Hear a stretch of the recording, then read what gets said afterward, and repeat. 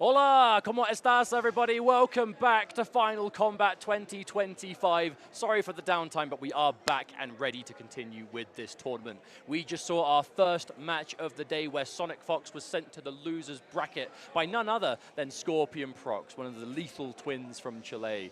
3-0, and that was just game number one. We have plenty more left to go where that came from. 3 more series in this first portion, I would suppose, of the finals, where we're going to determine who else is going to be winner's side of that top 8 and who's going to be on the loser's side. Because with the distribution of that $200,000 prize pool, every placement matters. So if you get in on winner's side, not only do you get more prize money even if you fall short when it begins, I think ultimately you have the comfort zone. And a comfort zone somewhere like this is irreplaceable, especially if you manage to make it all the way into grand finals, where you have less work to do than your opponent does. And that's the name of the game. You know, we are trying to crown a true, like, just unquestionable world champion in the world of Mortal Kombat 1. For those of you who just joined us during the downtime, welcome. This is Final Kombat 2025, the World Championships for Mortal Kombat 1 in competitive. We are here at Mexico City for the first time ever with, a world finals event of this caliber where we have whittled down the countless players who entered events throughout the world, whether it was online, whether it was one of our major events in person, down to 20 for the groups this weekend, and now down to 8. So, still plenty to play for. $200,000 on the line, and the title of world's greatest Mortal Kombat player hanging in the balance. So, with the other players we've got ready to see today, are there any highlights that you are particularly looking forward to seeing? This isn't just because I'm EMEA. Genuinely, I'm excited to see 2 players in particular, Canamani and Faysal. That's definitely biased, but I am also biased, so I agree. Ultimately, Faysal has had, and Canamani both, not as many constant opportunities in this kind of setting to prove just how dangerous they are competitively. Canamani in particular is the undisputed #1 European player right now. Canamani is yet to fight Sonic Fox, but Sonic Fox has been sent to the losers bracket of this top 8. If Canamani makes it through on winners, we might not even see that matchup still. But it's a nice blend of players, right? And then from the North American side of things, we have Man Gurr. like Tweedy. Yeah, we have Gurr, we have Tweedy. On one end, you've got Gurr, who basically traveled to like every single offline event he could go the world over. You know, we're talking almost 10 international trips this man took across Europe, Latin America, obviously his North American tournaments as well, and managed to qualify in the end. And on the other side, Tweedy. You know, Tweedy, who went to not a single offline event, just won the online regional finals, and with a single tournament was able to make it. Although speaking of Gurr, that is going to be the next player. Actually, quite appropriately, it's 2 players we were just talking about. Faysal Kombat, our resident Shang Tsung and T1000 player, and particularly the Shang Tsung was doing a lot of work in groups. Faysal dominated his group yesterday to make it out. Completely undefeated in Group D, taking amazing wins over some of the very best international players, and was able to qualify for finals day. Gurr as well just played out of his mind. Was in Group A. You know, Gurr was the first player to play of the day. Faysal had to wait until the end, and both of them still managed to make it work. But really, the story of Gurr in MK1, the Gearus master, the true specialist, just plays this character to a level of success that no one else can seem to replicate. Gearus, very difficult to pilot at a high level, you know, has a lot of interesting utilities. On paper, very strong, but just takes the right mind to piece it all together in a real match. And Gurr, he is a true student of the game when it comes to competitive NRS games. And has just been dedicated from day one to now, and his reward is being here on this world final stage. Although Faysal plays a few characters, one of them is Ghostface. Does seem to bring him out, I guess, more uncommon than the rest of his characters. And for those that are watching that may be unfamiliar with Mortal Kombat 1, yes, that is the Ghostface you think it is. Fully playable. A bit of a demon in this game, to be honest. Oh, Very aggressive. So. Really scary. But I'm imagining this is most likely just a button check. Yeah, button check. That's what you want to do. Again, for the new viewers out there, shouts to anyone watching on HBO, watching online, whatever it is. We are live on many different platforms right now. Yeah, a lot of different archetypes to go to. You know, Ghostface, very aggressive, always want to go in. But we are going to button check, with just making sure your buttons are working. You can change them around to be the way you want them to be. And you don't want to be in the middle of your match and then find out that your buttons are wrong. You know what I'm saying? Not at this event. Ah, here we go. This is the exact matchup I wanted to see. When was the last time we got to see Shang Tsung versus Gurr at this level. Oh, we're in for a treat. You are really two players that are at this level of play considered the greatest with their characters. You're very much looking at the greatest Shang versus the greatest Gurr, and let's see what this series has in store for us. Immediately, understanding that the Motaro Reflect is coming out, the ground skull bypasses that. Thing is, though, you're saying two players who are definitely known for being, like, arguably the best with their characters. The punish! Wow, hang on a minute.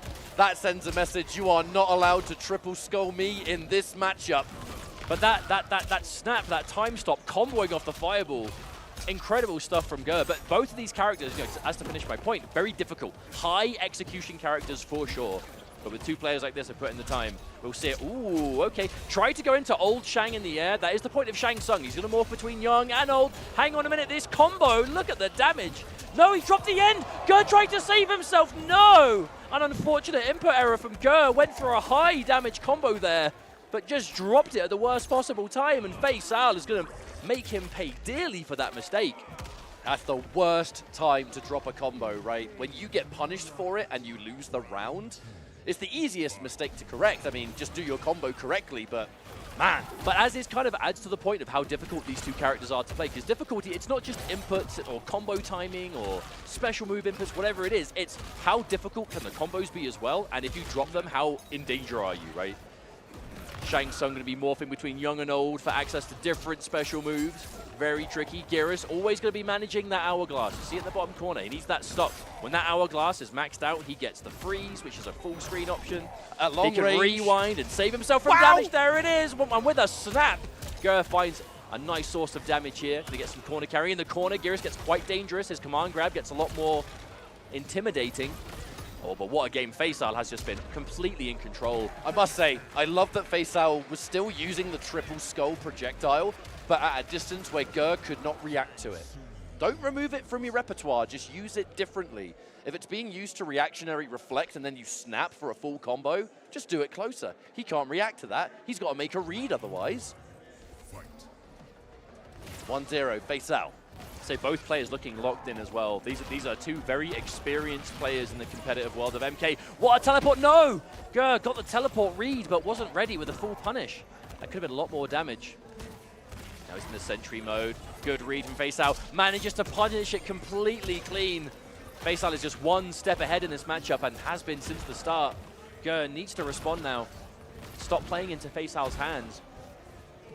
Gurr is a very interesting character in this game, a unique there mechanic. It is. The hourglasses. You'll notice the bottom right of your screen, there's an hourglass icon. Gurr has to recharge hourglasses, and when he has 3 of them stocked, can execute different moves. A snap that tracks full screen and teleports him in place, and a rewind function. The ability basically to break another combo out breaker, damage, yeah. Really important. But without that stocked, much more of a limited character. So it is about just managing that as much as possible. Gurr, no strangers having to do that. Still though, I love the way Faysal is playing around it, because normally you're going to try and, like, when you've got some space to work with, you're going to try and add into those stocks. But old Shang having access to those low skulls, they're so fast that they appear underneath you. You just don't get any time to do so. There's another hit. Quite even though in this round. Motaro cameo. Oh, no. Oh, hang on. No, it didn't spend it. It didn't spend it. Gurr went for the snap. That would have killed. And now another low on time. Okay, hang on. Anti-air, surely. Oh, couldn't pick up from it. Time ticking away, and Gurr goes for the overhead option, and Faysal going to get smacked for it. We definitely could see quite a few timeouts in this set, though. Both Faysal and Gurr, they are more defensive players. They are very okay with just slowing things down, taking their time. And with that, normally does come a few more timeouts. Interrupts the sentry. Again. The ground skull connects as well, but that was such a weird interaction. I don't think anyone could be ready for that. However, ground skull once more. Decent damage. Goes in for the safe jump. Ooh. Set up for a low overhead. Hard to block with the tremor. It looked like Faysal was maybe a little bit too early on the timing call for tremor, though, because it actually looked like the low didn't connect at all. Yeah, either that or a delayed wake up or something similar. All right, the EX, the dash in to grab.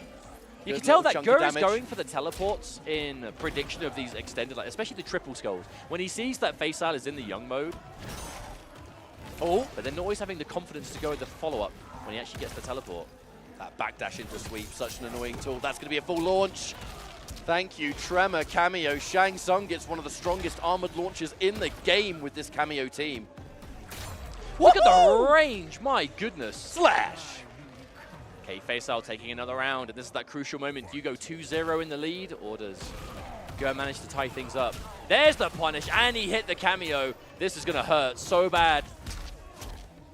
Oh, no, okay. Let's play a little bit of a reset situation. When Tremor gets hit or interrupted, trying to go for an ambush, he is gone for 10 seconds before he even starts recharging. That was a really nice flawless block. Couldn't really get anything from it, however. Advancing mid. Good confirm from Faysal. Couldn't get much more from it, but a little bit of damage into the full screen. Oh, there's the counter poke, the bed of spikes. So dangerous. Really fast, so active. 300 damage just like that. Really good use of the overhead. Okay. Gurr ready for that overhead though. Interruption. Full combo! Oh, nice catch, but an even nicer rewind. Completely undid all of that effort. So that we are even. Faysal, no break. Gurr approaching one, but with the health left, I don't know if he's going to have time to build it. Okay, spends some meter. Goes for the rewind.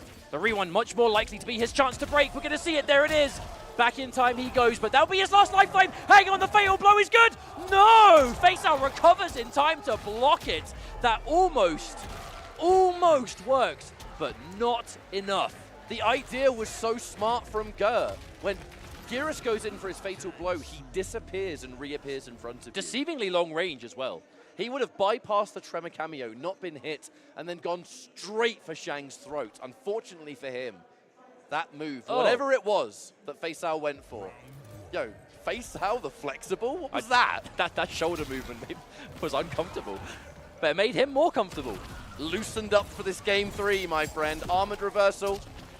And there's the Tremor again. Shang Tremor has just become the go-to team in competitive right now. So much utility. Counterpoke bed of spikes, armored reversals, combo connections from all sorts of weird ranges. I mean, what doesn't it do? I'll tell you one thing we haven't seen from Faysal yet. We haven't seen him use the morph, which is uncharacteristic for him, because yesterday, when we saw in the group stages, always morphing into the opponent's character for a quick, dangerous mix-up, or the cameo, whatever it is. I think Gyrus and Motaro, these characters are so rare. Does Faysal even know how to play them? Why would you morph? Is this character you would be ready for to be a better Shang player, Gyrus, quite a question mark. Oh, huge jump in, though. There we go. Bypass no, couldn't get a bit more. The cameo and the main character Okay, there. Advancing mid. Faysal, break. Yeah, that's the final lifeline. A huge opening potentially for Gurr, if not. Ooh, a bit too slow on the reflect. Had the right idea. Tremor, the plus frames will be challenged. Rewinds just to get all that health back. Better than a combo breaker in that respect. Well, the health that would have been left, you're talking chip damage territory, and Shang Tsung knows a thing or two about doing chips from a distance. Always. Any one of these ground skulls that connects the wrong way could mean the end. No, he does morph, but he immediately dies for it.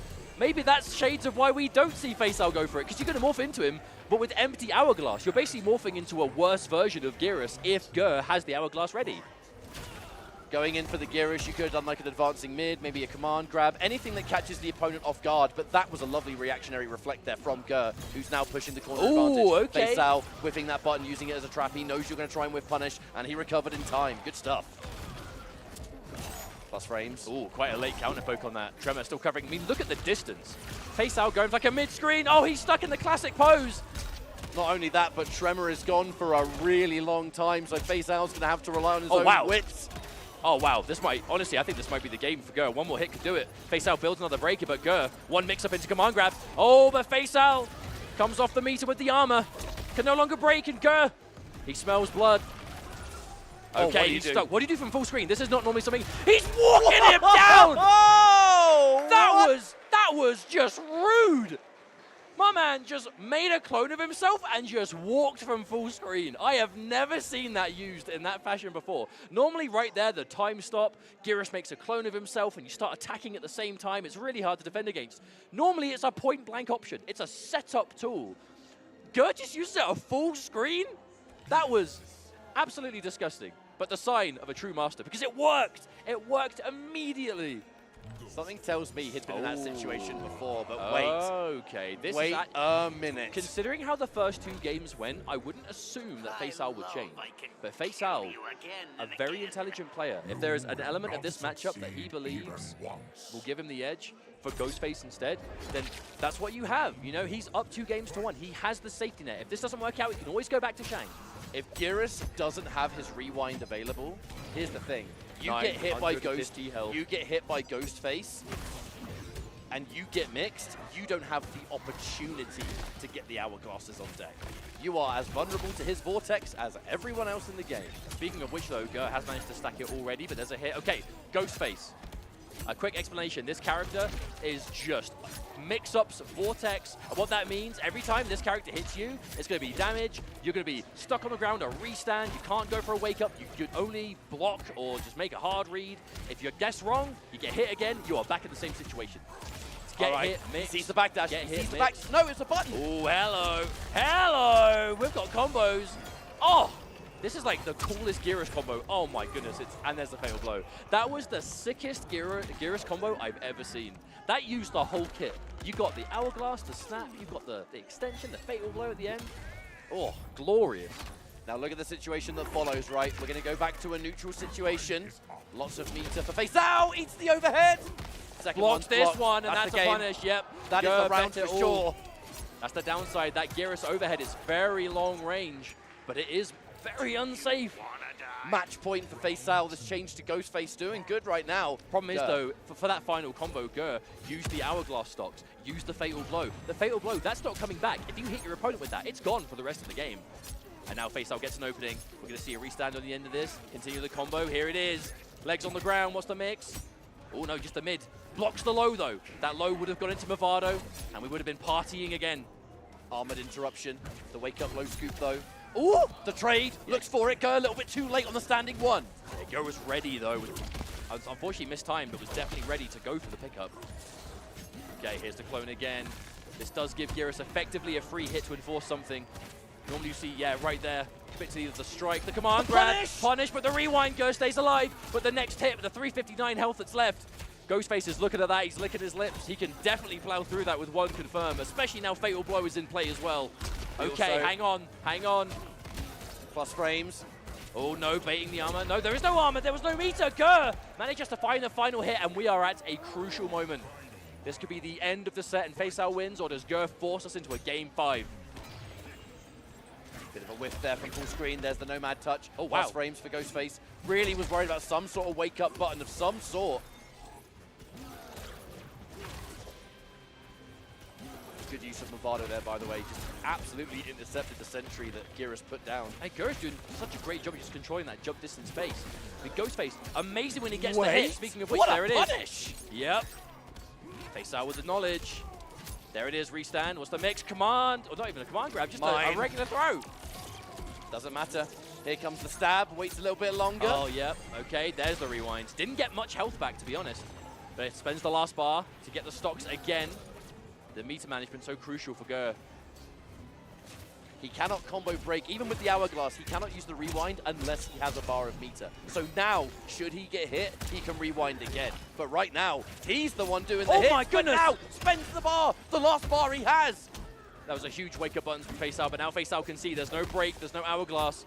The next hit could lead to it. There's the overhead. That might be it. You're 950 and Ghostface. No, a combo drop. Faysal with the execution error. Tries to go for a reset, but Gurr, he's wise to it. The throw tech is good. And there's the mine as well. Gurr, decent position. Huge jump kick. If you don't drop this combo, that's enough. You can't break. You can't, no. You cannot break when you're in the time stop. But you just ran out and Gurr, my goodness, the confidence. The fearless man. That overhead again, betting the set on it. It does connect, and Gurr steamrolls us into a game 5 situation. Oh my goodness. That was unbelievable. The commitment on both ends. The fact that post-breaker, Faysal just went straight into the running stance. You can't block during that stance. He had the win in his mind, but Gurr, the overhead just clipping you. Mask first. And now this is what we were talking about before. You know, the advantage Faysal had going into that match was that he was up 2 games. So, even though he did lose at the Ghostface, he has one final game to play with. And if he's like, you know what, the Ghostface, I had an idea in mind, didn't work out, maybe it's time to go back to Shang, it looks like that is what we're going to be seeing here, the Shang Tsung. Betting it all on the Sorcerer. We'll see if it's going to be enough to just finish the job. The Game 5s this weekend, I mean, I'm not surprised. These are the best players on the planet. With punish. Faysal sticking out buttons and Gurr is sticking out his own. Importantly, though, especially with the Sentry, the snap is ready. You don't need meter to use the full screen snap, and that is such a good counter projectile tool. But Speaking of this is how the projectiles, matchup changes, though, between the Ghostface and the Shang Tsung. Shang Tsung, what? Oh, hang on, there's a morph. Oh, just a low. No, drops the combo. I don't think Faysal's practiced Gurr's very much, to be honest. Well, now he's stuck as him for a while. Uh-oh. Oh, no, he's stuck. He's stuck. He's like, for God's sake, let me change back. No meter, no hourglass, and now he's stuck again. Mix up, good block. Oh, but you can't block it again, Gurr. Doesn't follow that one, though. Goes another reset, potentially. Okay. Too far away to whiff punish. An important thing for Faysal, he's back at Shang Tsung He's dead. He's dead. Hang on a minute. Yep, the fatal blow confirmed. That's got to be enough. This does so much damage. Oh, there's no planet where that is not enough to kill. That is going to bring Gurr into a match point. This has been a comeback just brought forward, kicking and screaming. Well, I feel like the real benefit that Faysal has in the matchup is because of that neutral control. Obviously, Ghostface had like the mix-ups, the vortex, whatever. But if you can stop Gurr from doing his neutral, that makes him so powerful, right? He wants to get those stocks. He wants to establish that space. And then when he's got his utility ready, he can go kind of crazy. Shang Tsung is good at stopping that. But there, Faysal going for that morph, I think the morph is what lost him the round. Because he was completely just playing not Shang, right? And he was playing a worse version of Gurr. He didn't have the stocks. What? There it is. Combo again. Gurr so ready for that situation. Big knockdown, and what's important is that Shang's back is getting put to the wall. Now Motaro did get caught there. Oh, he's out for a while now. Oh, clip with a tremor. Wow. Watch out for the aftershock. That's a full combo. Yeah, and now side switch. Faysal did the ground skull at such a close range that you're almost you're teasing them to whiff punish you, but that's where the tremor call was for. And there's a rewind. Gurr. Confident. Oh, hang on. No. Tremor's back. Oh, it's looking rough for Gurr now. At least he was able to get the hourglass, even if he loses this round. Hang on. Whiff punish! Hang on a minute. Hold that thought.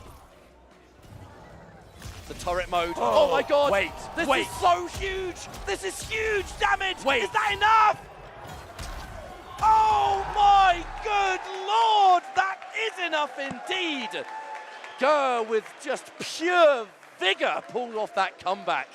And with a glorious combo right at the end, defeats Faysal in the winner's bracket. And it was a smart thing to go for. He brought up Motaro, the turret stance was out, you know, Motaro comes, shoots those 3 projectiles.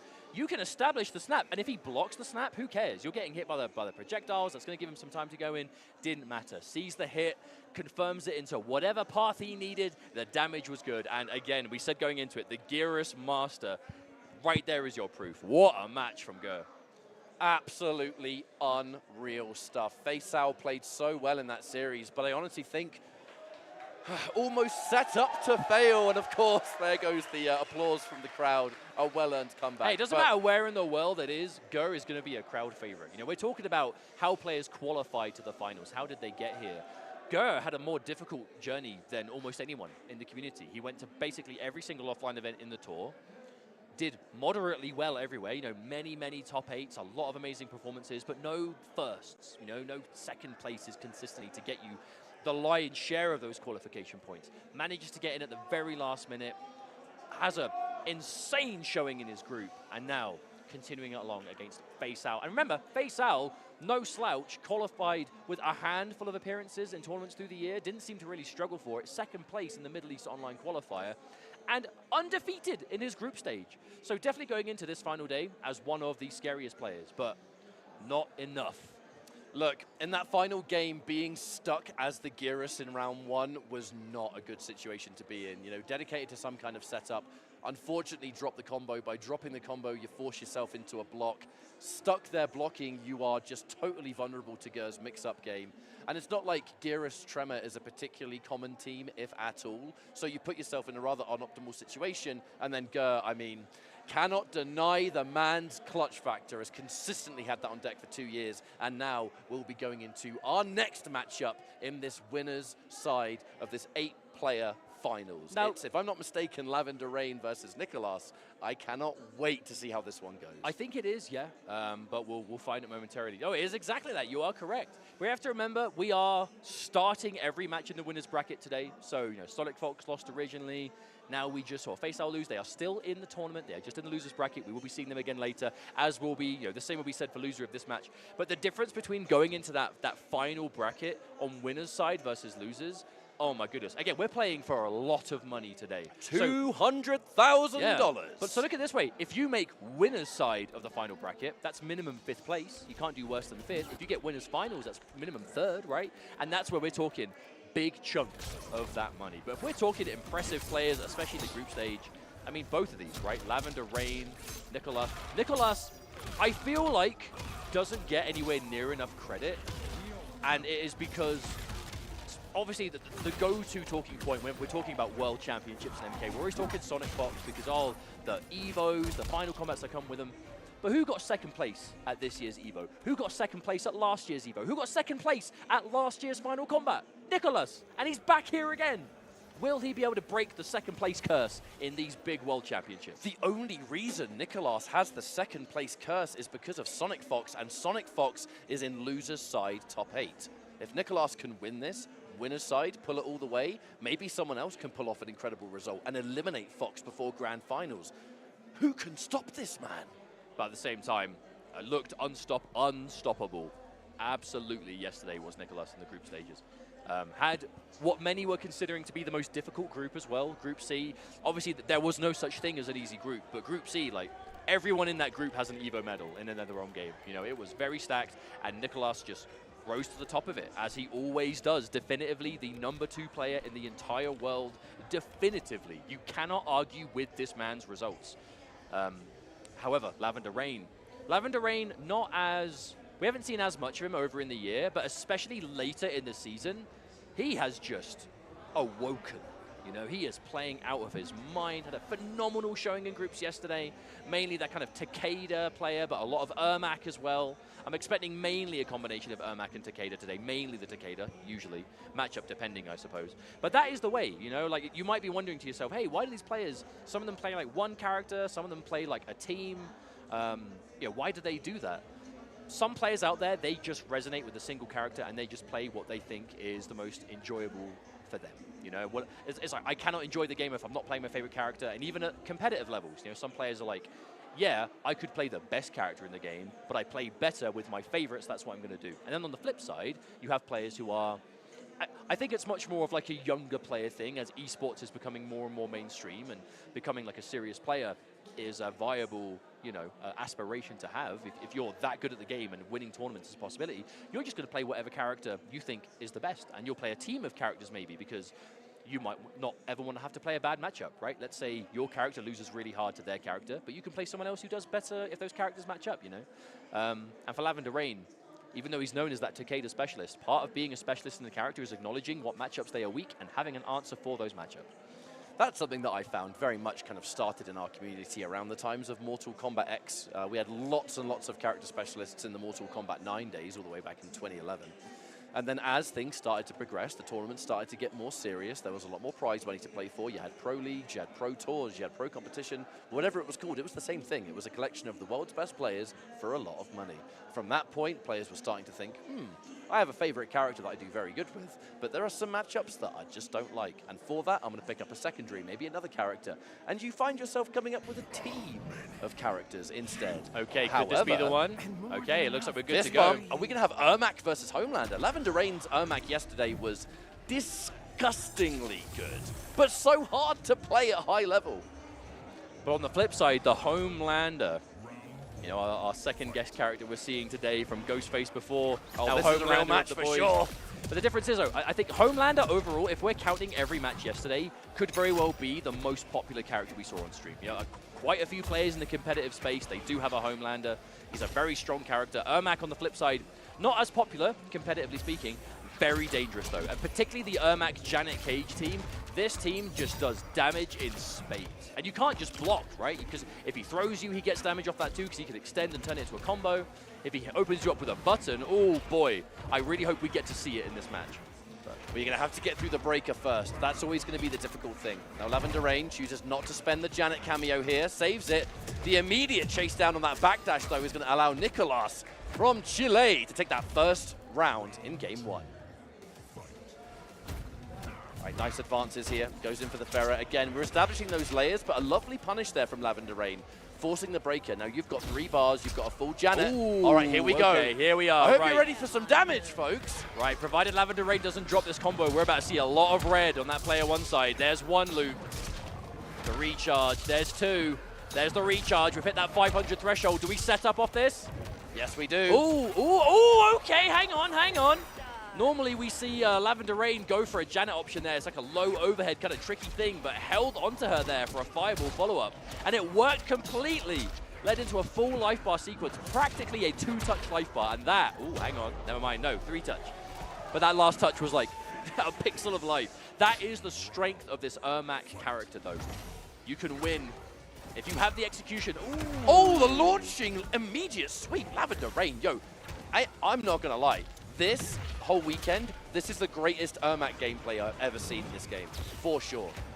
I've never seen Ermac used like this, the entire tool set. The Janet, the shutting down of the airspace, the weird mix-ups, the execution on this man. However, Nicolas says no to that. I'm going to put you in the corner. I'm Homelander, and I really can do what I want. I'm going to go for a side-switching throw now, the less reliable direction for some players. Hey, with the mobility they've given him, he truly can do what he wants. That's what makes Homelander so scary.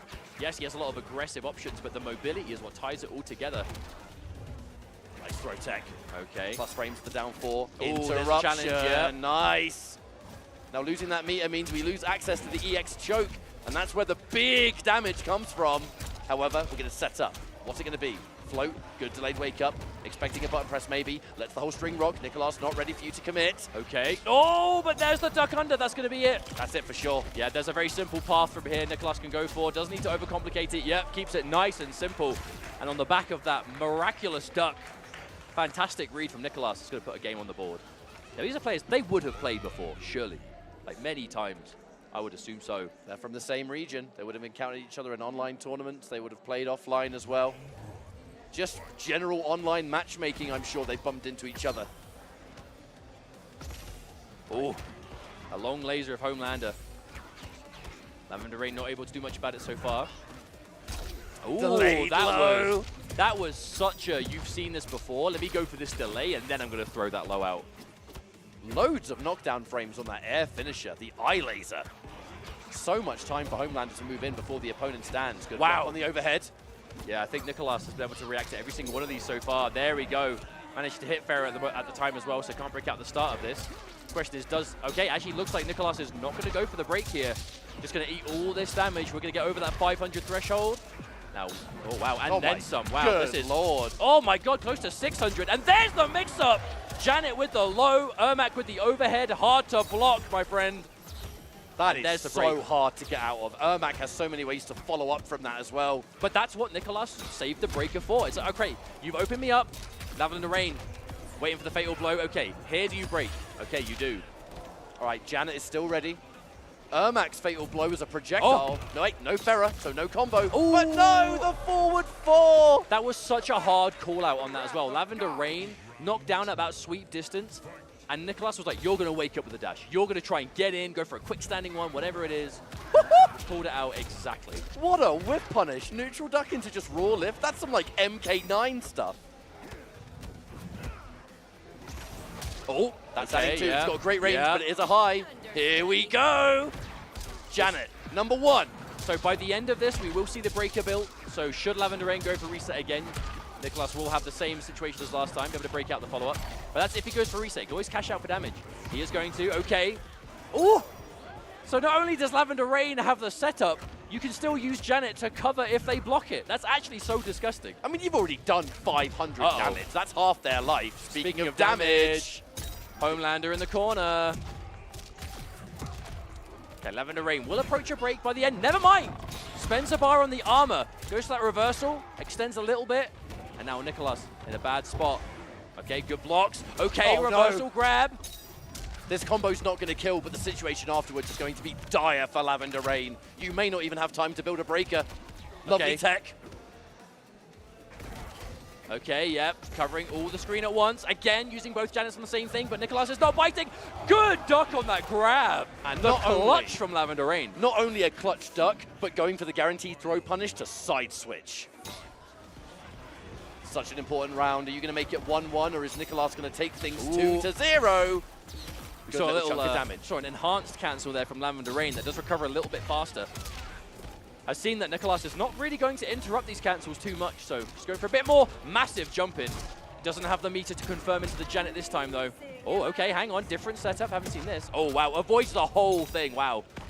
Yeah, Lavender's going for something not quite as traditional there. Just a mid-screen puppet mode. Being able to call out the Janet and go for weird mix-ups and stuff, but Nicolas just found the escape. That's it. That combo's done, for sure. Now, Lavender Rain, do you stay as Ermac, or are you going to go to Takeda? Your winner's bracket life depends on it. Okay, we are going to character select. Although we have seen Lavender Rain in the past, we've seen him pull out the Liu Kang, we've seen him pull out Baraka. Plays pretty much Jack's cameo with everything except Ermac. The question is, what's he going to do here? Now he is down 2-0. This is his last opportunity to change.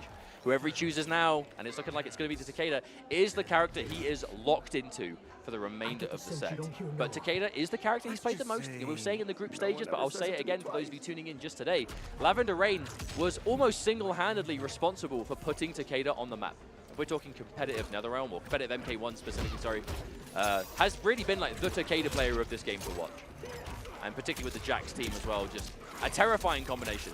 But definitely a hill to climb here on this comeback against Nicolas. Thing is, this team just does so much damage. And it's not just damage, it's crazy levels of setup. Okay, Lavender Rain. No, a drop. Those openings. Takeda Jax, a particularly high damage team. So you can't really get those drops. But Lavender Rain still able to keep momentum going with it. Didn't expect the ender of the string. The overhead whiffs. All right. An opening now for Nicolas. That will no doubt be a side switch, and of course it will be. Lavender Rain back to the corner. Why is the corner so dangerous if you're defending? Ultimately, you just have less defensive options. You can't move back. You are vulnerable to their offense point blank.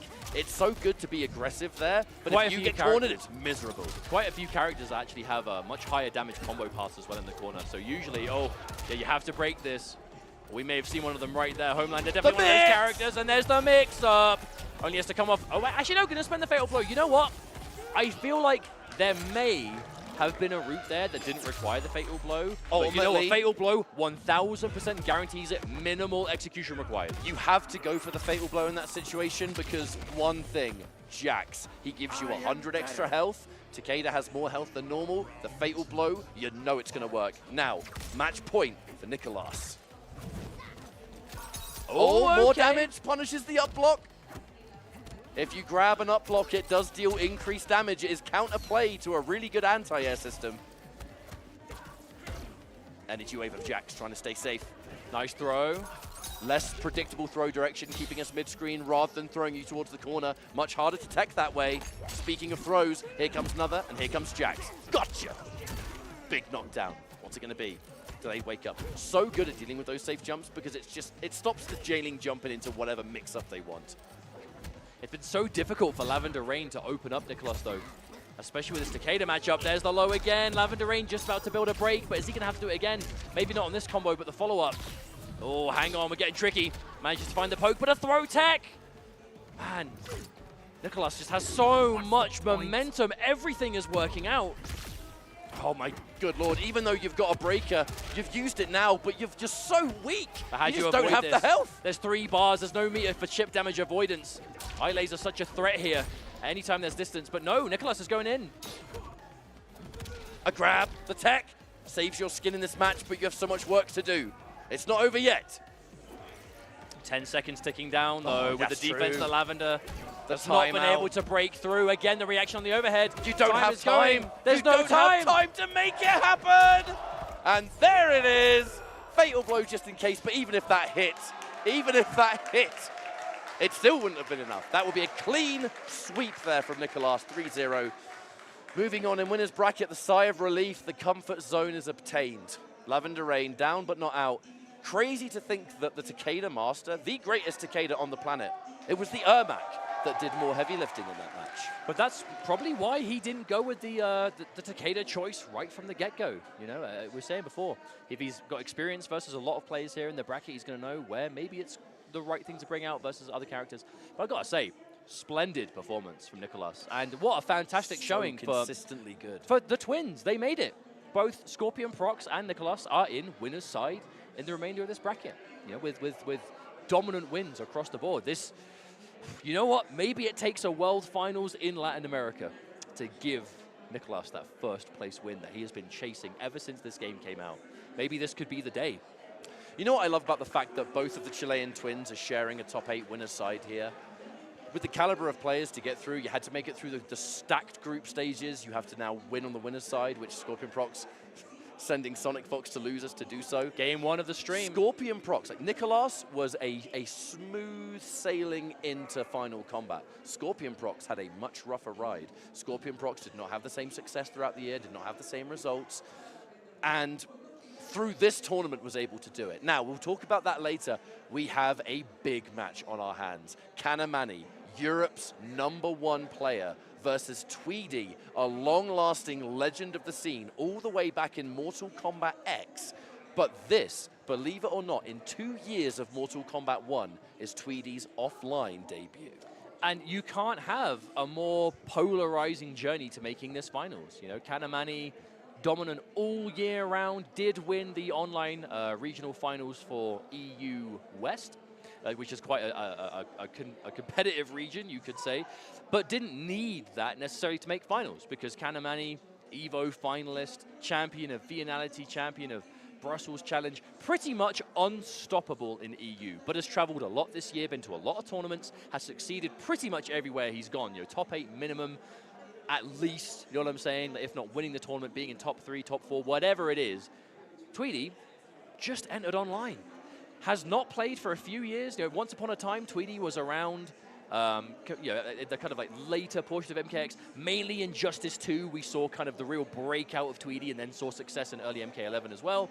But for the last few years, has taken a pretty significant hiatus from offline competition. Does a lot of content, a lot of streaming. Still plays the game quite a lot, but doesn't, you know, hasn't been grinding it the same way. But when T1000 came out, Tweedy was like, you know what? I'm really vibing with this character. I'm going to enter the online things because why not, right? I play all the time anyway. I stream, may as well enter online. Found his way into the regional finals and just steamrolled to do so, you know, with massive wins over community favorite players, you know, the likes of like Mighty Unjust, Ninja Killer, you know, shout outs to those players who have been at the top of the game in NetherRealm for years. But Tweedy was able to rock up and just do his thing, and here he is. Not only in finals, but final day as well, top 8. But can he take out Canamani with this face-off of the guest characters? We've got Homelander, we've got T1000, the advanced prototype himself, with the striker. This is cops. This team is cops. Certified cops. Now, Canamani's going to be having a lot more, I would say, consistency going into this. Because if you've only entered one online tournament for pro competition, and it did qualify you here, there's not been as many tournaments to build that consistency. I mean, yeah, I guess making finals, you're 100% consistent, right? But in Tweedy's shoes, he said it himself when he arrived. His offline practice games here is no joke, the first offline versus matches he's played since this game came out. But looking at the way he was playing yesterday, you would never assume he hadn't missed a beat. He has been on the top of his game at the moment. He's just one of those reliable players. And again, T1000, very much his character in this game. He is so good with this exact kind of archetype. You know, the kind of the built-in mix-ups, the real decent normal options, but really aggression, right? You can play from the gut, you can go for those mix-ups, and he's so good at it. Immediately, the wake-up block, I think that might have been, either that or it was just T1000's blocking animation. Immediately having to watch out for those instant floats of Homelander because they are all overheads. If there is an attack while Homelander is in the air, it is an overhead for the most part. Good block as well, lovely read on that. The splat, T1000, so many mix-ups of his own, but so many of them unsafe. You need Striker to make them safer. On the flip side though, Canamani Again, another player of a number of characters, but Homelander Ferrer really has been his kind of go-to comfort zone, his main for the most part. I think this year was a real mixture of Homelander and Sindel more than anything else, but he does have a Johnny Cage as well that he'll pull out when necessary, as well as other characters he's always got up his sleeve. But the Homelander is where he really does kind of rest his hat. Delayed armor for Canamani, just trying to get out of that situation. At the end of the day, if Canamani is able to out-neutral Tweedy in this situation, Tweedy's one benefit, his one threat in this matchup will be, I'm close range and it's time to mix you up. So if Canamani can do anything he can to keep you outside of T1000's magic range, he is in a much better situation. There's the breaker, have to go for it. Canamani, though, equipped. And there's the range. Striker saves the day. A trade combo. Beautiful pickup from Tweedy. There is work yet to go, but he is doing a good job so far. The grenade not quite close enough to catch there, though. Tweedy doesn't overcommit. These blade normals, they go so far. Leads in such a dangerous string to defend against, but Canamani is ready, and there we go. Nothing flashy, nothing crazy, just some good Homelander play from Canamani. Tweedy, there were a few moments of greatness there. Nice advance. Again, Striker just to help bully. Canamani immediate armor once more. If there's a chance you're point blank, I'm having none of it. Well, Homelander armor by itself, normally one of the weaker armored attacks in the game, but as soon as you throw Ferro on top of it, it becomes much more dangerous. As I have no doubt we'll see as the set continues on, but Canamani, nice catch there. Did he Pick single up. hit confirm that down 4? Yeah, because it caught Tweedy off the ground. Tweedy was going for a up back on block, holding north. Finds the hit anyway. That machine gun, if you try and jump, I'll catch you. Pow, pow, pow. Advanced, good block. Goes for the up block once more. Plus frames of down 4. Uh-oh, the laser. Does this route... Oh, this route might do enough damage. Wow. Okay, it is. Now, that's one thing we have to mention here. The health disparity between the teams, very significant. In this game, the main character and the cameo very much can alter the health value. Some of them give you health, some of them take it away, some of them have regular amounts. In this matchup, Tweedy, T1000, a little bit less health than normal. Striker, a little bit less. So together, a 900 health team. On the flip side, Canamani, you're getting health from Ferrer on an average character. So instantly, 150 health difference in this kind of matchup, that's huge. You basically can't afford to make as many mistakes as you otherwise would have. Nice overhead there from Striker. Oh, the whip punish. Tweedy chopping him up. Oh, nice block on the overhead too. This range, you can see it's outside of T1000 standing 4 range, but it's inside Homelander's forward 4 range. Oh, and there's the punish. Yes, indeed. That's the dangerous you're going to thing. grab. Every time you see T1000 going into that armored stance, it's going to be strike or throw. Oh, or grenade. Wake up. Hello, Striker. No. Oh, but there's a catch again. Canamani will take that trade, though, because he managed to get rid of one of the Striker grenades. Now, with only 1 Striker remaining, Tweedy can only make 1 more sequence safe until the 2nd Striker has regenerated. However, looks like with the time left, has been able to get it. Now, that's either 2 grenades, that's a machine gun, and no breaker for Canamani. Oh. If you get hit, you're dead. Dodges 1 of the grenades. There's 1 left. That 1 misses. Lovely catch! And Tweedy takes this round, keeps the fight nice and close. It's like Canamani was specifically waiting for the grenades to be used before he committed to that option there. But Tweedy was still ready. Good block on the low. Again, the grenades making it all safe. Oh, bait on the up block, but not in time. In time to get the throw tech, and a huge, again, the jump from Tweedy. The reads on this man for just when to hold up. Because the thing is, if you catch a jump kick with T1000, you are always going to end up getting a... Oh my goodness. No, I didn't get a full catch. But you're always going to end up getting a full pickup. If you get a jump, oh, you want to, speak of which, you want to jump the grab, land on these bullets. Anti-air machine gun. Thank you very much, Striker. Tweedy off to such a good start. These up blocks, they are just not working out. Tweedy. Oh, wow. Oh, wow. the catch, that the was so delayed weird. Ferrer release. Yeah, I mean, that's a sign of someone that's played this team once or twice. Snap. What's the mix? Dash in. The pressure.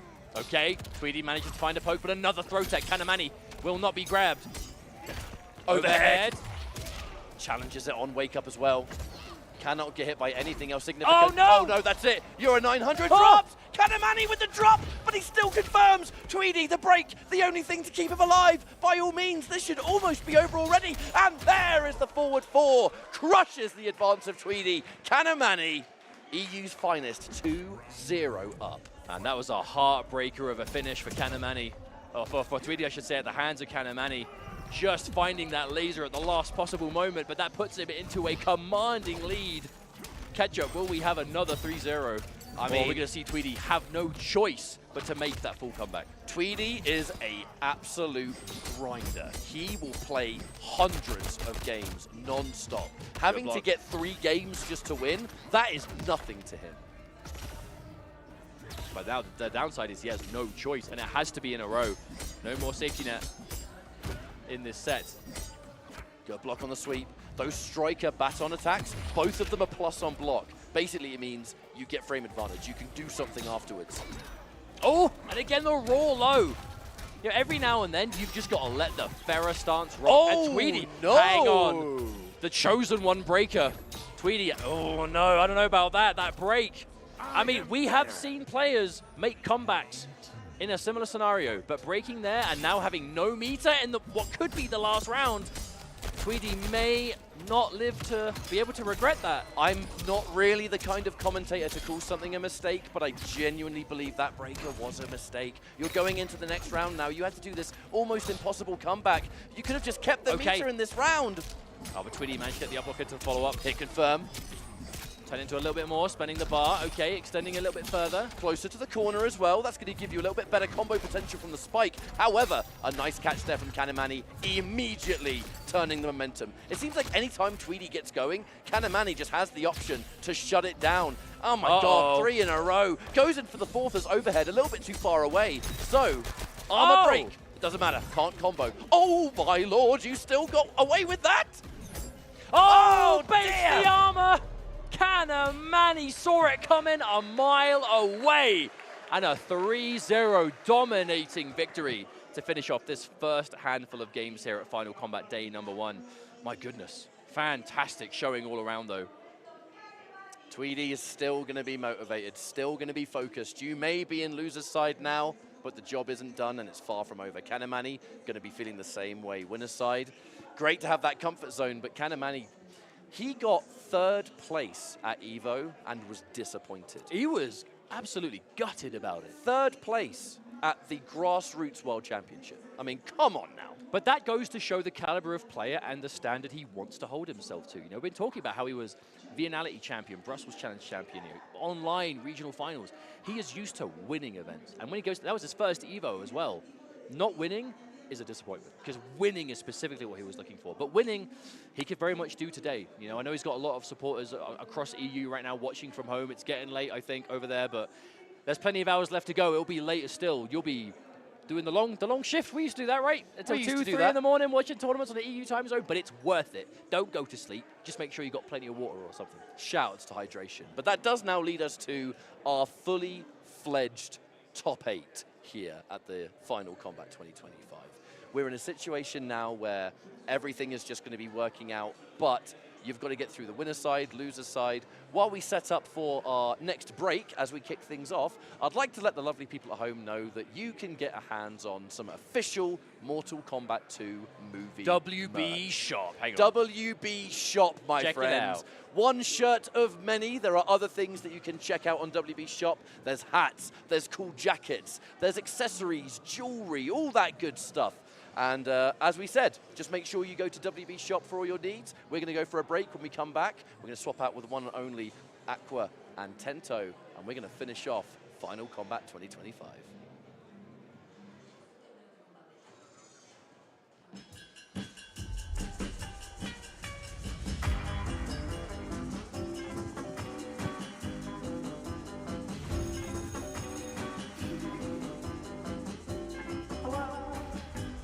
Hello? Oh, hi. I'm Rich, by the way. Will.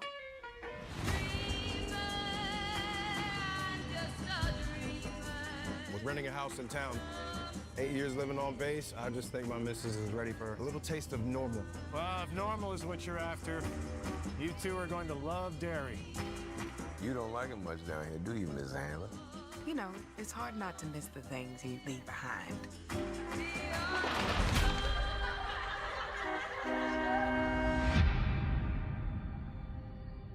We're getting into the swing of it, though. Starting to feel like home. Things happen here. We don't really talk about it. No one does. They never even found a body. but maybe we could figure out what really happened to him. Could have been a drifter. Do you think somebody could kidnap a kid and keep him underground? In the sewers?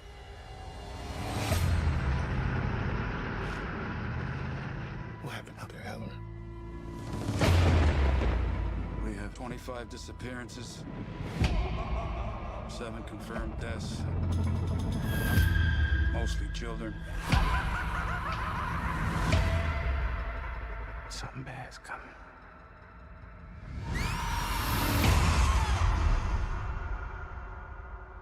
What is that?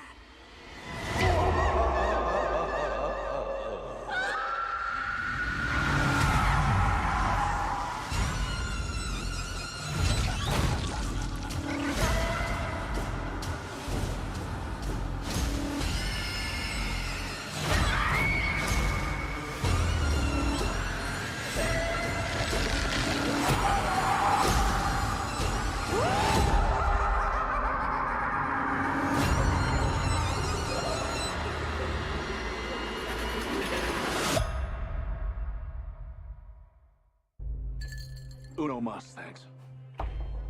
You're Johnny Cage. I loved Citizen Cage when I was a kid. Thanks, man. I appreciate it. They should do a reboot. Nobody wants that. That went out in the 90s. Johnny Cage, you have been chosen to fight. Tell me you're not some crazy fans. How are you doing that? Are you coming or what?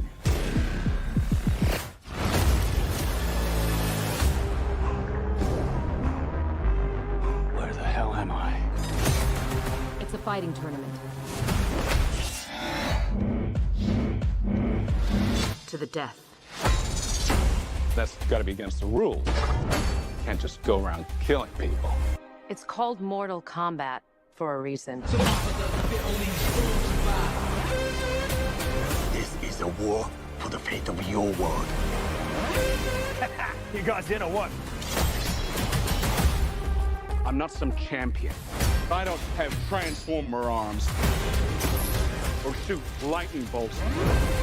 This has got nothing to do with me. I'm an actor. I find you annoying. Not the face. There's a war going on outside. You could run, but you can't hide forever, ever.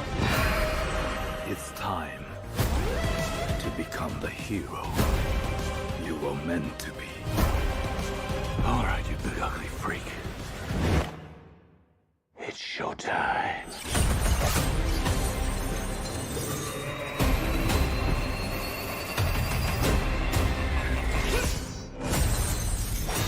Get over here! Only the strong survive.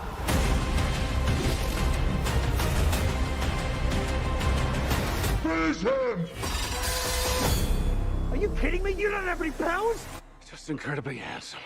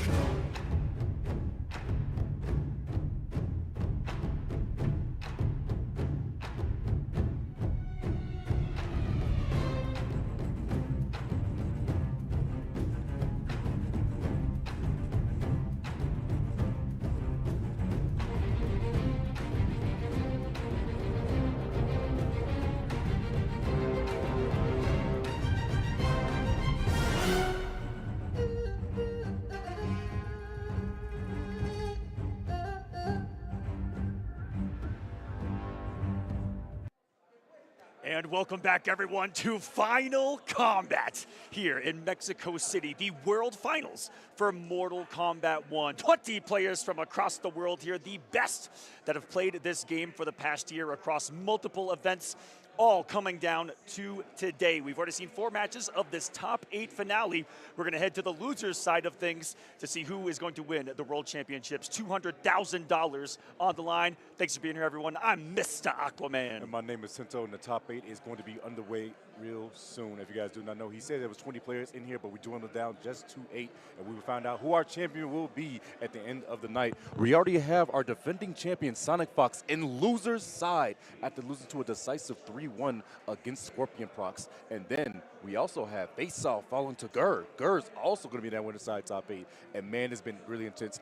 3-0 victory for Canamani over Tweedy, and then the victory of Nicolas over Lavender Rain. I believe that was also 3-0. Yes. It has been absolutely insane thus far, but we're here for the long run. We're going to find out who the champion is going to be for Final Kombat 2025. That's right. I mean, dude, already a tectonic shift in what hasn't happened in a world finale yet, which is Sonic in losers relatively early for, you know, what we know Sonic Fox for.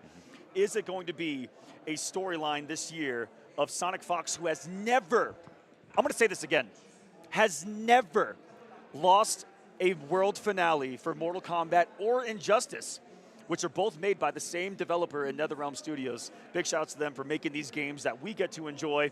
And now coming up is going to be Sonic versus Faysal. Round 1 losers of this top 8. Loser eliminated from this competition. Winner will stay alive, because how it works in double elimination is that everyone has 2 lives to their name. Even if you make it to the very end and you're the last one standing in winners, someone's going to come from losers, and that person on winners will still have a second life. And we'll get to that in the later stages, because these boys are warming up right now. The buttons, what's the matchup going to be as Sonic Fox and Faysal have not really fought this year. This could be their first time battling each other, and with everything at stake. T1000 versus the Striker. This is T1000 Striker versus the Madame Bo with the Cyrax. It's so sad to see. Both of these guys are both like really good friends of mine, and seeing that one of them has to fall so early, but this is how the cookie crumbles in competition. You have to fight your friends, and they become your enemy. And here it is. 7th place, if we eliminated right now, will score you $5,000. But you definitely want a bigger chunk of that prize pool, being at $200,000. First place is $70,000. Imagine getting that close, and you're coming so far. Here we go. Sonic Fox on the Cyrax Madame Bo. Panther's very own Faysal. Pause in the game. What happened? Ooh. I got scared. I was Maybe over here trying to get my log. Back in. They threw me off. Must be real match right here. Right, here we go. And here we go. The bottle. Starting off with the savior of Madame Bo in the back right there. An excellent pairing. This is Madame Bo, always going to be chucking bottles, assisting the bombs, assisting the setups. That Cyrax is going to naturally set up, and here we go. Bombs ahoy, bottles ahoy, and avoiding it with the jump back as Faysal gets started. Play the T1000, Liquid Metal on full display, becoming a puddle. Going to be playing really hard to get in this matchup. Probably going to be key to success to stay away. And when he's got Striker, the offensive firepower of this team that's put on display all weekend, from the likes of Faysal and Tweedy that we'll still be seeing in the later on, has been sensational. Beautiful stuff all around. Goes for the low. Going to get the punish on that man. They made that really minus in this last patch. You guys do not know, in this game, you have cameos and you have your regular characters. The 2 characters you see right now are the ones that control them, but in the background, with that circle that's next to them on the side of their health bars, that is the cameo that they can choose to come in to assist at any given time, as long as their picture is lighting up. Oh my god, Faysal, oh my god, the re-launch there with the Shao Hammer. Backed up by the grenades, definitely has a chance here with Fatal Blow in hand. Has to get a breaker up of Sonic, speed of throw, gonna put him near chip territory here. Is anything gonna save him from, it's gonna be a quick up. Yo! Oh, try to go for a double jump right there, but unfortunately there's a down one, and you check the down jab. Checking that man as he tries to rise up.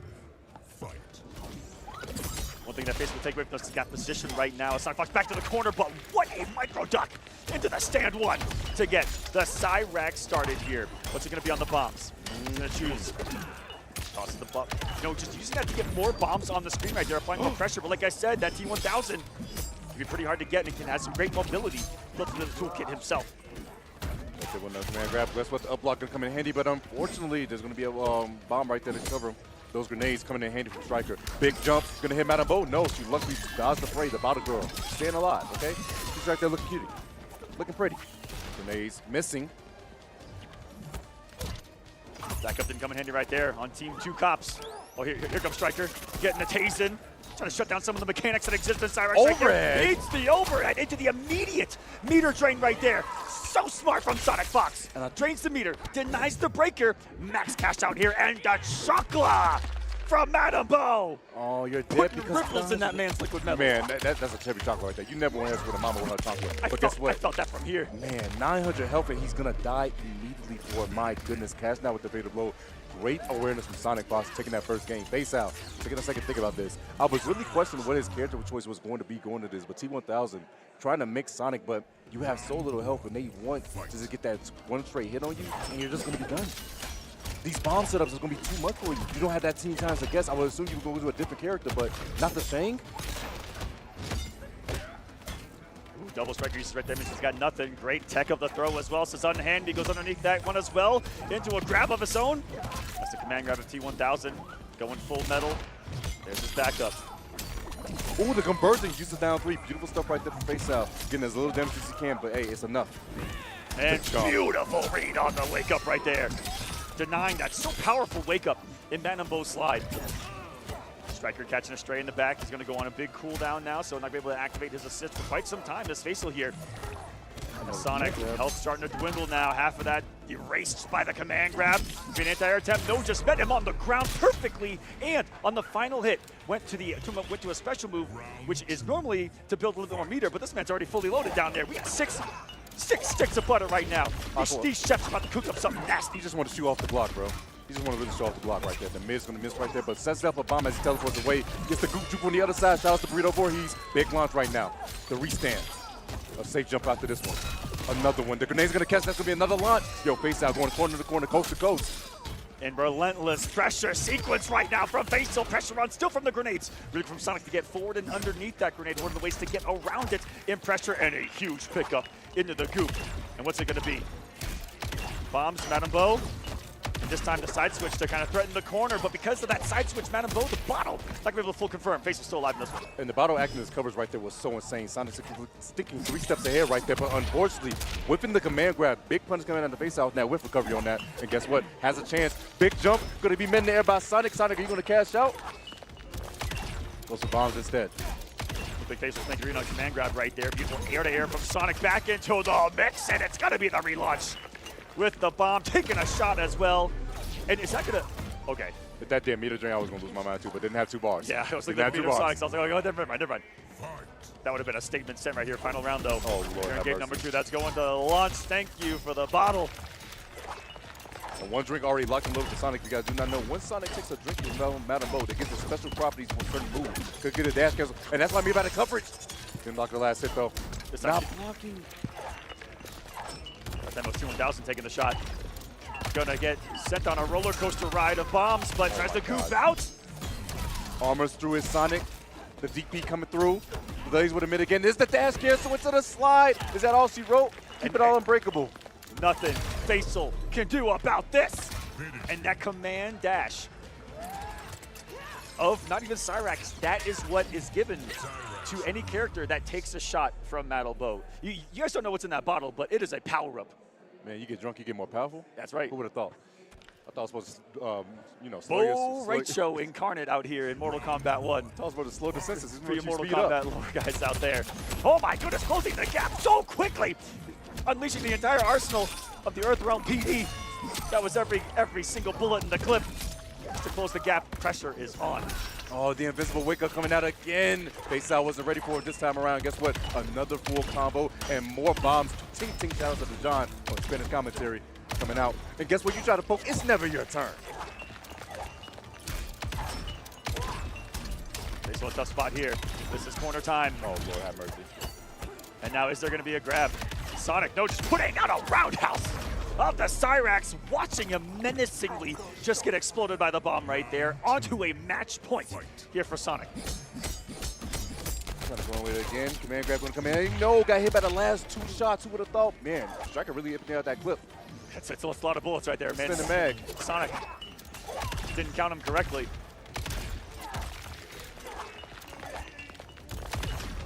Time for bombs, baby. Madam Bo. Ready for the anti-air. Faysal's been trying neutral jump to avoid some of these scenarios so many times, and Sonic reading them After that first game, time and time again, the interruption even caught the striker, and this is looking lights out right now. Faysal gonna need a miracle. Can he perform it? I don't know, Aqua, I don't know. And because he is striker that's still on cooldown, gets hit by the mid, and that should be all she wrote. Faysal is unfortunately going to be eliminated at 7th place. Sonic is still going to prevail and try to get a second title for the 2nd year in a row. Dominating display from the Fox here to begin their losers' possible ascent through the bracket, trying to make it back into the winner's circle here at Final Kombat. Has won the last 2 Final Kombats in a row back in 2020 and then last year in 2024. There were a couple of years where, of course, there was no Final Kombats. That was, you know, during COVID, not a lot of offlines happening, but great to see it still come back strong last year and here for these players that have continuously played these games since its launch. Looking very strong as Sonic on the run, and now we're gonna get into the other side of the losers bracket. It's gonna be Lavender Rain versus Tweedy. And Tweedy has been really the Cinderella story of Final Kombat, both him and Gurr. Gurr getting in here the way he did, now on the winner's side of this bracket, Tento. This is absolutely monumentalness in the making. Definitely so. Tweedy, on the one hand, has some health issues actually early in the year, but still prevailed, able to come through and still making Final Kombat. Like I said, this is the first time coming offline in 5 years. He wasn't here since the last Final Kombat of MK11 in 2020. Now making a statement, getting to the top 8, and now we have Lavender Rain, one of the Brazilian players that we've been looking at for quite some time, even on the Coliseum as well. But he's making his chance, making his strays. Wait, is he the only Brazilian here? I just thought about that. Yes, in this top 8. Oh my God, he's the only Brazilian in this top 8. So he's had a lot riding on his shoulders, and of course the crowd is going to be on the side. But Tweedy, the Birdman, definitely going to try to be the presence here. If you guys do not know, Tweedy also plays T1000 with the striker, Team Double Cop, and Lavender Rain has a mixture of characters. Known for that Takeda with the Jacks, but he's been breaking out some other teams. He got that Ermac. That Ermac Janet is really nice. And I haven't seen someone do that much damage with that team, if I can be honest with you. He had some kind of secret Brazilian sauce that added a couple of more hits in there. 550 damage to a mix-up at the end? No, it was 600. Are you kidding me? It was 600 into a mix-up. Man, hey, get him out of here. All right, and it's the pressure. He's trying to make it rain Golpez out here, which is Spanish for damage, if you guys aren't sure. If you've seen the game in that version. Oh, we're actually in the English version of the game here on the stage. So never mind. But he's going to go with his classic pairing here. Takeda, Jax. Jax giving him extensions off of everything for Takeda. He's going to extend his throw. He's going to extend his combos into big damage to set up what Takeda wants to. He gets to throw his little kunais on the ground, and then he can manipulate them and play around them against his opponent. And for the T1000, for Team Lock 'em Up, Double Cop, it's all about the guns, baby. Guns, grenades. Well, yeah, big thing right here. You guys do not know. They do button check to make sure their controller's working. People's like, wait, why are you checking your buttons? You know your buttons. Hey, would you want to double check your buttons for $70,000? Yeah, I didn't think so. Just calm down. Hey, just in case out there.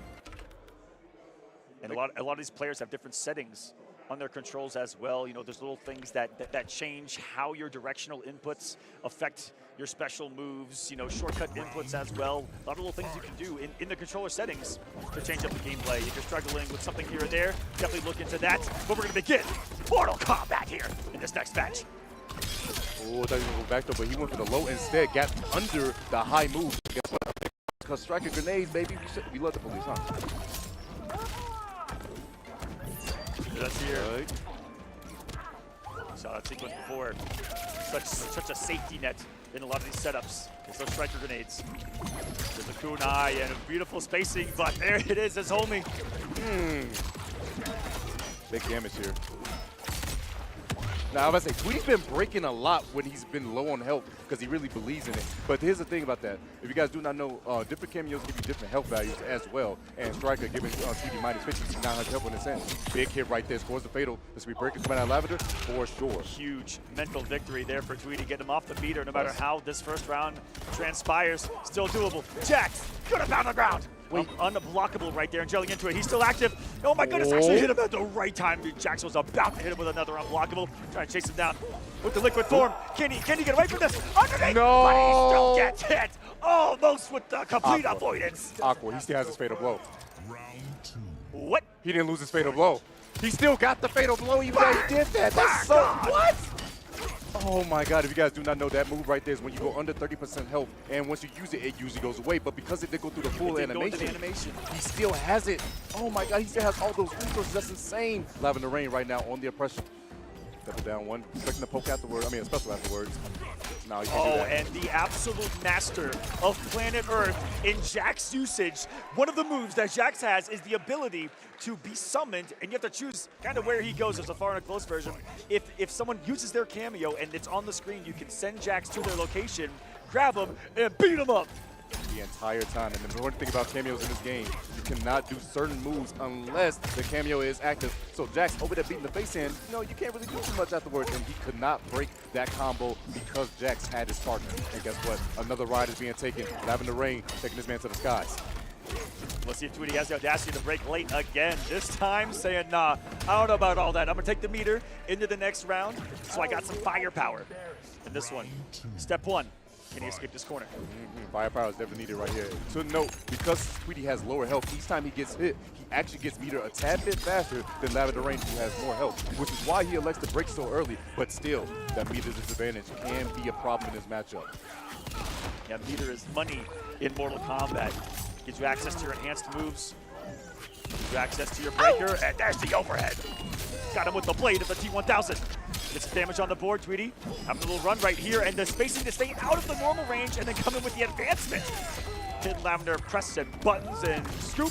Back to the loop, and you're still in the corner here. Tweedy's on the board. Beautiful optimization about Tweedy and Lavender. Electing not to break. He says, you know what, you got this round, but guess what I'm going to do, see if I get hit. Wait a second, another launch. Not breaking his Lavender range. He has the help to give, but my goodness, his damage is stacking up. No wake up from Lavender Rain either. Holding on to resources right now, but because he got hit, still in hit advantage, unable to be thrown in that state. That's causing the drop. Speaking of drops, Butterfingers from Lavender Rain, giving Tweedy an inch, and you cannot give a competitor like Tweedy an inch. He will take a mile. This is someone who is no stranger to World Finals, unlike Lavender Rain, making his first year in 2025. And man, Tweedy does play with his heart, and you're seeing that right now. Try to go for grab right there. Thought Striker was coming out, but no. Here, overhead. The baton mix. Striker has access to overhead and a low, which he tried there, and it's just going to bully him on block. No meter to save him from the chip damage that you take while blocking normals and specials in this game. Beautiful stuff right there from Tweedy. Staggering it up and make sure he gets a kill right there. The score is now tied up 1-1. Like I said, one of these boys is going home with $5,000, but you don't want to lose right now where you can get more. Beautiful conversion right there from Lavender. Able to take the hit of the grenades right there, still get the full combo. Sensational. Great positional grab there from Tweedy. You can forward throw or back throw your opponent. As we come to mix up, you have to break it different ways.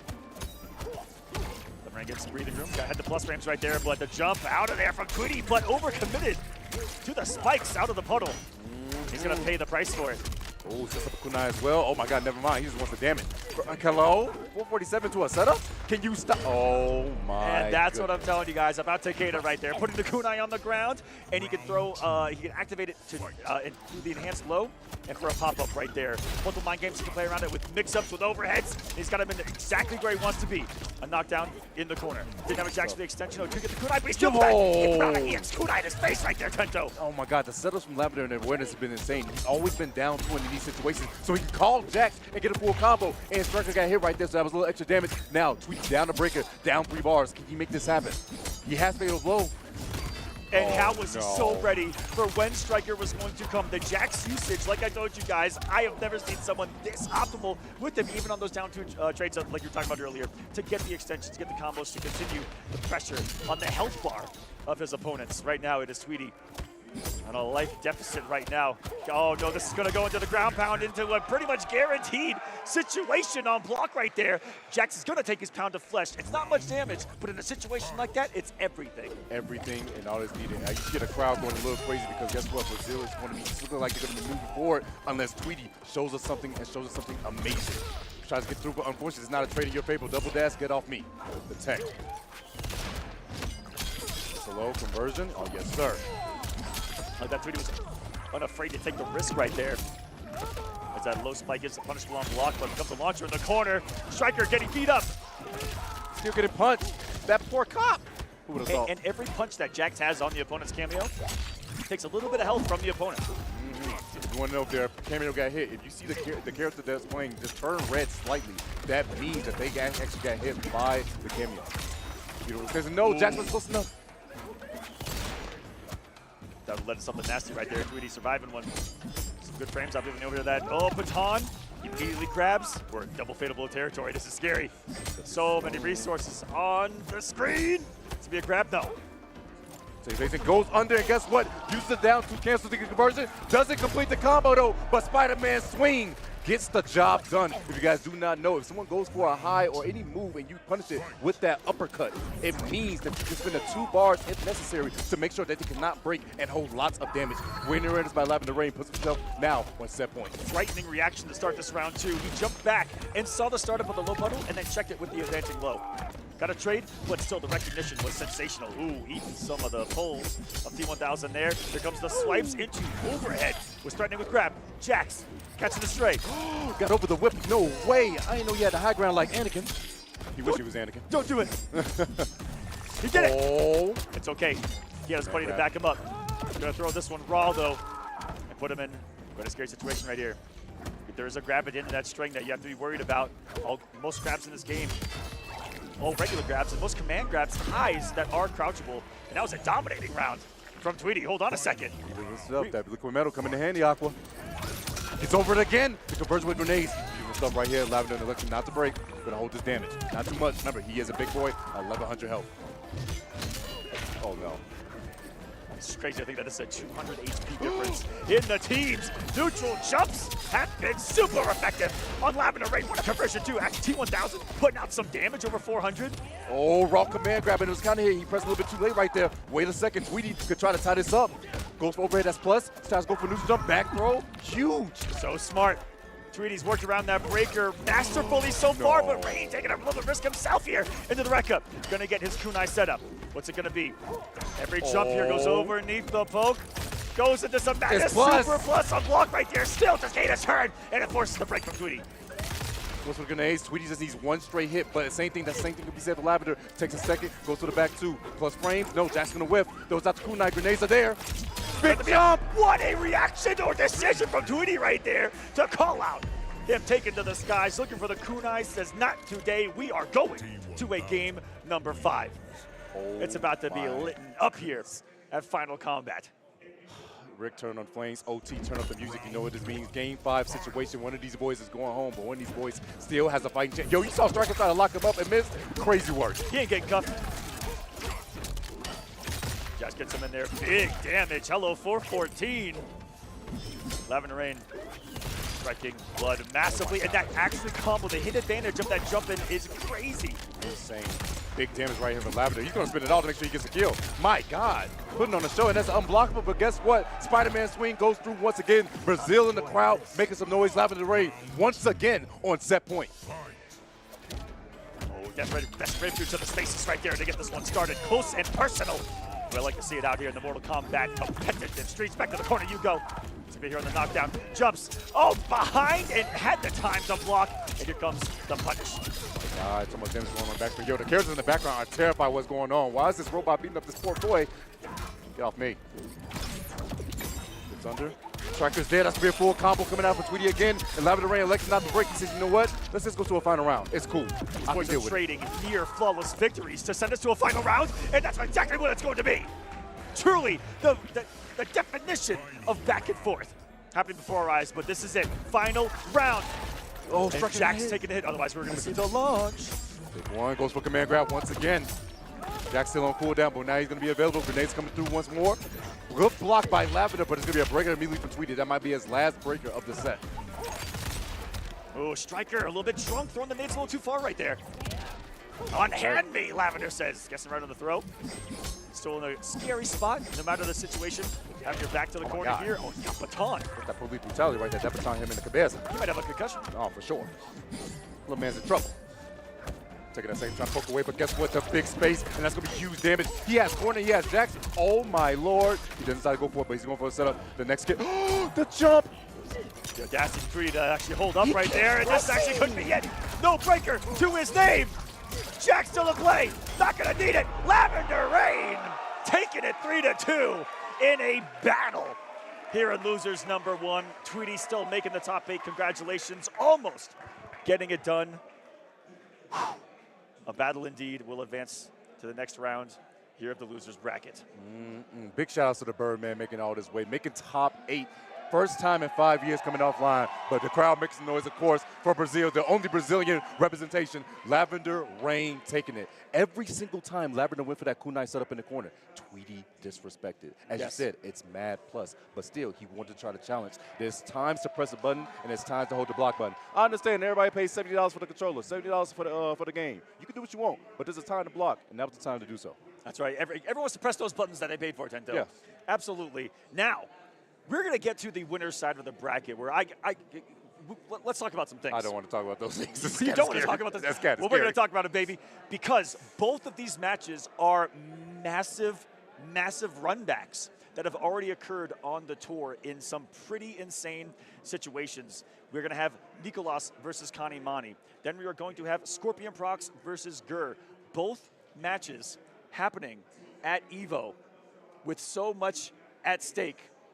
And for Canamani, looking to get vengeance on Nicolas. For Scorpion Procs, looking to get vengeance on Gurr. The twins both looking to get some vengeance here on the winner's side. It's about to go down, and we're getting right into Scorpion Procs versus Gurr.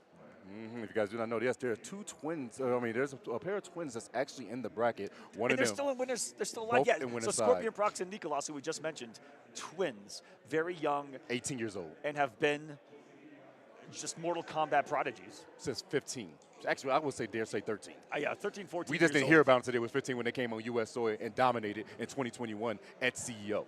They have been ridiculous. They've been These consistent. two young Chileans just arrived and dominated. You know, how rare is it to see something like that, especially at that young of an age, and now they're already getting put into the history books of competitive.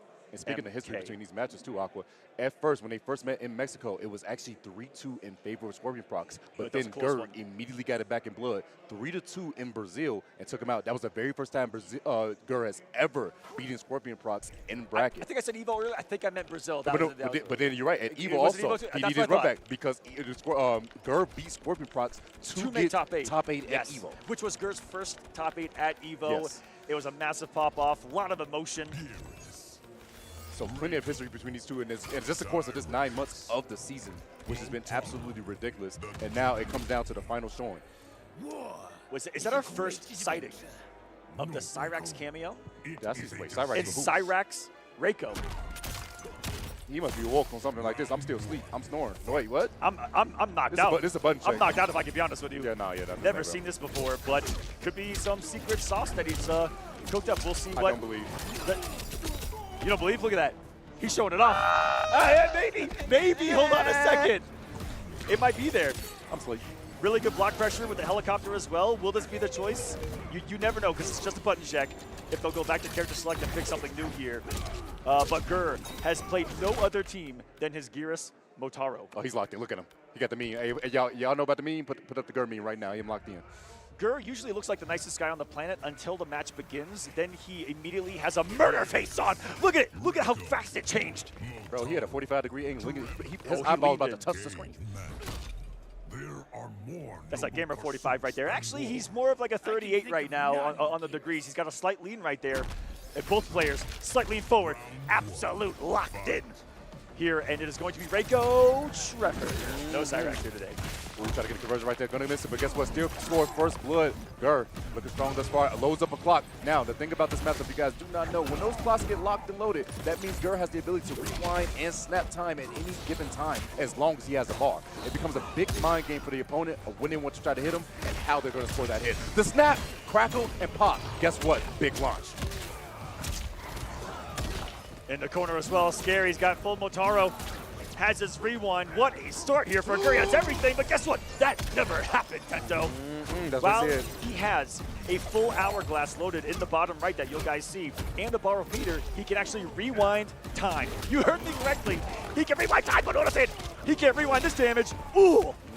Needs a clock to be able to do that. The beautiful duck once again coming out of Scorpion Procs. The young man reacts, as we like to say, put him on his neck and spend 2 bars just to make sure that man stays down. Beautiful stuff by Scorpion Procs taking that first round. And you weren't lying. That was expensive, but he did not want to let that man live. Hey, I'm telling you, at this point in time, please spend it. You do not want to give your opponent a chance because you cost yourself, like I said, $70,000 on the line. There's definitely going to be a couple nerves. Hourglasses are loaded. Is Motaro's going to turret? No, goes for the shot instead. Motaro's got all kinds of tools. The pair with the Gearus. Good duck right there. Doesn't have meter to extend though, so just gonna get the string, but that string does an awful lot of damage on the tackle. Speaking of tackles, a slide tackle right there. Goes on the knees, checks him. That's plus very stupid. Oh man, just waxing the head of Gurr right there. One, oh, finding the straight hit. And Gurr getting damage. Side switch. Oh, there it is. Oh, he's dead. Scoop. Oh my God, the optimization by Gurr, 447. Now, granted, the last time they've been playing, it was actually Scorpion Procs on the Havoc. So this is the first time I've seen him actually with the Raiko against this matchup.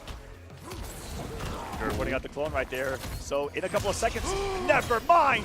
Snap games. Oh, but it's he's too so low. That's so unfortunate. Oh, Mid actually whipping.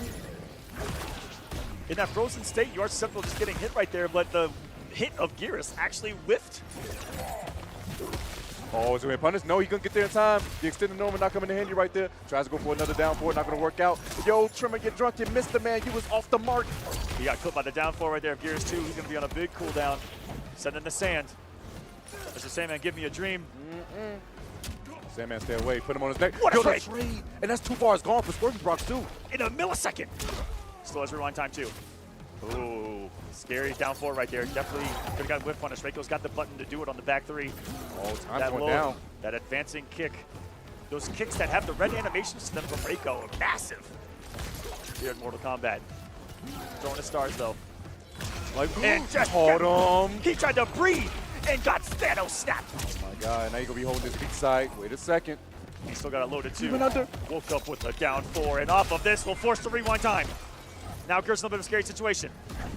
Goes for slide all the way through, gets punched in the face. That's life lead now for Scorpion Procs. He can run away, loads up another clock as Gurr. Can he set up a snap? He does! He gets the hit, and that should be death. Should Gurr not drop it, go straight into fatal blow, and game one going to Gurr. With 2 seconds on the clock, the Time Lord of Mortal Kombat.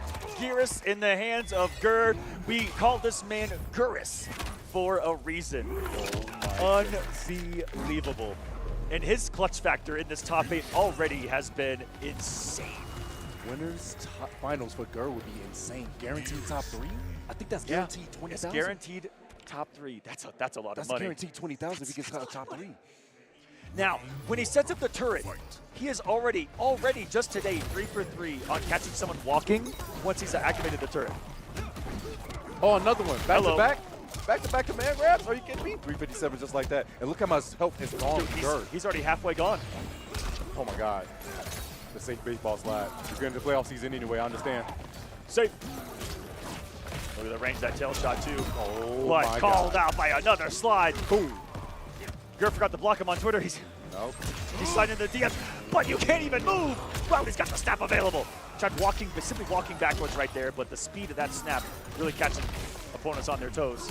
Oh, clone time. Now it's going to be a 2v1. 2 Gyruses. You blocking? One Of course Procs, not. and it's going to work. Oh, doesn't go into fatal blow. The 6 going for his command grab instead. Just going to back up. Plenty time left on the clock for him. He has a clock locked and loaded, but the problem is he doesn't have bar quite yet.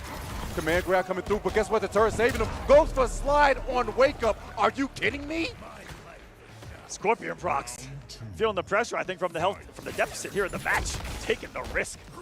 Hey, risk need to be taken if you want to make these good decisions right now. Beautiful up block, but guess what? It didn't happen. Speaking of a lack of risk, I should say, that really didn't happen. Overneath the slide, that's one way to deal with it. Another clone activation, like how active Gurr is starting to be with all the tools that this team has. It actually ate all the damage of the stars too. Decent trade there for Scorpion Procs, but that's going to 2v1 again. Can you survive? Multiple mixes, and he beat him up. Luckily, he took the hit that sent him flying and not into the full combo. Like that overhead coming through once more. Gurr has a slight health lead right now. Goes for another low shot and looking strong thus far. Tries to go for, oh no, went for a sweep, but unfortunately that man was airborne. That's not going to hit him. 324. Command grab? No. He was looking for a button right there on the walk back. Low kick right there. Gurr with a perfect reflect of those daggers. Empty jumps. Still cornered. Finally a block of the snap right there. Is that the first block snap? And he's just out of the corner. Yep. It didn't matter. Command grab coming in handy. Gonna rewind up. Wait, no, there's gonna be a punish. Unfortunate for Gurr. And I believe that just might be death. Is he close? Pixel. He's alive. There's no way, right? There's no way he makes this happen, right? 3.96 HP for Gurr. 19 seconds on the clock. He's got full Motaro now. He's going to clone from full screen.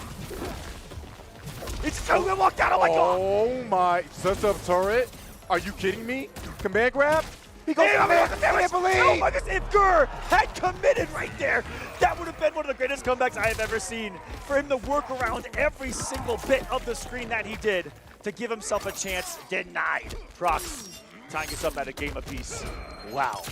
You know what's crazy? I think Procs was actually reading command grab too, but then got caught by that forward too. Yep, by that forward too. But unfortunately, the haymaker, Gurr didn't believe in it, and he could have actually won that. Crazy work. Which it's such a rarity to see him pre-committed to just doing that one normal for a stagger on block or something right there versus just letting the full string rip and playing from there. But alas, we're at a game apiece. This titanic battle of MK interrupting the Motaro too. Easy, big boy. The sun's getting real low. Go to sleep. Gonna be kind of low right there. Just goes for command grab. Opposite out forward. Seal 272. And that's a lot of damage when you only have 950. Runs that on. Got more sand. He's got no meter though. Procs knows it. Trying to close the gap as quickly as he can. All right, gonna keep himself safe with the tournament. Beautiful stuff right there. Trying to outspace. Flawless block is beautiful, but unfortunately, Star still made it through past the wall. Oh no, that's a punish. Not gonna get a lot of health back either. Because of the time right there, a couple of seconds back. Didn't take too much. Procs hold on to this lead. Playing the space game appropriately is right now is Procs. He has the momentum, he has the life lead. He doesn't have to force anything, and the big thing is that Gurr does not have a clock. So this man can actually throw stars a little bit more freely.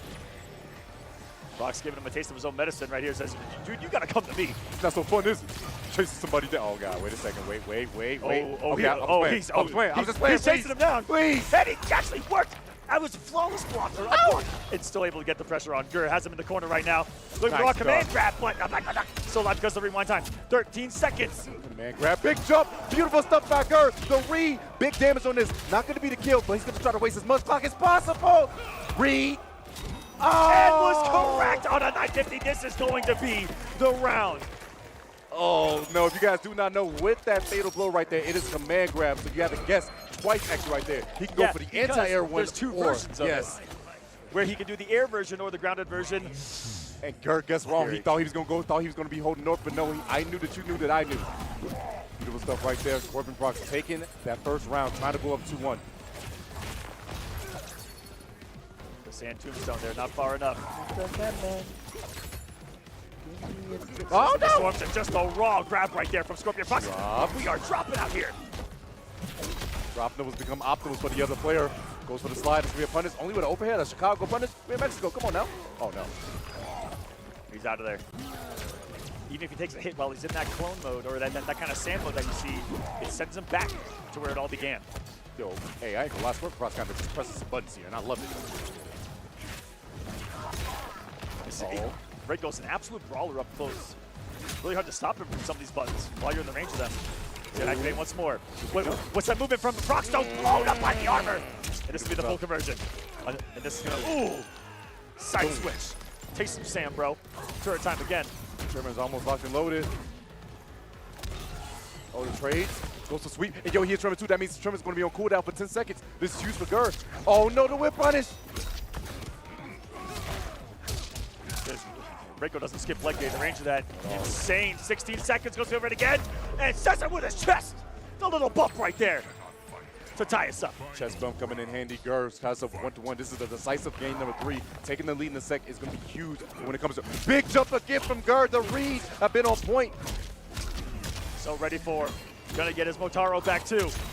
Blue 42. Shout out to Yikes. Oh, not blocking on them. Oh God, awkward. Look at this damage. Boom. The armor. Procs not using his tremor right there. It's not going to get a full extension, but the rage forcing Gurr off of his overhead. And because Motaro has a teleport that can move you full screen, this is all Gurr right now, and he's going to take the lead 2-1. If there's something that Gurr is not unafraid to do, I think given any circumstance, it's throw the overhead out. At all? That man. That overhead is unsafe Just a front flip in a dream.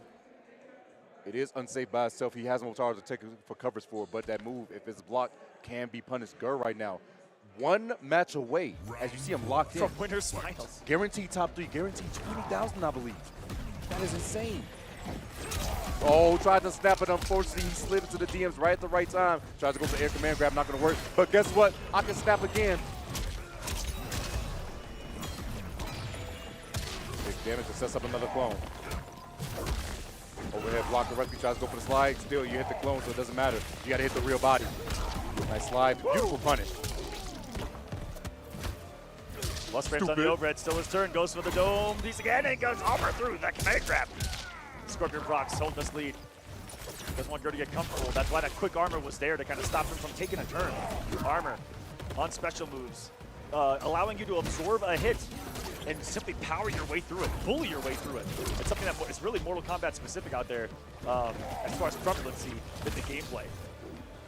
Trying to stay in that range. It's working Procs to try to get that stand free. Not going to work out too well. Gets a teleport on the other side. Loads up a clock. Not going to be in time. And unfortunately, you got to die for it. You live by the clock. You die by the clock. Now, the winner of this guaranteed $24,000. I just talked into $24,000 guaranteed right there to take a victory here.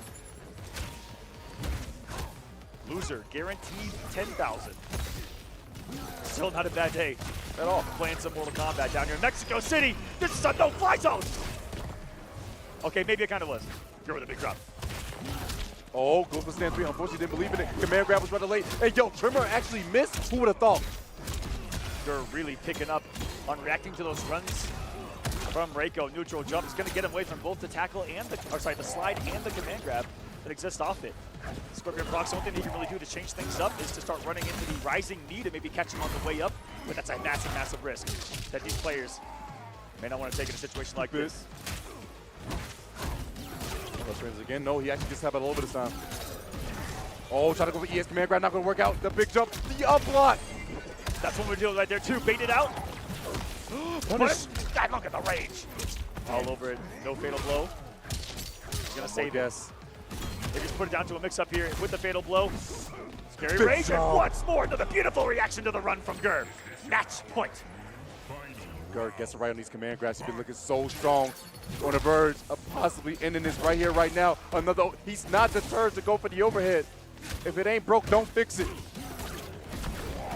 This man Gurr, who has had the longest, most grueling grind of a season of Mortal Kombat that anyone has had, traveled to all 10 offline events in 10 different places in the world, and is now here, one game away from a top 3. Scorpion Procs need to come back. Can he close this gap? It's been great keep away from Gurr. His best way in the run, but Gurr's shown the options for it. So trying to stuck his tracks right now. Scorpion Procs dealing with these walls, dealing with this pressure, goes for the slide. Tremor luckily misses, and Tremor got hit too. That means 10-second cooldown. Gurr's awareness and reaction to the situation to get the hit on Tremor every time in the cooldown, sensational. To give him less resources here while they're dancing right now. Hold on a second. Another wall, he's looking for that clean hit. He knows he has snaps. That's gonna be a punish, but guess what? The rewind, it never happened. 30 seconds left on the clock, and Gurr doesn't have a clock. Doesn't have any meter to build it either. Left to get the old-fashioned way. Multiple loads, and how many grabs has Gurr avoided in the last mere couple of minutes here? It's a kick with no commitment from Scorpion Procs. Oh, the sweep to punish. No, this is left on the clock, Aqua. Yo, he hit him in time. Wait. He's going to have a couple of seconds here on wake up. Not enough. That took a lot of time off the clock. Gurr needing a miracle. Nice. Goes for the grab, and Procs denies it as time expires. Scorpion Procs sizes up and sends us to a game number 5. Says, how does it feel, Gurr? How does it feel to lose in a timeout? Man, how does it feel to lose by a command grab? Going for the neutral jump, knowing the command grab was coming right there. Oh my goodness, I was really surprised. I thought Gurr might have was going to go for a wake-up fatal blow right there because he did go for the slower mid with that 4-1, but he stayed composed. One of the few, things that Motaro gives you, only a couple of cameos do it in the game, but it gives you a different fatal blow startup, and the fastest one in the game happens to be with Motaro. So really good at checking little situations like that. So it comes to play. Procs draws first blood, draws second blood too. Is he gonna get a third? He just might. And I see the delay right now coming out of Procs, going for the run into the delayed knee instead of command grab, just to throw off Gurr's timing. Run man, run man. Waited it out. I think looking for kind of a run right there with the down 4. Procs, that Tremor's coming back mighty quick right now. Might be a real adjustment for Gurr. Gurr's got to be careful with these sand pillars because he's getting punished a couple times at some of these ranges. Oh no. Gotta walk it down. They get there. Culture, wait a second. Damage for Gurr. Not going to be quite the life lead for him, but still, damage is damage. It's a start. Gurr so consistent, kind of checking him on the wake up there with the Motaro shot. Once those plus frames, but finally a tackle works out for Procs here. Massive risk to get out. He's holding the health lead. He's one, eats another overhead though. Gurr, like I said, unafraid in any situation to let it rip and do a flip. And now it's time to guess. 2v1. The side switch, body blocking, but what a sequence there from Procs to stay alive. You do not know how many Another one. Right there. Wait a minute. We're back down to under 10 seconds, Sento. Goes to wake up down one. The life lead is in favor of Scorpion Procs right now. Has the flawless block. Teleports out. Still in favor. The snap! Are you kidding me? Gurr, once again, stealing for Scorpion Procs and puts himself on set point. 3 seconds on the clock. A snap of those fingers, and it was over. Another one. Goes for the low. Got space. He's breathing it down for but mighty far though, and has he got the full conversion? No, just a couple of straight hits from Procs, but there's a pop-up from Trevor into the DDT. Command grab coming in handy once again. The flawless block is looking real clutch. Throws up yet another wall, and this is great damage right now thus far. Wait a second, Gurr, look for that clean hit, and he will. Wait a second, no. Wow, wonderful conversion there from Procs into another one, 425, and a shot at the title still for him. Stupid. Overhead coming in handy. The crowd on their feet makes some noise. Scorpion, Procs, and Gurr. This is to get top 3 and get some more money indeed. 24,000. Gurr getting crazy, spending 2 bars a meter to send the clone, but he's one of the hourglasses. He's so greedy. Goes in for another man. Low shot to B+, face him out, and gets over the low grab. No way, Gurr, he's playing on a different level. Command grab. Not going to do too much because they grab the clone. Interruption of the 4-2 right there. Almost caught the head of Reiko right there. Now he's dealing with some of the flurry that this man can throw offensively. The backdash got him out of the range for the punish, forcing the rewind time from Gurr. But guess what? It also put him in the corner. This is huge. Overhead. Oh no, just a regular tackle too. That wasn't even a meter on that one. And he didn't even have trimmer to back it up either. That was just all risk from Scorpion Procs here. The final round. Armor with the safety back up just in case it was blocked right there to teleport. Now Boy's running at him, goes for the slide instead. Oh no, gets hit, but no, he didn't have the lasso. It's a teleport. Wrong extension of tremor right there. That actually could have been close to the kill. It definitely would have knocked him down. And quite a scary situation, Gurr. Gonna need a big hit here though. Needs to take 570 HP left. This man's health bar. Oh Gurr, my God, about a combo away right now. This is scary. Back to center, and he gets what was meeting and waiting for him. What's the Ninja Stars? Yo, he hit Tremor, that's still huge right there. Goes for a big haymaker, not gonna work out. Plus frames, command grab. Wait a second, 15 seconds on the clock. Would you go for overhead? He goes for another one. You better not go for the back one. He can go for the kill. Down force. Chip damage is adding up. Wait, waste the bar. Goes for the 6. Wait, no, wait. Command grab can be there. It's still there. Gurr. What can you do? Another one. Command grab. Overhead. Not gonna work out inside. Scorpion Procs. Surviving battle of the top 8 so far with a 1 HP difference. Post blocking that in a situation that was going to be grab again, overhead, or low. That's a 33-33-33 way mix-up guess situation for Scorpion Procs, and the young Chilean says overhead's coming, blocks it correctly, and secures the victory. That was literally down to a single hit, Tento. That was a classic battle here in Mortal Kombat. My heart is pounding right now. My goodness, young By Scorpion God. Procs. Guarantee himself $24,000. Scorpion Procs, the young prodigy, looking real strong right now. Gurr's not out of it quite yet. Going to go down to that loser side of the bracket and still has that fighting chance. That last decision for that delayed wake-up. When you're working against time, you better use all your options to make sure you can use that much of that time as possible. Smart stuff from Scorpion Procs and scoring himself that dub into top 3. Very, very comfortable place to be here. Top 3 winners side. Gurr going down to the losers now. Has lost his safety net in his second life. Now he's going to be down there fighting with the demons of the losers bracket, and there's nothing but demons down there. And before we get to the next one, I want to give a quick shout out to these wonderful Funko Pops. Funko, big shout out to you. Got a ton of your stuff, but they put out some new ones for the Mortal Kombat movie coming out. Mortal Kombat 2, you've seen their trailer for it. It looks incredible. They've got Katana and Johnny Cage for it so far. If you guys collect Funkos, check them out. Add them to your collection. I know there's a billion of you Mortal Kombat collectors out there. Sunio and Kakoi, they be collecting every single one of them out there. There's a ton of you guys. Add it to your collection. You got the movie Katana. You got the movie Johnny Cage. Check it out here today. We're going to get into this next match. Oh, there we go on screen. Beautiful. Johnny Cage going for the throat punch right there. Johnny Cage and Katana Funko Pop. Check it out. Scan that QR code. Oh my goodness. Man, oh man. These next sets are going to be absolutely insane. Like you said, I believe we're going to the next winner side match. Will be Nicolas versus Kani, the runback. And Evo. Oh my God. I believe Gurr goes down to face Lavender Rain. in the loser side of that bracket. So that's going to be coming up here in just a little bit, but we're going to the other side of winners. Starting to perspire out here. These games are getting mighty close, Tento. I'm telling you, it's getting more tense in the room, and you can feel how much energy is going around amongst these people. If you guys do not know, Canamani and this man Nicolas played at EVO winners finals. It was Sindel versus the Havoc. Lost 3-1 was Kani. Nicolas moved on. They had the run back. It was the most insane set I've ever seen. Johnny Cage versus the Havoc, but once again, Nicolas prevailed 3-2 over Kani, eliminating him, and Kani got third place at his first ever EVO all the way from Europe. Germany was where he hails from.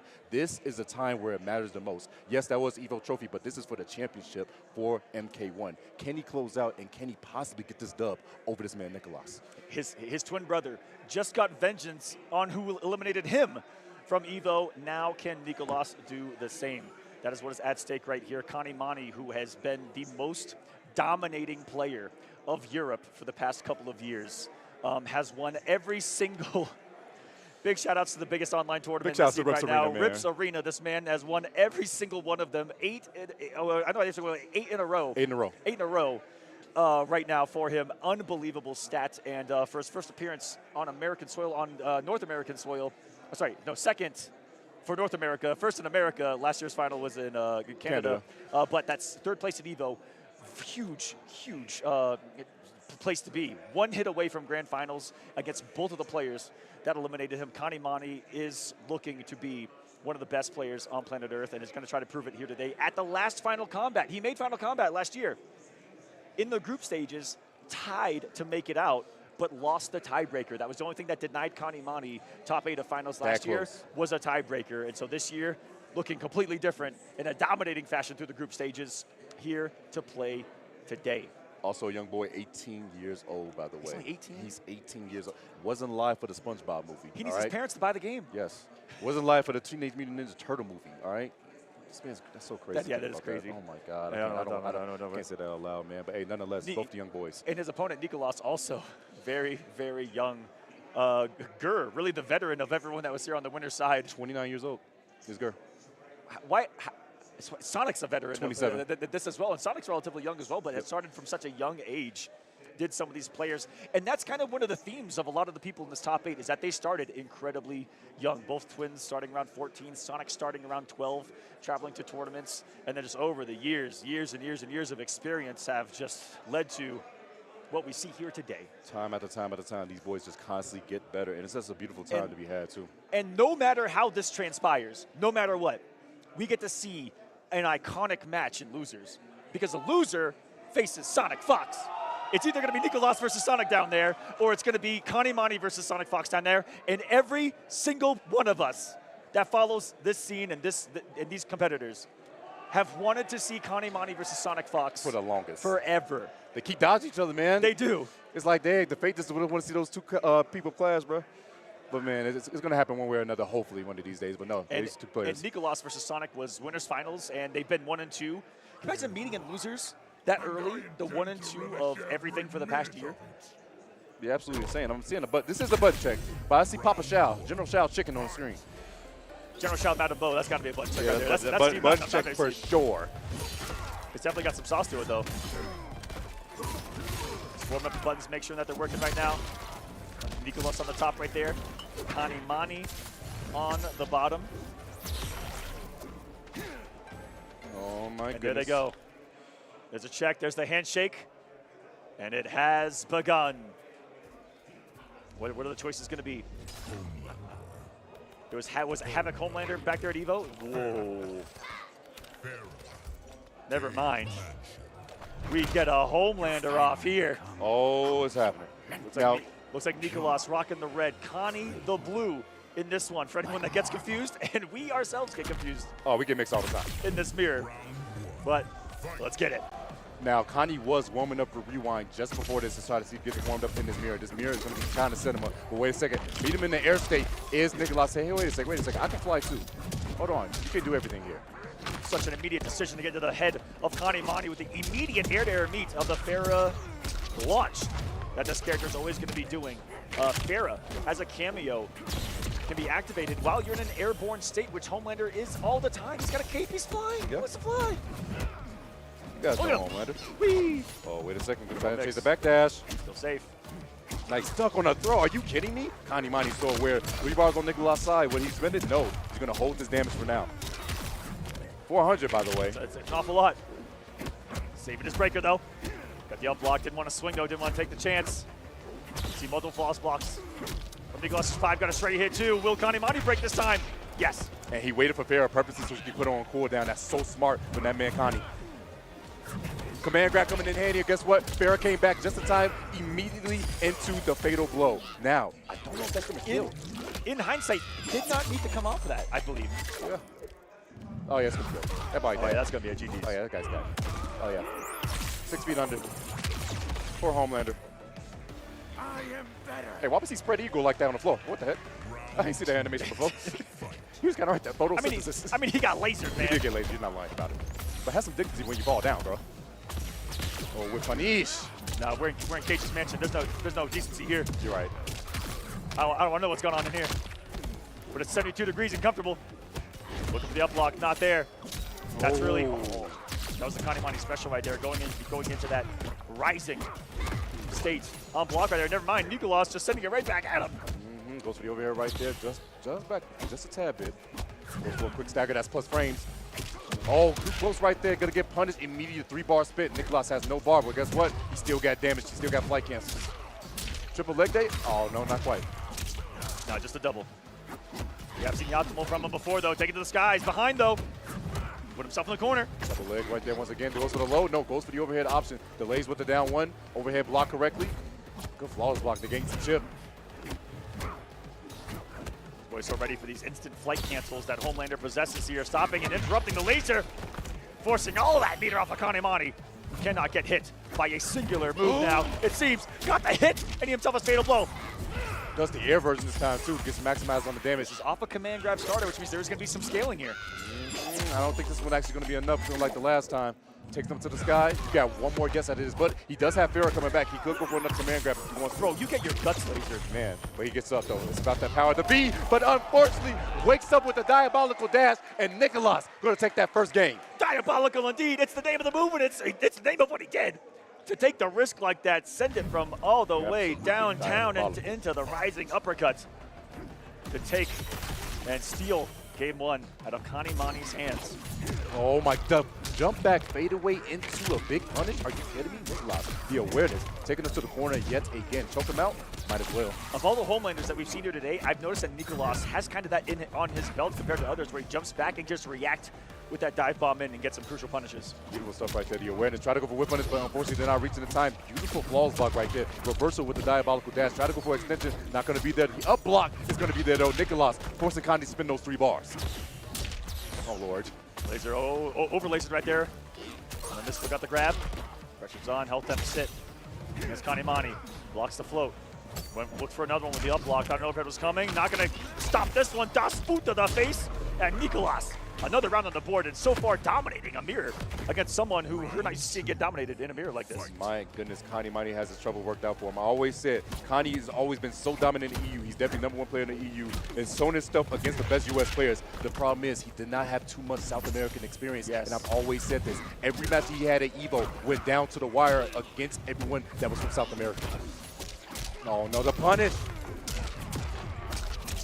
Every continent still represented in this bracket too, which is a beautiful thing to see. You know, they're in the main regions competing in this pro competition all year long. You got North America represented, South America represented, Europe as well.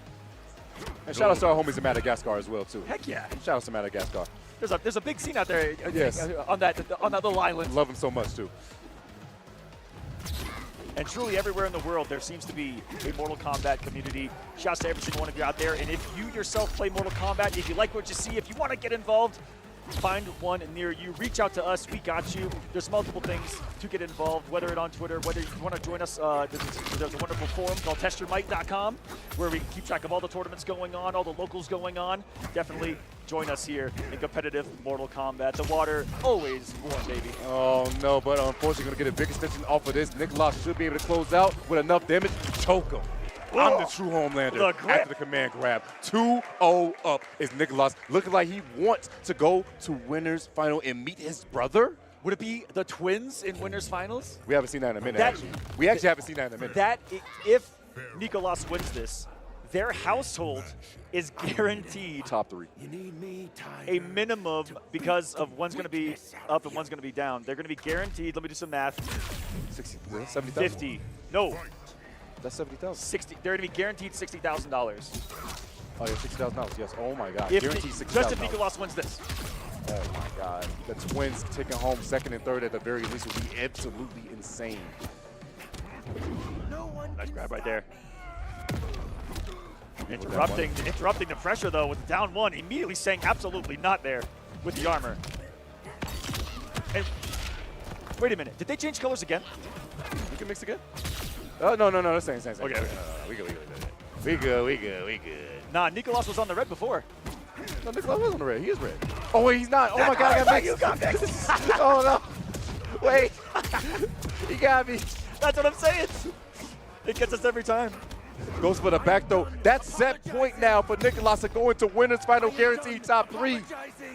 Chile. The Chilean Twins.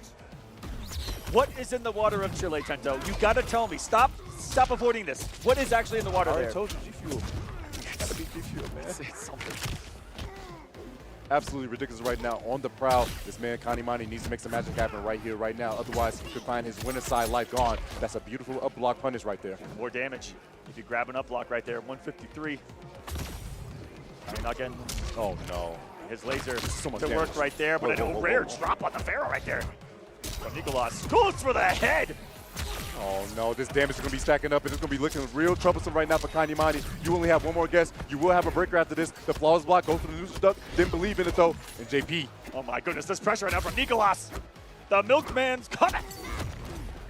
Some rising pressure of his own. Pharaoh now gone from both. It's just a Homelander off. Big trade. Putting out the mids and it's starting to become a bullying, but there's the reverse grab. The back throw to the corner. You go, man. Oh, another one. Sending them flying to the moon and back. He tried to look for the big kill right there. Goes for command grab. And wait a second, there's the breaker. 2 bars still on Kani's side. If he finds a good hit, and that should be what he needs, goes immediately into fatal blow to get the kill. Kani still stand composed. Quite a scare right there, and returning the favor of just burning that fatal blow. I think he could have found a route with at least 1 barometer to kill right there, but gonna save it and secure himself at least the round right here. Says, I'm the better Homelander. All right, so another chance, but unfortunately now watch his toes. Forced to spend 3 bars so early in his potential final round. The up block, this man Nicolas just knew he's a librarian. Reading into the future like that is ridiculous. 2 Pharaohs in 1 combo, you shouldn't have. I thought this generation didn't read, Tento. Oh my God. I'm flabbergasted.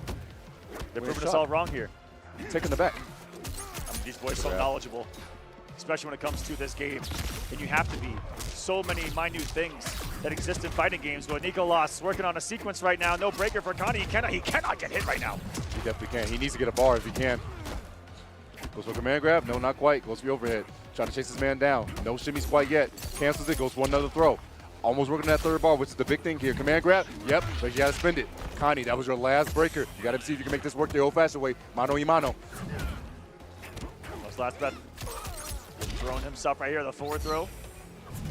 Looking for 1. Got the read on the grab himself, and Nicolas dominating 3-0 over Canamani to set up the battle of the Twins in winners finals. Only 2 remain at the top. They happen to be from the same exact household in a global series where thousands and thousands of players have been playing worldwide.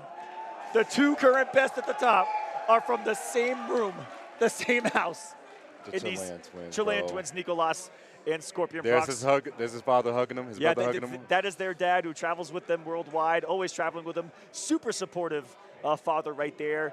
And dare I say, compared to a lot of other competitive fighting games and esports that I see out there in the world, Mortal Kombat, I've never seen another game and community that is so family oriented. Yes. So many supportive fathers, so many supportive families. It's just a beautiful thing to see, whether they're competing themselves or here supporting them in person. A lot of father-son duos, a lot of mothers in the chats rooting for their kids. It's a beautiful thing to see.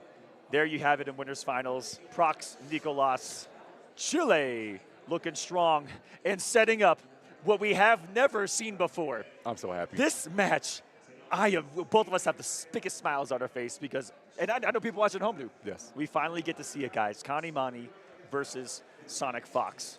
Everyone's been asking for it. Canamani, again, the most dominant force in Europe. Everyone says that this is the kid that can take down Fox. Now is the time to prove it. #1 in EU versus #1 in US, going to go at it later on. That is going to be absolute cinema, absolutely incredible.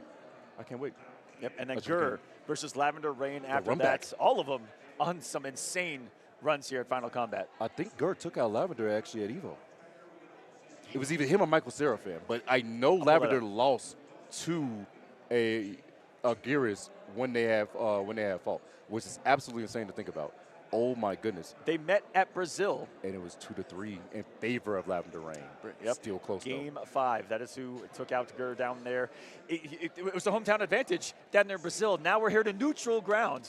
That is Mexico City for both of them. I don't know, that Brazilian crowd was still, it was kind of loud back there. They got a nice little section here. Oh yeah, there's quite a few Brazilians here. Gurr is a fan favorite for a lot of people. We are in Latin America. We are, as Americans, against the grain here. They're rooting for their Latin American boys. We get it. But Gurr is still a fan favorite. Everyone here has been going crazy for Gurr just because they know the story, and he's an impossible man to hate. In and out of the game, in the game, probably arguable because of his playstyle. Yeah. Gurr is like the nice person known to mankind, but then when you play him, you're just like, I got to chase this milk dud around this entire time. Man, I gotta chase a milk dud. Go, Gears, you see that bald head? I know. That's a milk dud. That's right a target. That's why Reiko kept hitting it earlier. Just hit him with the overhead. He saw the shine off the light in the mansion. Like a G. Just slapping that man. That's actually ridiculous. It's for good luck. You're right. It is for good luck. Right? And hey, good luck right there because you got both the twins in the house. So playing for the biggest cash prize you can speak of, $200,000 here, $70,000 for first place, and both those boys are guaranteed combined $60,000. Crazy work. That's a lot of money up there on the winner's side. I'll see who we're going to get here on the loser side. Are they going to give Canamani a little bit of a break and we go to Lavender Rain Gurr? That's usually how it happens. We'll see how it unfolds on the stage here for Final Combat. It should be Gurr versus Lavender Rain first, but that my heart might explode for that Kani versus Sonic Fox set. Mine's already getting ready right here. It's like, all right, I know what's coming right now, and I can't wait to see it unfold. It's just it's such a rarity in a setting like this with all these players that have been traveling consistently to see a match that hasn't happened yet. Oh my, it's going to be absolutely ridiculous. And even some of the matches that we didn't see offline, we have seen online before. This one, no. Okay. Have they even practiced together? Have they even... We're going to find out in due time. But before we do that, we're going to go take a quick break, and when we come back, we'll have more MK action coming this way. Don't go anywhere.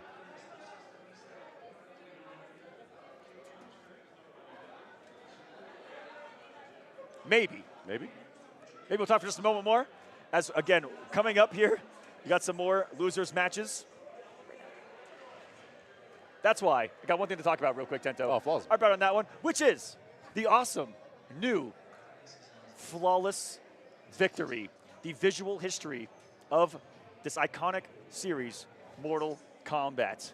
This thing, look at the size of this. Again, for any Mortal Kombat collector out there, historian, whatever you may be, this thing's got it all. I opened on a clean page right there, too. Yeah, Jackson Briggs. You know, gotcha. Black Excellence right there. Okay, that's right there. Jackson Briggs right there. It's got it all right here. Every single game, all the artwork from it. Shaolin Monks. How did you open Shaolin Monks again twice? That's crazy. It kind of is crazy right there. It's meant to be. You just love the game. It's meant to be. Ed. Remaster it. Just saying. There she is right there. Scan that QR code. Get this edition of Flawless Victory yourself and see the history of Mortal Kombat. Guys, we'll be right back with some more competitive action here at the World Finals. Just a moment.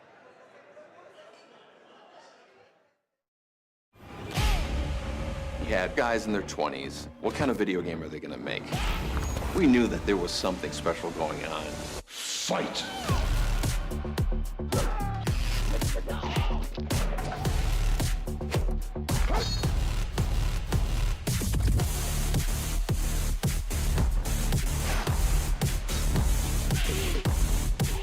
Fatality.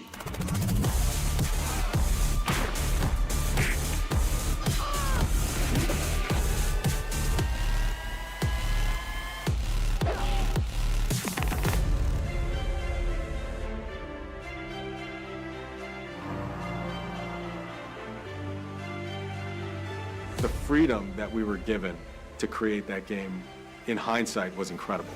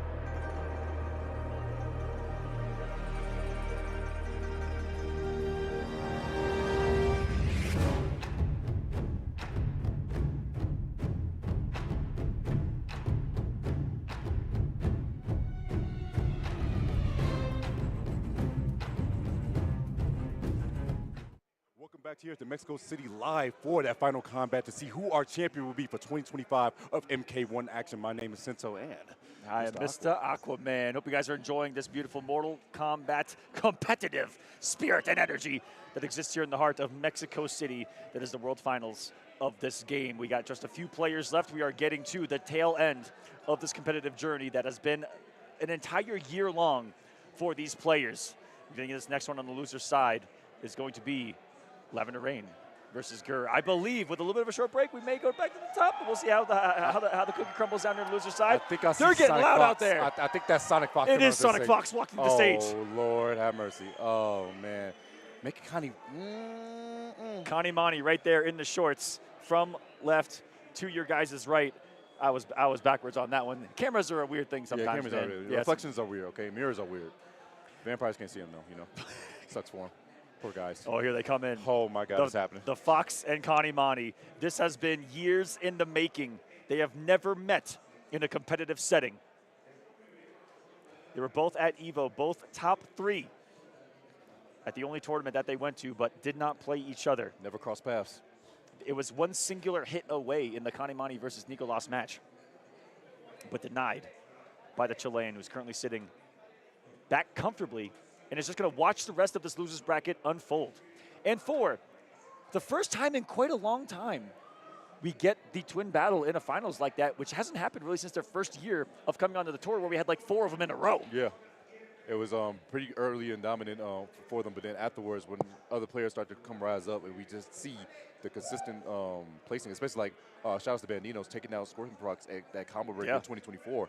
We start to see like separation. We start to see more players growing, but now looking like they're both locked and loaded and ready to see if they can actually, one of them could take it. Yeah, but they both came into final combat a little bit different. Yes, they did. From what it looks right. Especially Procs, because Nicolas has always been consistent. Scorpion Procs has definitely had a shaky season.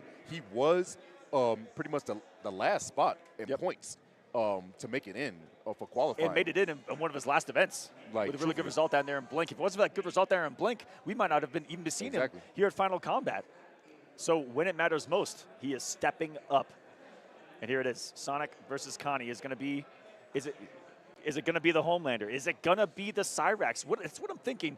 Homelander naturally has a little bit of, I don't want to say counterplay, but has something that gets around a lot of the bombs, which is flight. Simple avoidance right there. There are some ways to get out of some of the setups, again, by taking to the sky, activating your Farah, getting your punish. We'll see what Canamani has to deal with the absolute flurry that is Cyrax and this bomb pressure from Sonic Fox. That really, since Sonic has gotten their hands on Cyrax, it's been very hard, impossible to stop. Other than down there at Gamescom. Oh, yeah. Gamescom was a different story. But since then, can we look at the match? Since then, picked up the Madame Bo cameo. They're playing. Are they playing? Can we get the match? Are they playing? Yeah, go to match. Go to match. Go to match. They're locked in. That's a game. Can we get the match, please? Go to game. Game, please. By God. Can we get the game? They're playing. They're playing 100%, right? Maybe. Kani's talking to someone. Oh yeah, they are. They're playing. Right. There's miscommunication here. They do something we didn't. Yeah. Y'all got it. They were locked. They were definitely playing too. Oh, Lord have mercy. Taking a look at something here. Give them just a moment. So they're resetting something up there on stage, making sure everything's right for this battle of the literal titans of the game. They were going each other heads. You saw how they was leaned in? Yeah. I was just saying, like, they were actually going into it. I got really scared for a split second. I thought they were going to be right into the match, but apparently we had a little technical difficulty we're going to take care of so we can make sure we ensure that we have the proper experience for everyone all around. Yeah, absolutely, guys. And once more, thanks for being here with us over the course of this weekend. We very much appreciate it. Hope you've enjoyed the action. And right now, just a little bit of time before this next one starts. Canamani, one of the biggest stories this year of also being the online guy, transferring to offline because he got, unlike last year, where he only made it to Final Combat through the online qualifier, this year had a couple of events, and this tour was so much different. Last year there was only 4 stops. This year 10 stops with multiple stops in Europe. Canamani dominated them. Vienna took first place. That was a demigod event, so that means that was a lot of points for him. Brussels also took that one as well. First place, but that was a combat event. He actually didn't go to versus fighting. But what was the other? No, but that was it. But the 2 that he went to there in Europe, he dominated from start to end. It was a couple of characters too. He has a couple of characters up his sleeve. We've only seen the Homelander, but he's also got the Johnny Tremor. He's also got the Sindel Tremor that was primarily used at Evolution in that run, and it looked so good. Something about the time between then and now, he's hyper focused on the Homelander here.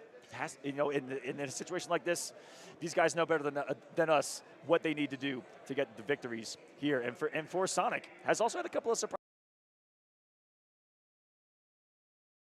That team a couple times. Yeah. They told me that they experimented that team just a little bit, and I was expecting to see it at least once, and they did, but it immediately got shut down. And does have a couple of cameos with the Cyrax, depending on the situation. But that Madame Bo has such synergy with everything that Cyrax wants to do that I don't really see a change. Similarities in what other cameos can bring. We have seen Sonic go to the Cyrax sector that he was playing with. Of course, the classic Serena pairing for the triple, quadruple, quintuple meter drain that can occur. Damage buffs as well.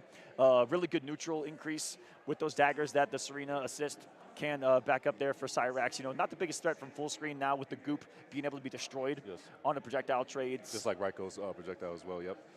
But, a lot of minute things that can come into play should we have some changes in the cameos or characters. Yeah, well, I was really, for Scorpion Procs, I was worried for a second because Scorpion Procs was playing Havoc against Sonic Cyrax. It was up 2-0. And who else was playing the Havoc against the Cyrax that was up 2-0? Nicolas at Evo, and we got reverse 3-0. I was extremely scared watching that entire match. I still, to this day, think Sonic lost that match. They did. Sonic lost that match, but won the match. Nicolas choked, I never watched this. Like these guys are idiots. What are they talking about? There was when Nicolas and Sonic played at Evolution. Nicolas had what was perceivably on paper to be a checkmate situation against Sonic Fox to win, and Sonic won. And that's why I still don't know how Sonic did it. Just came back. And this is the big thing we talk about. It's similar to yesterday with the micro duck, by the way. It's called the Fox Factor. If you guys do not know, Sonic Fox has been known to play many fighting games. Every person who has played them that's been in the upper echelons in that fighting game category, those top players, has always said there's a different type of feeling when you're going against the Fox. They put a different type of pressure on them, and there's something about going against them that really shakes things up, and that became a factor in that matchup. And even though it's a rarity, the Fox Factor, people like to also say, is activated tenfold when Sonic is sent to the loser's bracket. So loser Sonic has been activated here at Final Combat. We'll see if Canamani can survive it, because, I mean, going back for over a decade, Sonic has been the most dominant. Mortal Kombat and Injustice, Sonic has been the most dominant Injustice 1 and Injustice 2 player on the planet as well, has dominated all the games that they have.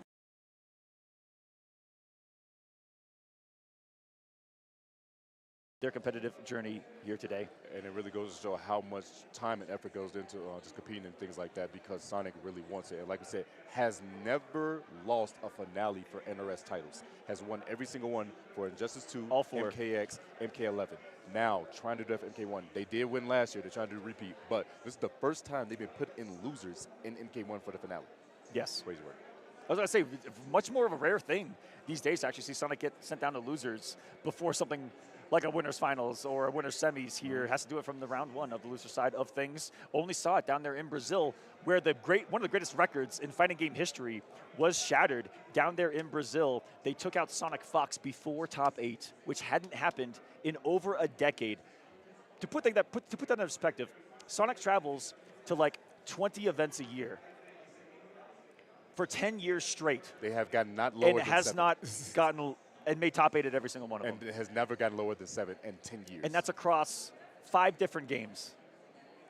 That is an unbelievable, unconceivable statistic, in my opinion, that should go down somewhere in the Hall of Fame. It has to. It was finally broken, but it was broken at 10 years. In Brazil.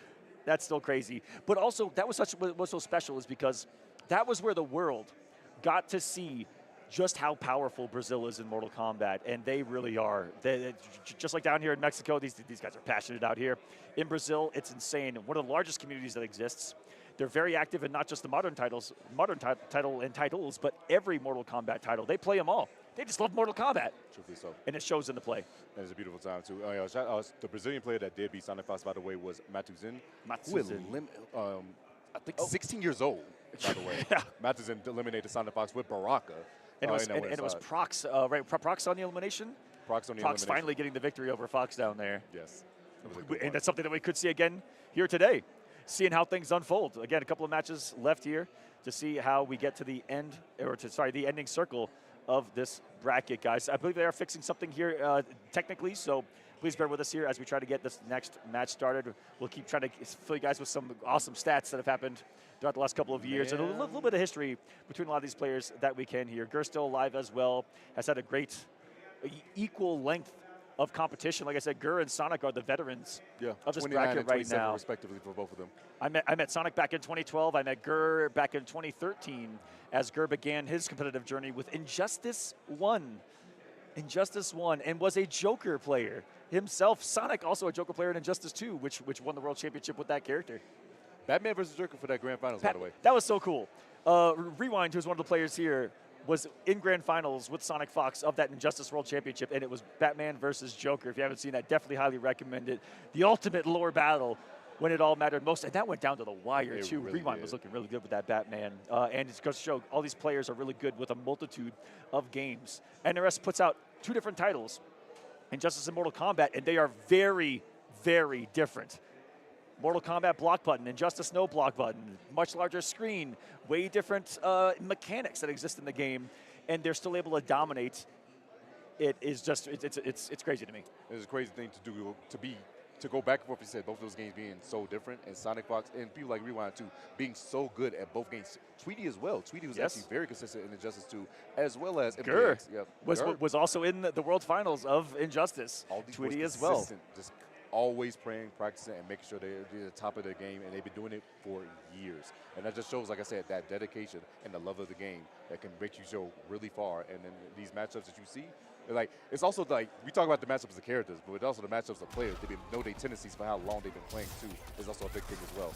But it looks like here we go. It's locked and loaded here, kinda. I see Sonic and Kani. The game has been rebooted. Looks like we're going back in. In the beginning. In the beginning.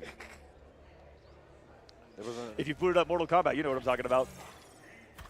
I was about to say there was an apple. Now, one of the interesting stats about this Final Combat compared to just about this Final Combat to me, is that of the 20 players that made it, 10 are new, but 10 were returning from the last one. That's actually kind of right down the middle. half new players, half returning players. It's actually really cool to see. Here we go. They're getting their buttons separated. Like I said, in your settings, you can manipulate some things in the game. A lot of people don't do things like input shortcuts and things that can manipulate how you do your grab, for instance. I myself use one that not a lot of people use because I like to do multiple inputs to do a grab versus some players like to do one. Oh my gosh, here we go. We're getting into it. The crowd can feel it. They're starting to get hype out here, ladies and gentlemen. For the first time ever, Sonic Fox versus Canamani. Loser eliminated from Final Combat. Winner advancing deep into this top 8. First hit, first blood drawn by Canamani. Welcome to the corner, grabbing a neck. And it was, like we talked about, was it going to be a secret pick or a saucier pick coming here in game number 1 from Sonic? And it is with this sector, but that was such a good float overneath the Lao hat to get started. Kani bullying 500. Sonic Fox right now. Hello? My God, he put him in a coffin. That was so much damage right there. And we're going to see the other side of the Linkway assembly coming through with the sector. But guess what? The mid-check into immediate float. Kani taking that first round in this loser's quarters. That was a tone setter if there ever was one right there. Lasered him, and he got the hit of the Lao as well. Every single thing going Canamani's way right now. Laser once again. And here's the big thing about this match that I'm seeing thus far. This man, Kani, makes sure he's staying airborne as much as possible so Sonic cannot set up that Lao hat. That Lao hat is a low, but like we said, Homelander has the ability to float. He can go right over some of these mix-ups. Overhead again. Misses the combo, though, unfortunately. That would have been it right there. Should have not been. Oh, my goodness. I can't believe for the past few minutes, Tento, for the first time, I haven't seen Sonic Fox get to play Mortal Kombat. Oh my God, goes for another down poke. Doesn't go for anything afterwards. The stage space is praised on the down ones. Goes for the delayed mid. Not going to work out, but the 1-2 to check him. Kani striking first blood 1-0 in favor of Germany's own. That was a domination. Now currently lives in Germany, but the flag up there, he's from Turkey. Yeah. Laser.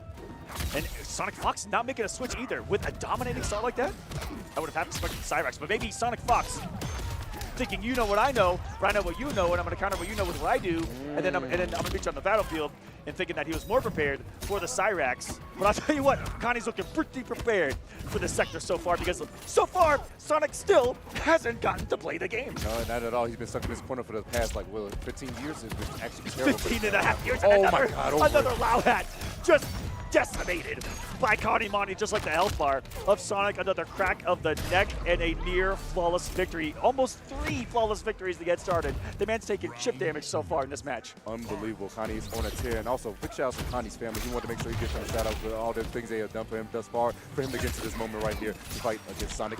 Big hit, scores. And this is the first big combo we're going to see out of Sonic during this entire set. Finally, some damage on the board. Sonic with positioning as well. A little pressure ends off of the low string. Canamani really put it back in the corner. Nice micro duck.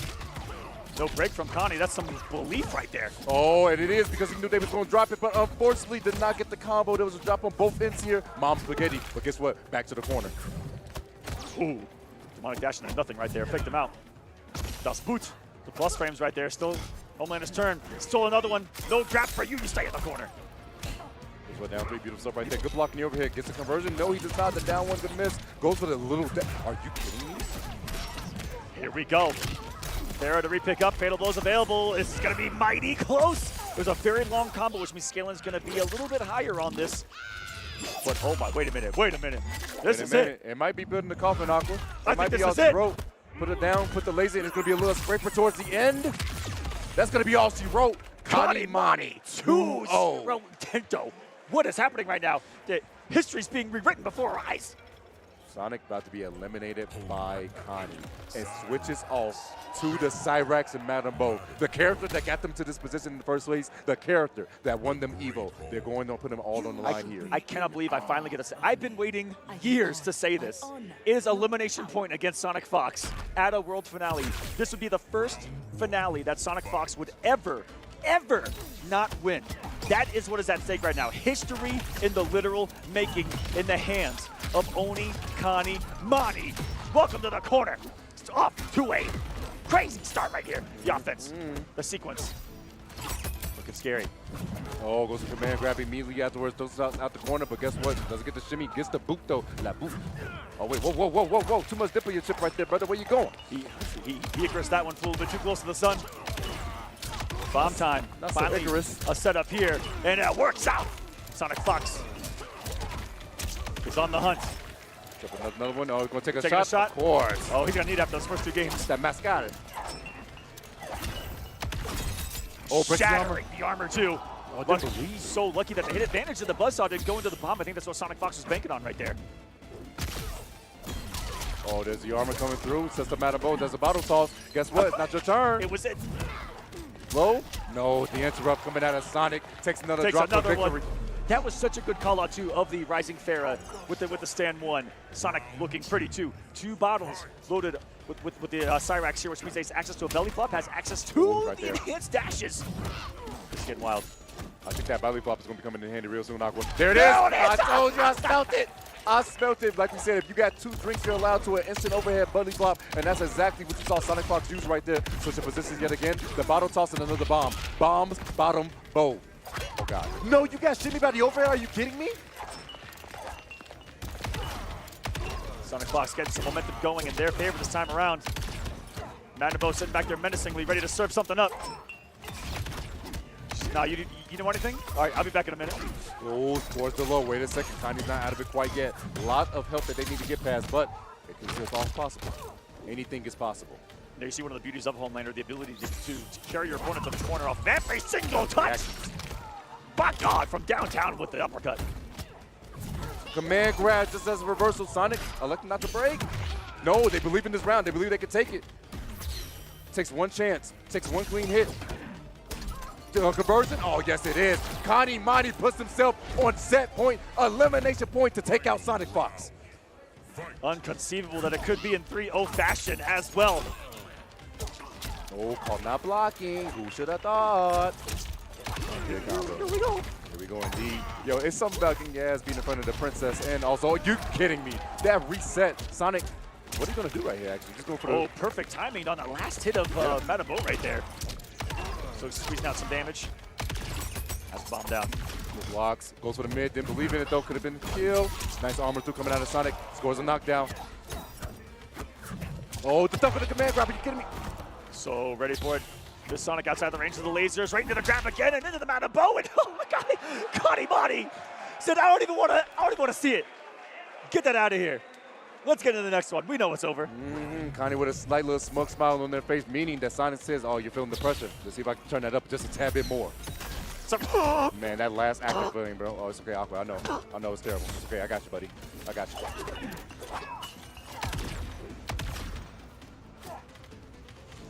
Oh, trying to find that man's walked into that one.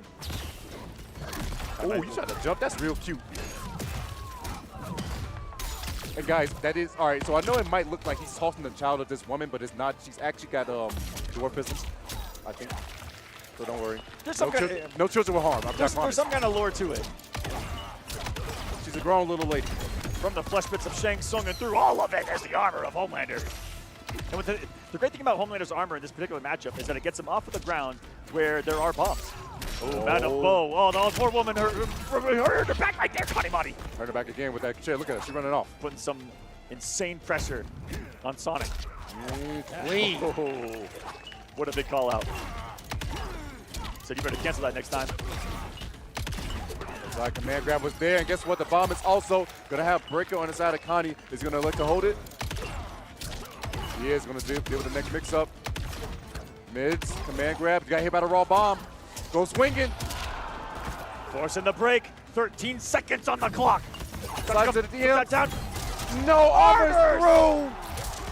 Sonic stays alive. So ready for the command grab to come through, saw the gap, and Sonic still staying alive. Still wants his championship. Does not want to be eliminated. Ooh, got caught pressing right there, met by the aerial lasers this time of the Homelander. Here we go, crack on the neck. The milkman cometh.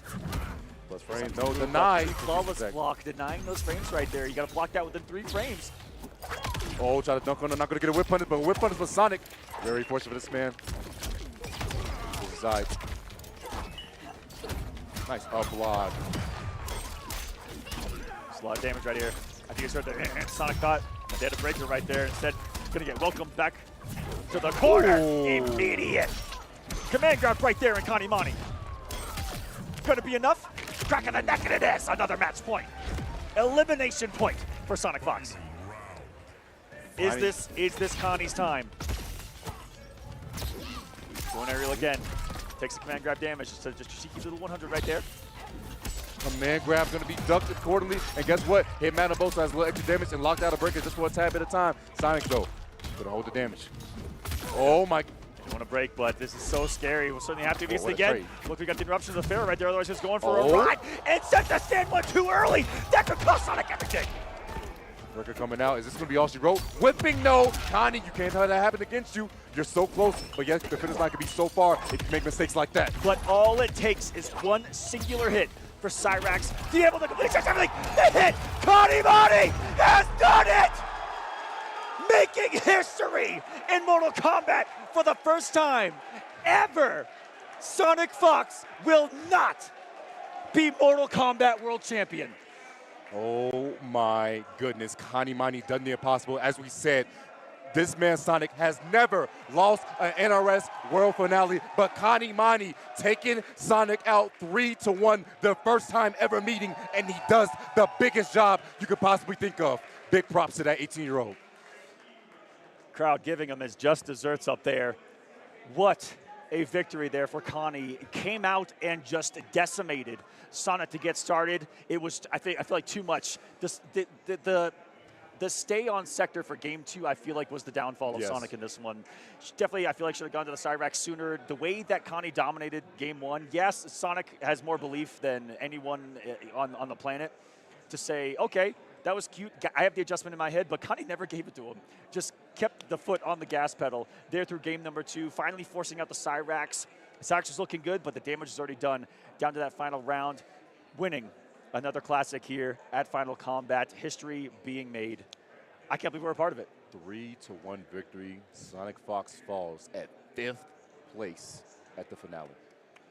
Big stuff for Canamani right there. That means we're going to have a new big champion. Congratulations to Kani. We'll have a new champion. No matter how this unfolds, someone new is going to be crowned champion here today. And now I feel like the entire atmosphere inside this building has changed because we now know Sonic's not going to win. Because for years and years and years, you come into these and you go, okay, Sonic Fox. Okay, Sonic Fox. As always said in American soil. Not today. Not this time. NA is unfortunately, all NA last is on Gurr. Gurr is the last NA hope. Well, not North America, I should say. But, no, actually, North America. The last American standing. That's American standing, yep. North American standing. Yeah. Because technically Chile is South America, so I was just saying one of the Americans is there. But nonetheless, USA is only being represented by Gurr, the man from New Jersey. Who would have thought? Who would have thought? Who would have thought? Gurr with that Gearus. We're seeing him come up as well. He's going to be facing off against Lavender Rain, looking for some vengeance from their battle in Brazil. Lavender Rain took it 3-2 in their last encounter. How's it going to unfold here today? A lot of people have been winning their runbacks here at Final Kombat, where it matters most. This is it. It's in the name. Final. It's the last one. It's now or never. Now or never indeed, and here it is, Lavender Rain and Gurr shaping up. This is still loser side, so one of these boys will be going home, unfortunately, but it's still going to be, honestly, just a classic nonetheless. Like I said, last time they met, it was at Brazilian Games Con over there in Latin America, and it was a great time.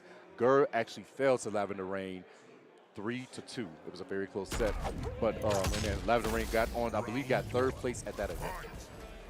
Got 3rd or 2nd. I can't remember. Did I think it's 3rd or 2nd at that event? I know you got top 3 for sure. Great showing for that young man. I'm pretty sure as well. Oh! We'll warm up some buttons. Buttons got to be checked. Like I said, you're playing for this much money, $200,000 prize pool. Oh yeah, you're definitely going to make sure those buttons are feeling swell. Making sure all those time dilations and manipulations are working for Gurr, and for Takeda, making sure those whips, those kunais, are warmed up for this battle once more. The last losers quarters match. Gurr and Lavender. Gurr getting started by spending his only first bar of meter to get his hourglasses loaded, and then Lavender Rain getting the first hit, giving him another bar of meter. That's how it works here. Both players start with a bar of meter. If you get the first hit, you are given the gift of another one. And meter is money, and money is power. Something like that. You know, you're not lying, because the power you need is to take this set right now. The overhead coming through, Lavender Rain sets up a shuriken. The block, oh, he had a punish, but didn't believe in the slide. But guess what? Full combo. Well, this is looking grim. Gurr no way to save himself defensively unless he can arm around the Motaro, but that was so advantageous on a block. It simply wasn't his turn. Oh, no! For the throat. on the EX extension is going to be denied. He's going to allow Gurr to load up those time resources again. He's got the hourglass, the sands of time at this man's disposal. Wall, try to throw a shuriken to contest it. Not going to happen. 30 seconds left on the clock. Time becomes a factor in these sets. Like I said, every time we go to Gurr, they expect the clock to go down to about 20 seconds. Oh no. Beautiful conversion right there. That's the huge use of Motaro right there. Shooting 3 massive. What? Look at, he said, I know you. I'm waiting on snap too. He's dancing. I know you got snap. I'm not about to get snapped on, no. Command grab is going to get jumped, but guess what? Rewind time just like that. Back to square one. Overhead. He goes for mid. Command grab. That's extra damage because he's doing him out the corner. He's not dead, but time. Overhead block. And he's going to get out of there. 1 second. The kunais are not going to save him. A little bit of chip damage, but it does freeze the clock, so you'd have to block them all. But you're down to the wire in that one. How many matches with Gurr in them go down to the timer? Oh, hey, so someone make that step for us, please. Please let us know that stat. Yeah, that's across the whole Pro Tour too. How many times has Gurr had? I feel like it's been more times than not. Like I think it's around 60 or 70%. Got to. Ooh, big interruption. Another toss. A clothesline from hell on that one, man. Well, about to take his head off. My God. Garrett's need to go to the WWE, man. For real. He's built like a linebacker. I mean, oh, that's a punish. Beautiful stuff in the reactions from Lavender. Lets him set up that ground and kunai. No, he's going to use it for the extension this time. That's a lot of damage right there. The full conversion sets up another one. That was 472. You know, it's a good cash out right there just because you know how low Garrett's health is being 950. Oh, no. Row. Here come the clones. Fantastic block on the first one. Wonderfully blocked through that from Lavender Rain. Showcasing, like you said, Tento, the defense of the game. Kind of a rarity. Mortal Kombat known for its offense. I know. Showing that the block button does come in handy, but unfortunately, snap my fingers, do the step. I can do it all by myself. This man Gurr's going to spin the fatal blow. Try to force out the breaker. No, he's going to hold his damage. Lavender Rain. Kind of crazy. 4 times than not, you see someone break that. They don't want to eat this much damage. Lose a health beat as well. But it means that Lavender Rain in his own brain has complete belief that he can still do it. And wakes up buttons because your meaties are looking kind of vegan, my friend. Oh, you got to get him up. And beautiful damage right there for the knockdown. Just goes mid-screen. Beautiful stuff from Lavender Rain. And man, this is a long game 1, but this is going to set the tone for the rest of this set. That it is. Into the corner 2. Never mind. I lied right to your face, Sento. Oh, hit advantage. Oh, it blocked. No, can he get the punish? He wasn't close enough with the 4-2. That's so unfortunate. Get about 150, 200 health back there as Gurr as well. Yep, surviving a scare. Good call on the stagger right there. The down 1 from Lavender Rain, and hit advantage was Gurr right there. So you have to hold pressure, and when you're holding pressure, you susceptible to that throw if you're blocking. Here it comes right there. Oh, that chest connects. Goes for the toes. Guess what? Sets up another clock. Gonna get another one. Oh no, misses the cancel. That is some pretty tight execution. Get that time freeze into the Motaro teleport. This time shutting down the Motaro teleport on wake up. Aqua, no clock, and he's gonna get a setup off of it if he wants to. No, he drops it. Gets the low. Chip is a big issue right now and goes for the back. Oh my God, the 4th throw. Jack's coming in, and that is 1-0 up for Lavender Rain. Fantastic victory here. Played around those resources of Geras so well. Even though there were a couple of drops from both right here, maybe a little bit of nerves given where they are in the world right now and just how much money they are competing for in this tournament. Trying to stay composed is Gurr. And he's unafraid to come off that resource out of the gate, a bar of meter to load his hourglass. And then he gets first hit, and he's got it back. Thank you. Oh, man grab, takes up the corner. That's immediately, oh my God, Gurr. Lift him up and knock him down. The noble Steve, Motaro. Armor's up though. Jack's still gonna be active because he He's didn't still hit. there. He's still active. There's the hit from Gurr. Put him to sleep. Easy, big guy. The sun's getting real low back there. The sun was low indeed. If you guys ever wonder what Jackson's doing on the screen right there, it's called the unblockable. You cannot block that. The only way to get out of that is to jump. To know if he's on the screen or not, just look at his cameo meter up there. You see that his bar turns purple instead of orange. That means that he's out there. And Motaro, the only cameo that this man Jax cannot grab and beat up. Hey, he's done every bicep day, every chest day, but you can't lift up that bill. That's a big boy. Man, big boy right there. You can't do that. There he is. Look at him. But all it does is it just puts him on a longer cooldown, and that's why Lavender Rain does it. So good at, even though it doesn't get the full Jack's got to grab extension for some more damage, etc. It's still able to keep him at bay. Oh my god, he put out the full turret. And got the grab as well. Shutting down the turret and so prepared. Dropped it. Goes for armor. Command grab. Goes for mid. Drops the combo. Gets the tackle afterwards. Blue 42. Big shout out to Yipes. Blue 42. Hike. What a victory. Ooh, gets whipped in the face though to get started in this one. Overhead. Good blocks. Stand patient. Gets under, but guess what? The downfall coming in handy. Lows up. No, he's just activating Stand Clone. I got a twin if you didn't know. Yeah, he went to Rainbow. He did him. He's just going to return back to his normal form here. There we go. It transpires. Thought that the Motaro shot was going to come. There's the mind game now that they're starting to play around when is that Motaro going to come, and is Rain going to make the read on the Jack Scrap? That's forward slowly but surely. Not going to be able to get there in time. Goes for the low. Does not get the punish. Goes for the low shot. One door overhead. What you think about? That's what's crazy about this matchup right now, Kento, is there are two separate battles happening in the front of the stage and in the back of the stage between the cameos. The cameos fighting and y'all fighting. That's what's crazy right there. Ooh, the second into that string not coming out. Time to stop the advancement from Lavender, who finds a big hit. A lot of resources too. Jack snapping the back of his opponent, and he did that ender to put him right on that grounded kunai. Eats the overhead. I told you the target on the man's head. It's shiny. Kunai's not there anymore. Going to try to set some up. This man Lavender Rain trying to walk this man down. Not going to work out too well. Staggers it because guess what? He's worried about Jax grabbing Motaro. Conversion. Oh my god. Beautiful one, no slides, and the Gurr's DMs into the throw, and boom, boom, he's gonna get him like GG's, that's the round. Specific cameo throw right there. You can spend up to 2 bars of meter to amplify that regular throw into 210 damage. If you read enough block, 330, and going for a ride is Lavender here. Oh wait, too much right there. Don't know the combo conversion he had right there, but hey, unfortunate for Gurr. Wasted 2 bars, thinking too much on that setup, but still on the offense, on the prowl. Waves. Jax barely misses that one. Oh, the low shot still got off before Jackson do something. Oh, he tried to, but unfortunately couldn't get there in time. Anti-air, no, ate it. Oh, the hit advantage to confirm. Oh, running time. Back this time around the meetup. Lavender Rain, punishing accordingly. Sets up, overhead coming out. No, he goes for low instead. Block, gap's closed. Another smack in the face of Motaro. Get out of here, horsey. No more horse in the mouth. Up. Up. Goes for jump kick instead. To another clone. Tried to go for a back two, not gonna happen. Get out the air. Command grab can do it. Goes for overhead instead. Gurr ties us up 1-1, and we have ourselves a ball game. Oh, we're battling. With a snap of those fingers. Ooh. Gurr, after every game, I'm gonna join you, buddy. I'm gonna take a swig of water too. Stay hydrated, guys. Stay hydrated.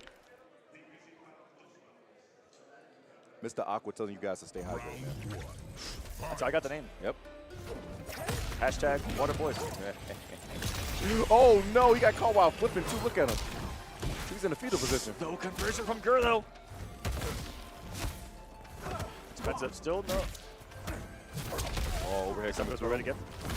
Oh, try to go for sweep, not gonna reach it in time to sand. Make sure you're the kicker, not the kick E. Jack's coming through for the big combo. Thank you for the backbreaker. All the way to the corner. Hold that knee. Oh God, not the armor. Please. That was up in his face. I'm not too sure if that was an intentional one in a second, but maybe he's just showing off for us here. Gurr gets the tackle through the wall. I think he definitely want to send the X message off with that second overhead. It was just for the love of the game. For real. Nice balls block. Still swinging through those Lavender. Said you shaved that many frames off for a ride. Jack breaks the back. Kunai missed space though. Forcing this break from Lavender. Made that man Jax waste a cigar with that one. Command grab coming through, no delays with the full string. Once again. Oh, nice. Jax coming through again. But wait, no, spins of 2 bars. Can he kill him? He does. Wasn't blocking, was Lavender Rain. It's very expensive. 2 bars of meter, but the firepower of that setup is insane. The 2v1, you get, I believe, about 4 mix-ups in total when you get that clone setup activated. And, but God! I didn't notice how he was teleported. Gonna get him off that kunai conversion, and just gotta beat him with a low. This health bar by Gurr disappearing in absolute moments. Lavender Rain trying to pull a magic trick on us. You want to see a health bar disappear? And the health bar definitely just hit right there. Ta-da! Beautiful stuff right there. Gurr tried to dash forward when he saw that kunai was set up, but unfortunately got tagged. Did not believe in that hit right there. I guess he thought that Gurr was going to rewind, and he definitely stopped the combo, just hold the block. Both whipping pokes right there. Gurr going back to full screen and dancing. Always makes his opponent want to come to him. Has plenty of tools here, full screen to play with. Oh, he got interrupted though. That slight walk by Lavender in that range, really everything. Oh, but drops the combo, unfortunately goes for the big 1-2. Oh wait, gets a knockdown. You're kidding me. Goes for NC, not gonna happen. Doesn't get shimmed. Nice balls box from Gurr. Negating that chip damage. Big back throw gonna be tech. That stagger. Interrupts the advancement as well. Gets the frame advantage. Denies the jacks right there. Using the gap with armor. Like I told you, that armor, you can absorb a hit as long as there's a time to start up an armored move. Oh, goes for the low. Doesn't get thrown this time around. Another mid check, and guess what? Command grab coming in handy. Goes for another one, but unfortunately a foot was met to the face. Back to square one for Gurr.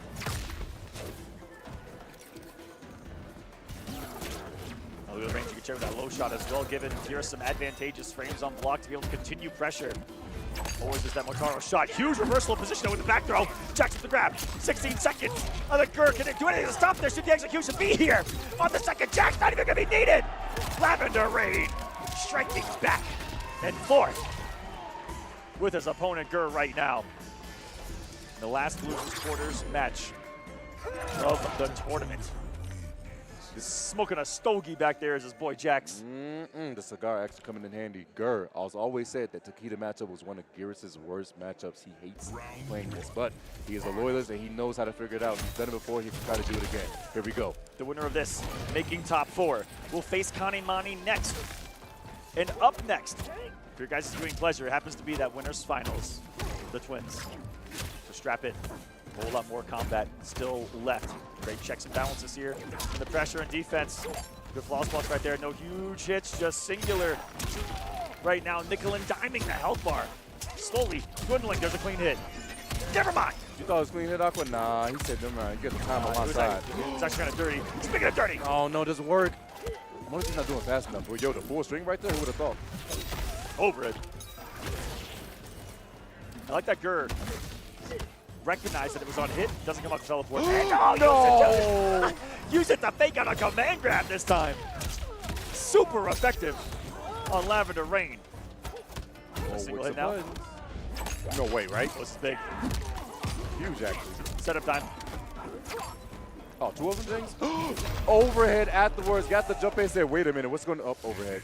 The foot to the back of your cranium. Gurr said, screw this, I'm out. I'm out for real. I see what you're doing.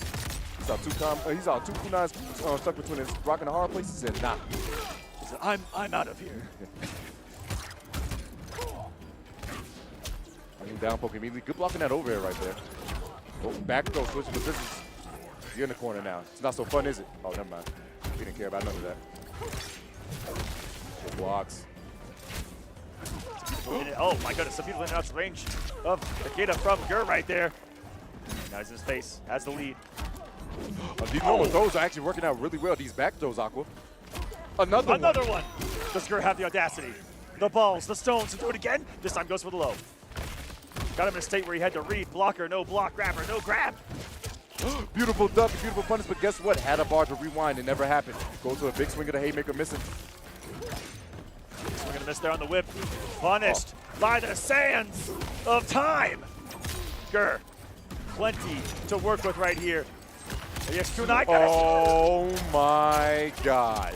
Jack's coming through, he has a setup over this. Overhead's coming in handy. No, the throw instead gets a full combo. Sets up something else? No, he stays back. Lavender Rain setting up everything right there just to get armor. And we're going to a game 5 once more. Game 5. The decisive one. Gurr coming down back 2-1. Stand composed and still will stay in this. Remember, guys, for top 4, that is a huge chunk of change when it comes to it. When it comes down to what's the difference between 5th place and that 4th. Here we go. Game 5. Oh, there's a game. Oh, again. Deja vu. Caught him while he was jumping again. Ooh, DDT from the top rope is crazy. Are you kidding me? $6,000 difference between the winner and the loser of this one. Great time to swing clear from Lavender. He's had a lot of success on reading when Gurr's going to stop those staggers on the forward one string, where he says it with his chest, puts out the little sand tombstone, and you still have to worry about the tackle force. He has 3 parts of that string that are so detrimental, and he's going to be there to meet him. Where are you going? I'm in every timeline, here to beat you down. Big damage right here, by the way. Are we done? Of course not. Why would we? 497 and a shot at the title for Lavender Rain. Put the hourglass down. The snipe, the 50 caliber whip from downtown sends them to a match point. Here we go. More. His men now. More truffle shuffles from Gurr. Here, full screen. He can run the snap, but he gets a huge jump in. Rewind time for Gurr. No, he's going to hold the damage instead. Unblockable. Going to force the block right there. Jax again going to get his pound of flesh in that unblockable ground pound. There's a screen. Sends the throw. Scores the knockdown. He's actually closing the gap rather than staying away right here. Breaks the armor with the 2 hits. It can only absorb 1. Poor Motaro getting slapped again. He's getting put back in a stable. He still has plenty of power here. It's going to continue to be a 2v1. Another beautiful block from Lavender Rain. Not many can survive 2, and just like that, Lavender will take it again over Gurr in this pro competition when it matters most. Here at Final Kombat, eliminating Gurr, and now is in top 4 of the tournament. Brazil in top 4. 3 countries being represented in top 4 right now. Turkey, Brazil, and Chile. Our last USA representation, Gurr is going to be eliminated at 5th place by Lavender Rain. Both U.S. players going home at 5th this year. And this would be one of the very few times that the U.S. has not won. It's the first time that U.S. hasn't won the World Championships. That's a round of applause for Lavender. But just for them not to win even EVO, mostly and primarily won by U.S. throughout the entirety of the ages, only being stopped by the likes of Scorpion Procs. Just a few years ago, U.S. has been dominant here in Mortal Kombat.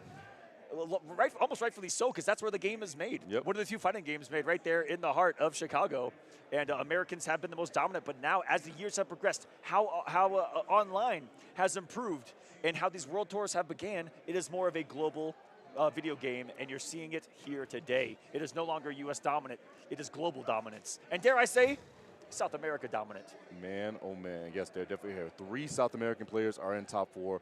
1 person from EU being Canamani. This is going to be a testament to see what Kani can do against these South American players. Like I said before, the only thing against Kani right now, he's always proved himself, like I said, against NA and his region. But it's South America that I see that he struggles with the most. What can he do to overcome this in the future? We'll find out. That match is not going to be next. The match that's going to be next up is going to be twins. We're going back up to the top. Scorpion Procs, Nicolas, twins from the country of Chile. The same household. Again, I was saying this thing's worldwide, and yet one household is before us. Very seldomly, I believe, is that said across anything that's global and competitive like this. How many twins we got in NRS? We got Ketchup Mustard. 1 billion. Nicolas, Scorpion Procs.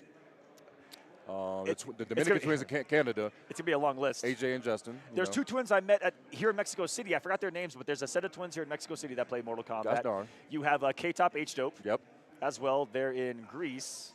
You have... Red Leaf and Young Monster twins? Young Monster, they are. That is right. We have too many. If you guys do not know, we have a lot of twins in our community, and they all are very, very good. I'm not even kidding. Some of them just don't travel as much as they do. Mighty Unjust? Mighty Unjust and Kukui. And El Kukui, right here in the States. There's so many that you can forget some of them. All of them twins that are at the highest possible level of Mortal Kombat. There's something about twins. There should be a documentary made about twins and Mortal Kombat. There's just something about it that is a recipe for success. Yes. Anybody, if you have a twin. Or even a brother, DJ TMIT, the CD brothers growing up back in Mortal Kombat 9. Shout outs to the OGs of Mortal Kombat 9, the CD brothers. Who else? Aztec got a brother. Aztec and his brother. Sonic Fox themselves. Is a twin. Not a twin. No, they're a twin. It's a twin. No, they actually have a twin. Wow. So I only know about the other brother. No, they have a twin. So, but I know Sonic grew up playing with their older brother, whose name is Quiggles, who was a world champion of another fighting game before Sonic Fox's kind of prime time. Sonic was still playing a brother who was a world champion of a fighting game. Family Family. Family. Family. We do it for family. Crazy work out there, man. It's a Vin Diesel movie out here. It's crazy. Bottom line is, anybody that's out there watching over on this, HBO, TikTok, YouTube, Twitch, all you guys, if you have a twin, you might as well pick up Mortal Kombat because your chances of winning is probably going to skyrocket. If you don't know how to play, just learn how to play. You'll do good. If you think about it, it's who you can get the most games with in an offline setting, constrained with the most. You have the most time to break things and dissect things down together, especially at that young of an age where you don't have to worry about work, bills, school. Shout out to the unemployed. You guys are great, huh? They got all the time in the world to be that good at Mortal Kombat. No shade. I'm just saying they got a lot of time. Just saying, top 4 they're young, are all under 20. as they should. Just to put in. Lavender Rain is 22, I believe. But oh, what an old head. Yeah. But yeah, all the other boys, 18. Yep. All 18. The true young guns and the next generation of Mortal Kombat players we've seen being molded before our eyes in the last couple of years. It's a beautiful thing to see. I've been enjoying it. Yeah, it's been a real treat to watch. It's been a real treat to see how things go. Like I said, we've had 10 events, if you guys didn't know. We started off in Mexico. We ended in Mexico. We also went to Europe. We went to Austria. We went to Birmingham in the UK. We went to, what else we had? We had 3 in the US, being Texas, Florida, and Chicago as well. 4, actually. Yeah, let's talk about that. 4, and then Evo. I'm missing one more. Did you get Mexico? Yeah, Mexico. That's where we started off. Blink. We had Dominican Republic. Dominican Republic was also out there too. We had tons of events. Make sure the big thing about the system is that we wanted to make sure everyone got a chance where they were in the world. We wanted to make sure at least we had put 2 demigod events in each region, so they can make sure that everyone had a chance to at least qualify from their own place without having to travel overseas. Which is why we're seeing so many representatives from Europe, from South America, because there was multiple ways in and enough points within their region to qualify. A really well-structured, in my opinion, pro competition this time around, especially compared to last time. There's only 4 shots in at the offlines, which is not an awful lot when you think about it. But also, I want to give before I forget, not only are we talking about the new age of Mortal Kombat, while I'm here, I want to give a quick shout-outs to all of the old heads as well, to all the classic players as well. There was competitive scenes before even the modern era, which is the NetherRealm games. NetherRealm games were Mortal Kombat 9 and on, but before that, you had multiple eras of Mortal Kombat. Shouts to all the 3D Mortal Kombat players out there. Shouts to all the arcade Mortal Kombat players out there. MK1 all the way to Trilogy. You got MK4 going all the way up. You guys are awesome, and there's also the arcade collection coming out here in just a bit. I had to flash him with that one. Yeah, I had to flash the badge. They was like, oh, is that the badge? It's a little arcade cabinet. Man, you already look like a cop. Look at the glasses, got the stash. Oh, hey, my man, God. Aqua, no, wait. No, you're the striker, can't be on real life. What are you doing? All right. I got one joke for you guys. When I'm driving a car and I'm behind someone, they do slow down because they think I'm a cop. Don't drive behind me. Don't drive behind me. But yeah, while I'm here, I'm asking shouts to all the OGs out there. I'm really excited to see what they bring to the table. They themselves are also getting some modern netcode with the Legacy Collection. Check it out. That is Mortal Kombat 1 through 4, and a lot of others in there as well. The WaveNet Trilogy, which a lot of people are super excited for. And a couple of surprise picks that they put into that Legacy Collection where they're bringing it into the modern online setting. They've introduced different things to the games, practice modes, which is huge, lobbies soon, and again, modern netcode to be able to play against whoever you want worldwide in a very comfortable setting where there's not going to be a lot of latency. Just a beautiful thing to see. It's going to be really amazing. I'd love to see that how many more, like as you said, the old heads get a chance to play against the new blood. And guess what? Teaching them ropes. I think people are going to be surprised at how good these guys actually are. Not a lot of them play the modern titles because they just love the mechanics classics. And those old classic games, but they've got such great skill always on display when we get to see them in a competitive setting. And so all you guys that are on the bench right now going, oh yeah, that's my time. Please get up. Just waiting to get called in. The whistle's about to blow, my friends. Oh, my God. Yeah, and now, that's not seeing double. You're not seeing double, guys. This is actually the twins actually playing right now. You're not seeing double. This is not a duplicate here. How does production know which one's which? Well, I already know. Now I know. I actually can tell the twins apart now. The glasses. Because Nicolas wears glasses.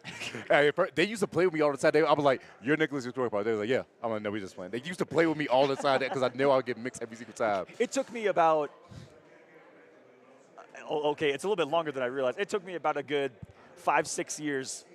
Back in the day, ketchup and mustard. looked very similar. Yes. And over time, I could try to get the differences between them, and now they look and dress completely differently. But when they would have the same haircut, when they would have the same facial hair, and be wearing the same thing, I 50-50, which is how it should be here in Mortal Kombat. I legit only messed them up once, and that was last year Final Kombat. I remember that. It was because if you guys do not know, Ketchup Mustard also plays Cyrax and Sector respectively for their colors, and I didn't look at the screen, and I said, "Yo, what's going on, Mustard?" And he's like, I looked at the screen, and I was like, he's playing Sector. I was like, no, I'm so sorry. I was like, that was the first time I've ever mixed them, and I've always been so consistent. But nonetheless, not mixing these two up to the screen right now. The two Chilean twins, you guys see it there first. Both of them 18 years old, have been dominating here and here again. And guess what? First time in a long time, they have a winner. They're playing Scorpion and Sub-Zero. That would be so cool if they did that. That would be so cool. Now, the twins, when they play each other in situations like this, are known to play whoever they want. And because, again, when they play each other, it's a different video game than when they play anybody else, because they have 7,242 hours between them, probably at their house, just sitting and playing, that they could have a character selection for their brother that we may have never seen before, you know, because they play each other time and time again with their main characters. It's who they're most used to. Who and what can they do to catch their brother off guard in a situation like this? They usually play a plethora of characters when they go against each other. Like I said, during MK11, this is all we saw, like you guys know. His brother. He did, yeah. But MK11, this is all we saw for like majority of MK11 life. These two playing against each other in the winners finals and grand finals. They haven't done that too much in MK1, but now we get to see it here again on the big stage. And what are they doing? They're doing it already. Look, Johnny Cage. Now, Scorpion Procs has been known to go for the Raiden sometimes here and there, but it is going to be Reiko this time from Nicolas. Johnny Cage Tremor. Johnny Cage's first showing here in this top 8. Excited to see what that man does in Mortal Kombat 2 as well, coming out very soon. Shout out to K2 will be coming out real soon. Make sure you guys check out and the Funko Pops as well for those Johnny Cage and Katana. But Katana's not going to the screen. It's going to be Reiko instead. Both running the Tremor, but guess what? Both got a lot of damage on display. Should they find that hit? And speaking of hits, then confirm it.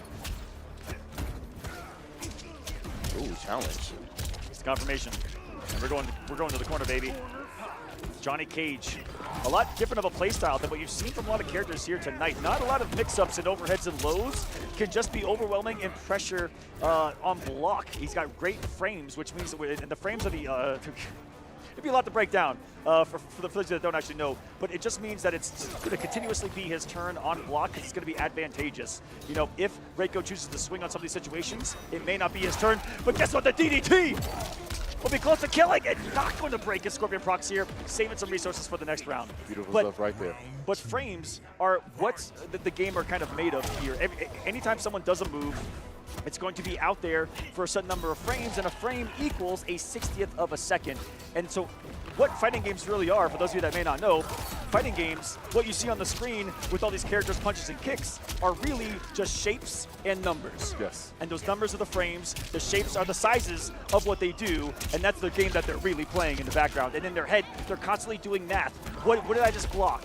What is it on block? Is it my turn or not? And that's how it goes. Pretty much simple terms of it. Frames are laws. You can choose to break the law or follow the law in this game. And right now, breaking all laws of physics is Johnny Cage. Maximize on the damage and should be able to get the kill. Scorpion Procs tying himself one round against his twin brother. And more times than not, when these two meet, it goes the distance. Definitely does, bro. I think it's only one time I remember it was 3-1, and I think that was at Mexico, the first event, when Scorpion Procs actually took it over Nicolas. Yeah, that's also something to note, is that so Nicolas has been the more dominant twin in Mortal Kombat 1, but Procs, I believe, is winning the head-to-head against his brother. That's actually pretty funny, which has actually been historical, the thing, since MK11 too. Oh my God. Oh no. Nicolas right here, massive damage. Again? Oh, what, man! He just started running! Run a man. Wait a minute. No break to stop this. It's a lot of damage. You know, he's gonna drop the camera on him. This is the funniest thing about this Fatal Blow. I want you guys to listen to how hard this man screams no when he sees this camera. That man is terrified. Oh, good shadow kick all the way through, and they hit both the characters, so that means a little extra damage. Winners 1-2, goes bowling, staggers it. Command grab coming in handy. Doesn't matter!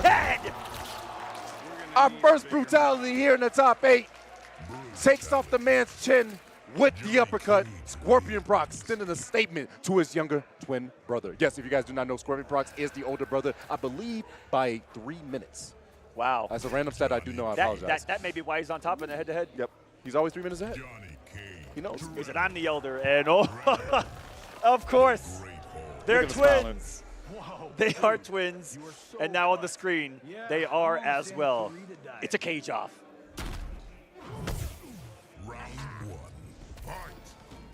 Johnny, Mirror, both of them going with the Tremor as well. Johnny Cage, one of the few characters I feel like that is such a complete character in and of himself that you really just get to compliment him with almost any cameo in the game.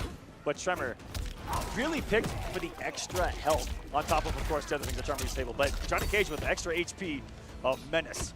Oh, and this is, speaking of Menace, you do not want to be cornered against Cage. Ooh, call out that man on the stagger with the dashes up. It's in the name. Feels like you're in one. Oh no, that had to be a miss input in the worst time. The nut punch is gonna miss, and guess what? You're gonna fall before the queen. Oh, he gonna dance on him? Hey, the pose, getting that star power up. And Johnny Cage, those stars in the bottom left and the bottom right of the screen, he can end special moves with little charges like that, or just try to load it in raw. When the star is full, he can activate a mode where he can do multiple specials in a row that are all enhanced for quite a few seconds, and it can be very, very powerful. Oh, big back throw coming out here. Just going to go bowling. The hard to block. That was an overhead low coming in real top. But guess what? All over with the blocks. Is that man going to run it out? Run bowling himself. Oh my God. No pins knocked down in the set though. Gonna armor that gap. Oh, baited. Scorpion Procs going to capitalize on the damage. Just because you guys know, the black shirt is going to be Nicolas and the. No, I don't know color that is. Is that purple? Oh my God, air combo. Let's just go with the pants. The Nicolas, pants, yes. The white pants. Are those brown? Although they did. Hold it. No, he tried to go for the dash cancel. Not going to work out too well. Breaker coming through. Tremor with the save. Trying to find that big clean hit. With punish. No, he doesn't get it. So he activates full string. Nice flawless block on the last one. Taking his turn. He went for it. Let it go. He backdash. Weave. That man entered the matrix on that fatal blow. Crazy work right there. Beautiful stuff. Scorpion Procs still staying alive. Oof, still wanted to miss.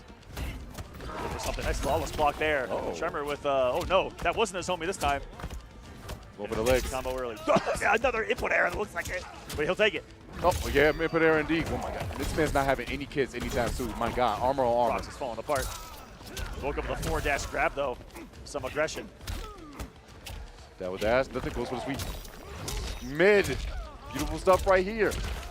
Full combo coming out once again. Nico on this. Procs the pickup. Oh! Star power activated. Here we go. Nut punch on wake up side of things. Wait a second. Could be a turnaround we need. But he can wake up with star power again. He can wake up nut punch. Is he gonna star power He himself? waiting. Wait, did he press? He did! Johnny Cage's fatal blow is a counter. So if he's standing there and you press, you get messed. Just like this, the camera comes down in 4K. This man got caught pressing a button, Tento. And in 4K, he is going to lose. Oh, put gas off favor? Yeah, style on Oh, him. man. Style on him. The brothers going at it this we love to see all the time. Aqua just explained, yes, Johnny Cage's fatal blow is also a parry, meaning if you press a button within after the first 2 frames of it activating, you will get countered. That man threw $400 shades at him. That's great. Man, they keep on throwing shades. They keep throwing shades. They can afford it. They're in Winners Finals. You know, right? They do got a couple shades they have. Both of these boys are guaranteed at least $60,000 combined together because they're twins. That's crazy work when you think about it. But once again, both of them could lose the tournament right now, and they still walk home with $60,000. That's actually insane. To the entire household. Oh, nice sweep once again. Going for the shimmies. Plus frames. Decides to back up, see if he's going to challenge or not. Look at him. Just dancing. Sun goes low. Boom. Got hit with the shadow kick. Trevor just keep on flexing. Pops up from the ground. He's like a groundhog. Is it winter? Not groundhog day just yet, but wait a second. Gets a back throw.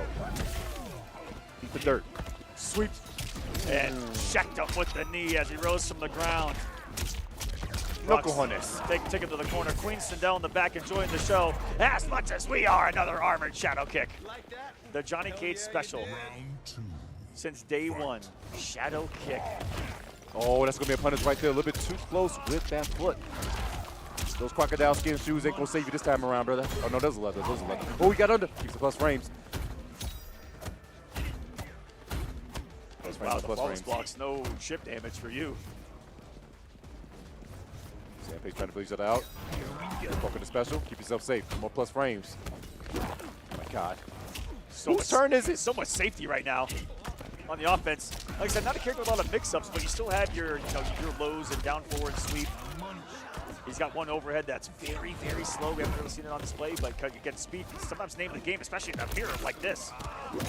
They're a little hesitant to throw out the slower options. Doesn't put in your armor quite yet. Tremor's going to be in the full back foot for Nicolas. Going to be coming up for Scorpion Procs here. Tremor locked a little to me some trouble. Oh, parry on parry, and guess what? You both got caught. I think both of them were scouting for a shadow kick or something right there. No break from Nicolas, because he's got the Tremor into the charge punch. Oh, he knew he was going to drop. That's why he said, bro, you're doing a little bit too much right now, a little bit too much dipping your chip. And guess what? There's no need for me to break because you're not going to finish. Hold this L. Caving the chest in with the camera. That shock cage fury. Does that recognize that? Oh, staggering with him right there, fighting his demons. Hey, I know you got a shadow kick, but it's not the time to be shadow boxing, all right? Oh, with the armor through, beautiful stuff right there. Poking the special, but did the wrong one. Could have had a launch after that one. Both these boys standing up on defense right now. Ooh. Most flawless block. Caught Scorpion Procs some respect right there, and then the disrespect immediately. Wake up, micro duck. This is about reading your brother like that is crazy. No break again from Nicolas, but again, that's how he won the last round was belief, and he's like, okay, never mind, we're getting a little scary here. No meter to work with, needs to find a clean hit. Can he do so? Hard to blockable right there. Staggers it, goes for the forward shove. The whip punish, oh my goodness. That was so clean. That was like a cerebral assassin of a stand one to interrupt the approach of Nicolas right there. Got hit him with the shades! $400 shade! Close out. It's not so funny, is it? Look at the pose on him. Now that the glasses. is styling and profiling on your opponent, on your brother in World Finals, in Winners Finals of the World Finals. You're going to style on your brother like that? I mean... Sometimes it's got to happen, all right? Sometimes you got to show, it's about proving the best. You got to be who's dominant out here. Some say that there is no rivalry like the one with your brother. And I have a brother myself, I agree with that statement. To this day, anytime I see him, I say, boot up Madden. Go ahead right now. Whoa! Okay. Shout out to Season 2. Peacemaker's coming on the screen. Season 2 of Peacemaker is out right now on HBO Max, guys. Check it out. It's been fantastic so far. I believe there's 6 episodes in right now. Plenty to watch and catch up on in their second season. John Cena making his appearance here today. The dominant force of Season 1's Final Combat. Both of these characters, this was actually like grand finals and winners finals of last year's Final Combat. It was. I'm getting a little bit of deja vu right now. It's crazy to think about that. We were just talking about Season 2 coming out, but now we're going with flashback to Season 1 right here. Trying to get a whip on this. No, he's swinging and missing. Terrible time to do so right now. Scorpion's not going to be all over it. Maximizer on the damage in the corner. No cojones for you, John. Blows up the armor. The armor. There's a rarity as Procs says you may have one of them. Double Sandstorm is crazy. You should have picked another character. Ooh, down 4 gunshot. Gives us some advantage here. Plus what can you do with it? A block. That was sensational. To a pole? That was grossly optimal, by the way. 2 things. You build meter with the special move, and he loaded the star power as well, and then flexed on him. Right now, Scorpion Procs really flexing on his brother right now. Eagly! Gotta hit it. Bird is a word right here. Goes for the hard knock. You got that life. Goes for the big enough to jump. Not going to get nothing off of it. Backing up. Gets the throw. Woke up with Eagly. That's some audacity. These two unafraid to swing on each other here. Case in point. Javito coming in handy. Throws out the blow dart. Just trying to stay back. Thought he was going to jump right there. Safety. Pulls out the deagle. Oh, punish that. Oh, no. Trevor was still right there. Took that man to the skies and hold the damage. No, drop the combo. So unfortunate. And give this man Nicolas a chance. Wonderful round right there. You guys named Peacemaker for a reason. Peace by any means necessary, Tento. Shoot that man in the foot. Blew the foot off like it was Harlem Nights in back alley. Back throw. Top blow that pinky toe off. Oh my God, that whip was insane. Breaker immediately coming out of Procs. I'm sorry, Nicolas. Get a twins mix. It's too much. That was the whip punish that won Final Combat last year. No, truthfully. Very rare to see it happen. With a whip down 4. Ooh, ate him alive with the advancing mid kick. Get back to the corner, you go, Eagly. That's his boy right there. Bird is the word right there. 2 birds in 1 combo. Who would have thought? Eagly. Now that's another move that Eagly has, where if you summon your cameo, The duck. Is this all she wrote?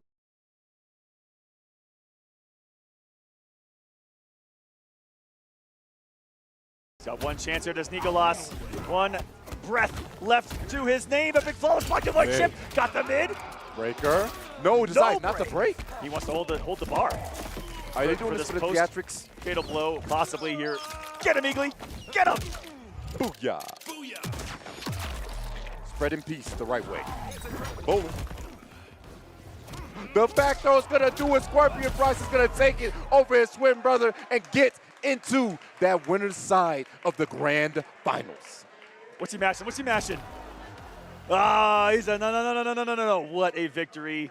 Again, kind of the tale between these two for the past couple of years. They've ran into each other a lot competitively, but Scorpion Procs seeming to have the edge on the younger brother, even though Nicolas has the better results in the last couple of years in this game. When it matters most, where it matters most, Procs stepping up today. I gotta tell you, I mean no disrespect when I say this, I had the least amount of belief in Scorpion Procs coming into Final Combat, and a lot of people did, that we've ever have. Again, a really shaky season. A lot of ups and downs. Comes into this with one of the final spots and points, one of the lowest seeded players, and is now one victory away from being the Mortal Kombat World Champion of 2025. Absolutely insane work right there. Showing off time and time again why he's standing up there, why he's staying true, and why he gets a chance to be on this big stage. Like we said, last in points, but definitely not going to be last in our hearts because he is guaranteed top 2. You know what else is a good top 2 here?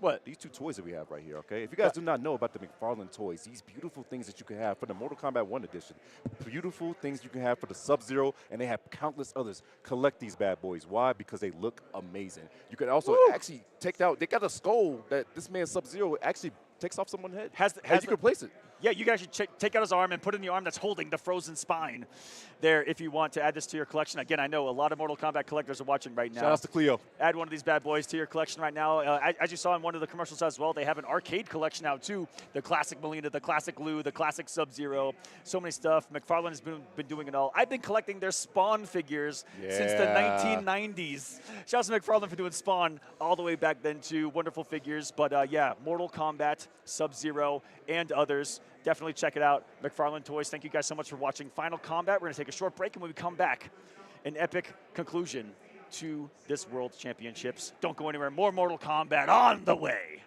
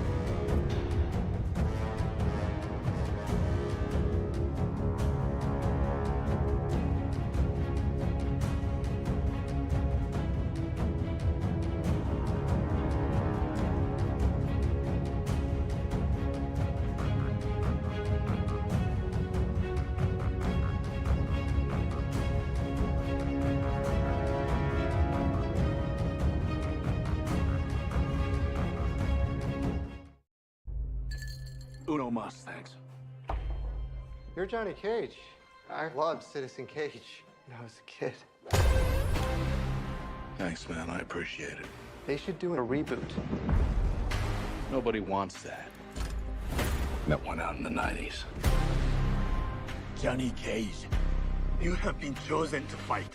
Tell me you're not some crazy fans. How are you doing that? Are you coming or what?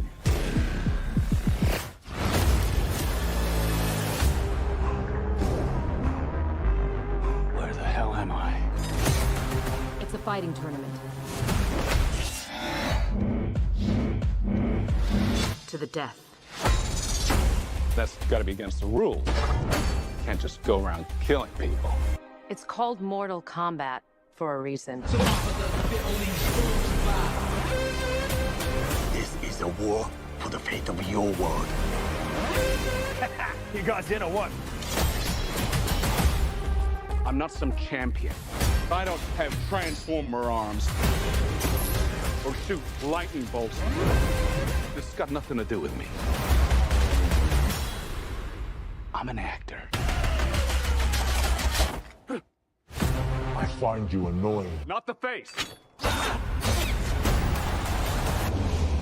There's a war going on outside.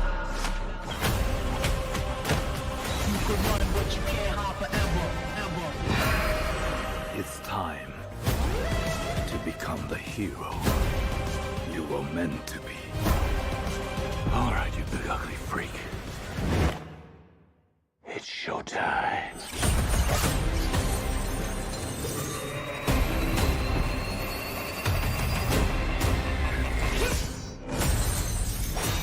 Get over here! Only the strong survive.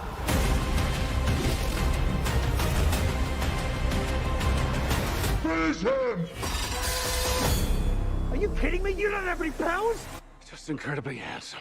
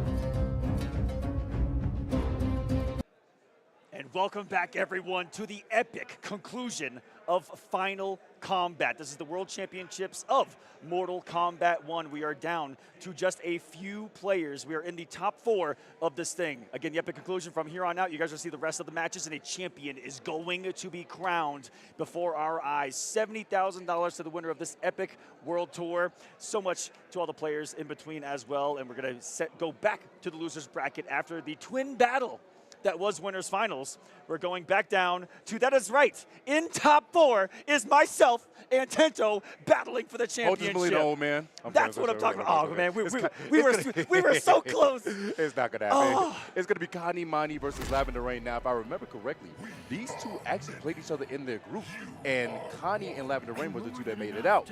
When they did play, I believe the score was 3-1 in favor of Kani. So just to be interesting to see, and he did run the Ermac against him. Looks like he might be doing that once again on display. Look, like I said, this is playing for top 3. I think this is actually like a $8,000 money match. Give or take. Oh my God. You guys haven't seen the Ermac yet. This is, well, the biggest damage dealer of the game that we are going to witness should he land the correct hit. And I remember just a couple of decisions in that match that would have sent us to a game number 5. There from Lavender Rain, Kani just with the clutch. And that was just yesterday in the group stages. Buttons being warmed up. Canamani coming off of the Olympian victory over Sonic Fox in the last round to send Sonic Fox home. Lavender Rain, the victory over Gurr. They're in losers' quarters to get them here.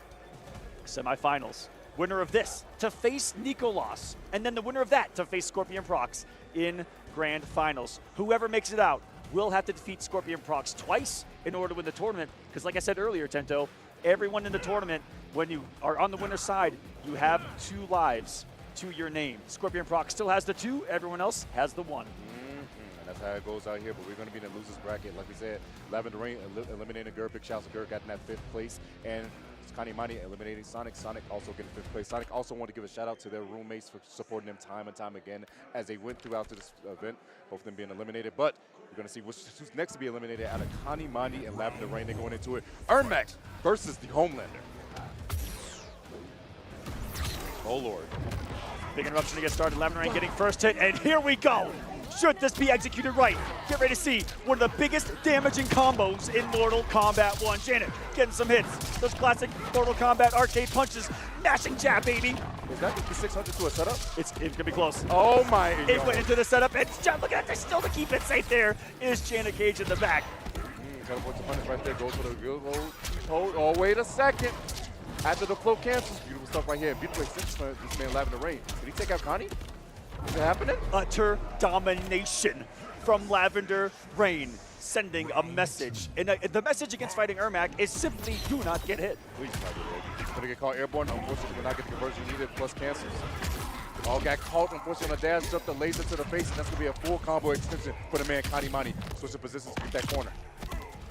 Nearly for Hondo. Goes for the feet, goes for the head. Great blocks from Lavender Rain.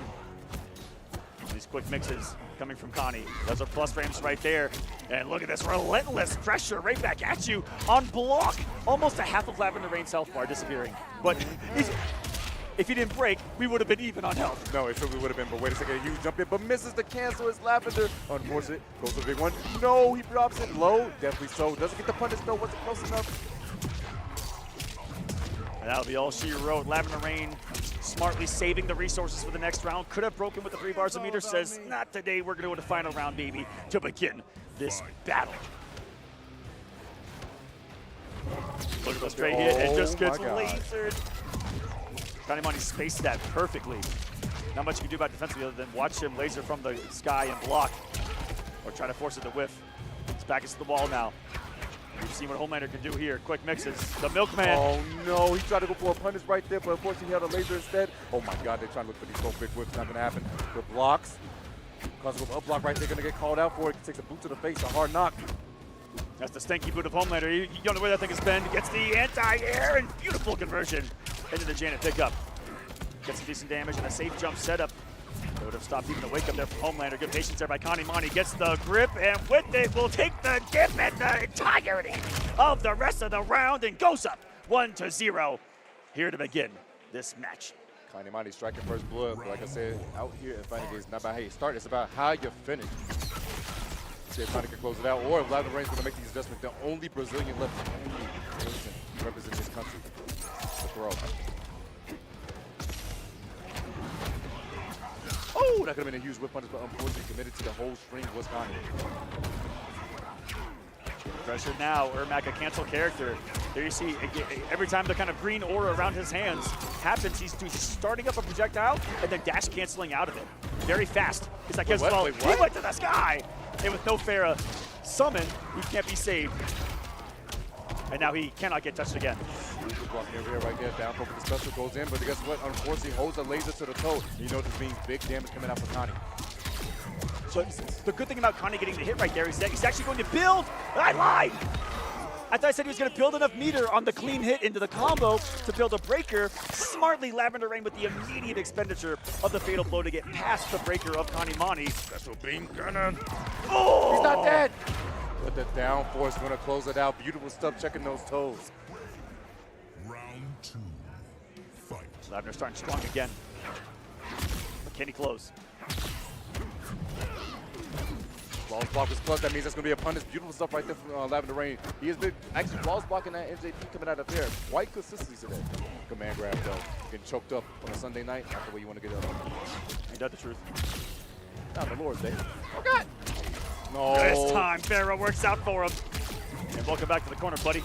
Buckaroo, pal, guy.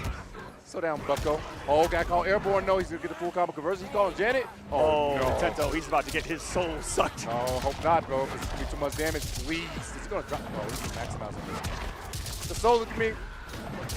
Oh, he's going for mix. Look at the damage. Mix. Adding up. Got his push ball. Oh my, it was Steel plus still his turn. Going to be breaking his Kani. Not quite yet. He activated the trap card in the backfield right there. Janet with the surprise projectile still on the offense as Lavender Rain looking to close things out. Can Kani get the hit? No breaker for Lavender Rain, which means no, with Janet will have the extension here. This could be enough for the kill. Extension. Does come off the bar. Still alive, 2 HP in a dream for Kani. One hit will secure the fate of both these players and sends the grounded projectile, sends Janet to the sky. Full coverage of the screen right there. 1-1. Uno in Mexico City. Beautiful stuff right there from this man, Lavender Rain. Getting the proper adjustments that needs to go against Kani, but going to hold the MJP once again. There it is, the knockdown after the choke. Smack the ever-loving crap out of him right there. That was no commitment. That was that power W backhand, all right? Oh, absolutely. Took a shot of his milk and just sent it. No. That's a homeland added beat to the milk. Oh, no. Put him down. Down boards action. Trying to laser the toes off this man, Ermac. Gets the back dash, but unfortunately he couldn't get the combo. The duck on the throw. And once more, Lavender Rain playing in the future says, it's okay, I'm not going to break this. We're going to the next round. And the confidence in the next round every time he doesn't break has been showing because he's actually been making the adjustments against Kani now. He's taking a lot of information I could tell from their first set that they played in group stage. Oh my goodness, the command grab again. So immediate Lavender Rain, not going to break now. Not going to break. Taking damage. Just scale damage. It's not going to be that bad. Now the next hit, however, I should probably be careful for. There she is. Man, he has been smacking the crap out of Ermac's head. Man. So far in this one, just. Well, he already did, so it should be too much damage, right? Right? Oh my God, I've never seen that before. That's really cool. New conversion FP2, 292. Trying to kick him in the head this time, too. Ermac fight back. There's the throw. 2, 3. Safe jump. You guys wonder what a safe jump is? It basically allows you to jump in where they cannot actually be able to armor because you can actually break it in time. Limiting their options, they have to guess. But unfortunately, gets it wrong right there. Here we go. No breaker for Rain, which means here comes a straight mix. Is it going to be a float? No, he goes for the toes. Goes for the Das Boot. Aerial shenanigans from the Farah. Got some hit advantage with the down one. What can he do with it? Super plus unblock. Oh, the double cancel was crazy, Aqua. He's loading up the souls. He's getting crazy with it up in his face. And he finds a hit. Oh my God. Insane conversion into the down one. Lavender Rain, a masterful display. I see some people in the crowd with their hands up like, how? Like, how? What is that? Even the pros. No, hey, the look on VGY's face is actually hilarious right now. He's flabbergasted. He's in complete awe. That's the term for it. He looks bewildered out there. Absolutely astounded at the outlandish activity that's happening on the screen right now. The choke out. Once again, Kani not letting that deter him. Great block on the sneaky low on the string. Does unhand be a big trade. Still cornered though. Give me that neck. Getting gripped up on a Sunday night, like I told you guys. It's not the way you really want to go. Once again, caught up. Oh, caught him. Sniped him. 50 caliber stem one. I would break this. Yeah, I don't want to deal with that actually at all. So people in the crowd got sad because they want to see that combo. They like seeing the number go up. Who doesn't? Conversion, that should be the kill. And with a Kani up 2-1 now. It's such good control of that final round. But you see the adjustments being made. Like you said, Lavender Rain smartly saving those resources for game 2. That definitely has come in handy. Taking a shot of that man's milk. He kept it in his belt the whole time. Man, imagine flying around like that, getting tossed around, the milk didn't even break, and you get to drink afterwards. In what state is the milk in after being shaken up that much? That's got to be spoiled. That's got to be aged, That's what I'm saying, man. And it's been out of the refrigerator for quite some time. Man. Homelander, you're a sick, man. That's the cow that got to be put down type milk right there. All command grab coming in handy. Didn't have fair, so it was no real threat. Able to take that little damage. Nice flawless block to gain some of that chip. Got to get the laser, not there. Into the range of Ermac, and here comes the pressure. Survived, and immediately just gripped another. Choke grab over the corner. He's going to go for the neck again. Give me that neck. Of course. Oh. Command grab really coming in handy right here towards the later ends of the set for Kani. Go for the down poke immediately. Cancels into it. Oh, beautiful confirm right now. Goes for it. Teleport to the other side. No, he just holds it. Goes overhead. Great block from Kani. A missed flight. Cancel, looks like. Got this time around. I think he just practiced it to make sure he make sure he's got it right there. What we call airborne. Pokes him again. Command grab, like I said, is becoming such handy right now for Kani towards the later end of this set. And this man, Lavender Rain, has not been picking up on it. One that has been known for using that down 2 cancel. Command grab. He is in the mind of Lavender Rain right now with these grabs. And he's, as the set has progressed, doing it more and more and more and more. And the mental damage is just adding up. It looks like. Define. Oh, caught him, and that's going to be a breaker coming out. This man, Lavender Rain, could be his last breaker of this set. Oh, no, I got the whip punish with the lasers, the 4-4 coming in handy. Spins an extra bar so he can make sure he gets this maximum corner carry. We went coast to coast, Aqua. That was incredible spacing. And give me that neck, man. I ain't done with it yet. It's going to break the night. Oh no, he got hit by that straight laser. Gonna spend a little extra bar on this to try to get the kill. Gonna be real close, but my God, it hurts so bad. Kani. Oh, it hurts so good. So much damage for 45. It's got one more shot, and it's gonna be chip damage on the 1-2. No, he actually got caught swinging. Had meter to save him should he have blocked a couple of more hits, but denied. Canamani on a monumental run here at Final Kombat is now advancing into the top 3. Where guess what, Tento? The match that we were denied earlier with Sonic Fox losing, we are gifted right now.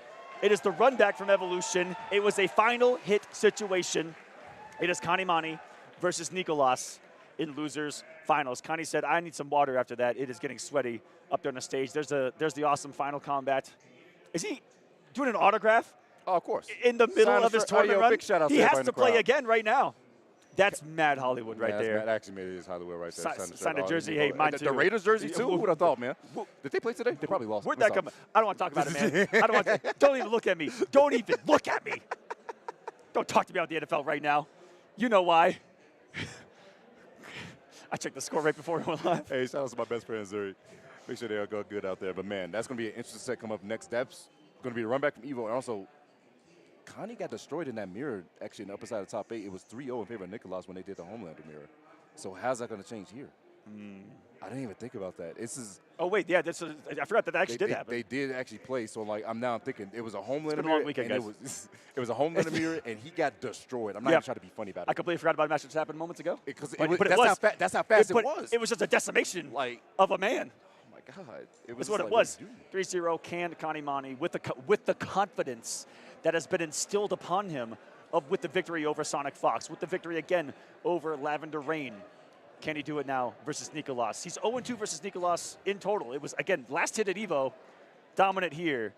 But how much of a mental reset has he? He's 0-3, actually, because he lost twice with Nicolas at Evo. He lost to him in winners, and then he lost him in losers. So Dang, so it's 3-0 right now. But the thing I was note about losers, Evo, when he lost to him in this, it was 3-1. But then when it went down, it was 3-2, and it was really close. There was adjustments from Kani. Are we going to see that again? But now, like I said, it was a different matchup. And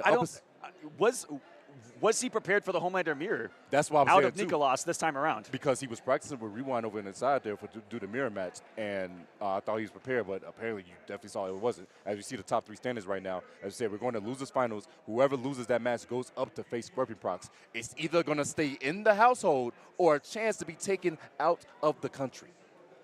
And look at the heartbreaker that was Gurr. Game 5s in both of the matches. Man. Still going home at 5th place. Tweedy at 7th, Faysal at 7th as well. Congratulations to them. Sonic Fox at 5th. Lavender Rain getting 4th. Big shout out to Lavender Rain. At Final Combat. Lavender Rain, this was the year that he made a splash onto the scene, and boy. I see what you did there. His name is Rain, and you said splash. Yeah, that was, a little bit. That was funny. I'll see myself out. That's all good. No, that was a good one. Yeah, we love dad jokes out here, guys. You still got, y'all are lucky you haven't broken out more. I'll say that. Man, you lucky. We got some of the chamber. Anyways. They're setting up on stage now for the next one. Kani giving a little bit of a breather right now. Yes, he has to sign about 7 more jerseys, so give him a moment. And get some water, too. Because Yeah, he's in the hot seat. He's in the hot seat. After playing that, if he continues to play, he's going to have to play. If he does what I think he can do, he has to play 4 more sets. Yeah, to win. Like, pretty much. So, yeah. Well, 3 more sets, I'm sorry. But, yeah. Yeah, 1, 2, 3, yeah. Yes. He has to play 3 more sets. He just did the first one. And, like I said, he is in the hot seat. Stop trying to do math, Tento. Please. For my sake. It's tough. It's tough out here, man. Numbers. When is the last time y'all did the quadratic formula? No? A Pythagorean theorem? Pythagorean theorem is crazy, bro. Do you remember back in school they were like, you won't have a calculator on you at all times? Calculate the slope. What? Man, what? I didn't even know what's 2 plus 2, man. That's the easy money to count up my money, all right? That's all I need. Simple math. That's right. All these quadratic, I'm not a physician, bro. I'm paid to yap here. As you guys see me, I'm yapping. I'm yapping in front of the people. All right, I wasn't paid to do the maps. I was paid to yap. Gotta be honest. At least you're honest about it. I'm always honest. I appreciate that. I'm sure someone else does as well. But yeah, once more, we are now in the top 3. There's some Nico chants in the crowd if you guys can hear. If you guys do not know, we have a separate broadcast going on. It's going to be the Spanish broadcast. Big shout outs to Chef. Yeah, and big shout outs to our right Spanish commentators. I believe there's also a Portuguese broadcast going on. Yes, it is. From the boys in Brazil. Shouts to them as well. And making his way to the stage is Nicolas once more to face Canamani. In the venue right now, the audio that's being placed into the venue is the Spanish commentary. So you're going to hear the crowd getting hyped very much so because these last top 3, this is a potential where Chile can actually take over for the grand finals, and that's going to make some noise. But there's only one person standing in front of that golden opportunity, being Canamani. Won the run back. Can he beat Nicolas? The man has been a thorn in his side. He is 0 for 3 in the sets they have played thus far since July to now. Can he overcome? Who are the characters they have here? I'm going to guess this is a button check. There's no way. Although Gurr Striker's got some sauce to it. I do not believe. You don't believe? Call me a hater. Canamani. I have to believe because Johnny Cage Tremor is one of the, if not the main character that Kani has used in the pro competition. I've seen more Johnny Tremor and Sindel Tremor than really anyone else. Handshake coming through. Let's see the picture going to be. We're going back to the character select screen. The beautiful forest of Mortal Kombat 1 in the background. Johnny Cage, Homelander. Just going to be Homelander. Johnny Cage. He says, I get it. You got the mirror. Stupid way. Let's see what the Johnny can do. Let's put some frames on the screen. Get it because he's wearing glasses. I'm picking up what you're putting down. But here's the thing. Connie's going to have home field advantage because he's inside Johnny's house, but the crowd makes some noise. This is going to be your losers finals to find out who is going to face Scorpion Procs in that grand. I'm about to say also has home field advantage simply being here in Latin America with a Latin American crowd because they're all about it here. Man, they're going to make some noise for sure for any hit Nicolas gets a hit. Oh, yeah. I'm already hearing the cheers. Command grab coming through early. And they chanted Nico already. The game just started. I wish you guys can hear this. I hope one of you guys can. It's insane.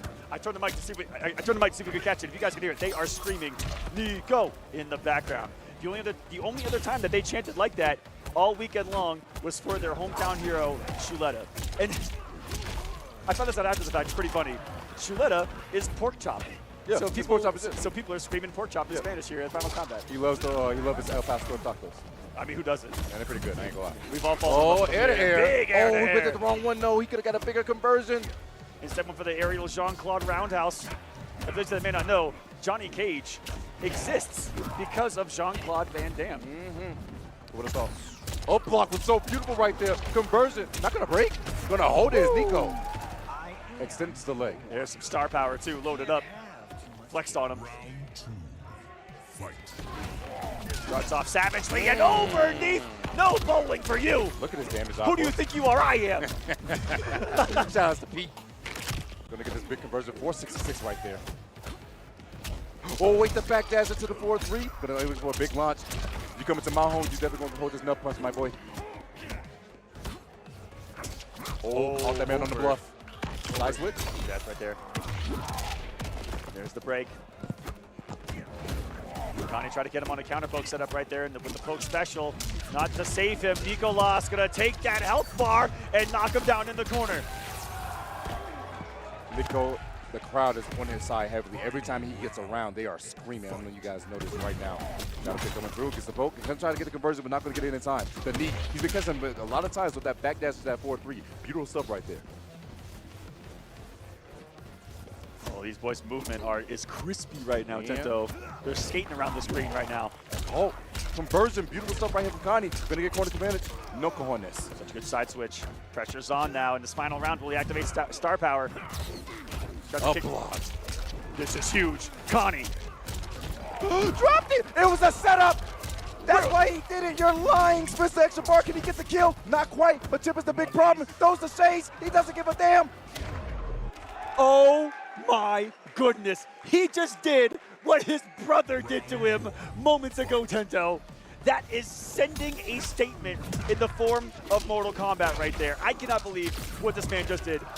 The Nico chants have started to try to get back in this, but Canamani has just completely, tectonically shifted the momentum of this match. He's doing infinitely better than he did last time already with this Johnny Cage pick. Who would have thought? Goes for overhead, not going to work out too well. Stacking with these mitts once more. Double down one. Doesn't go for anything else. Stays patient. The 1-1 confirmed. Beautiful stuff. Nico going to elect the break. Oh, he didn't confirm the 4-4. That could have been so much off the laser. The mid. Get a side switch, yes. Dashes underneath. To the corner we go. Nico chance beginning once more from this riled up crowd who wants to see the twins battle in their finals. Trying to play spoiler with some beautiful movement. It's Canamani right now. Big damage himself. Another launch. Oh, he can set up. He's dead. If he doesn't mess this up, he's dead. He's got to hold the unblockable. No, he let it go too early. No! Now, with that fatal blow, it's a counter.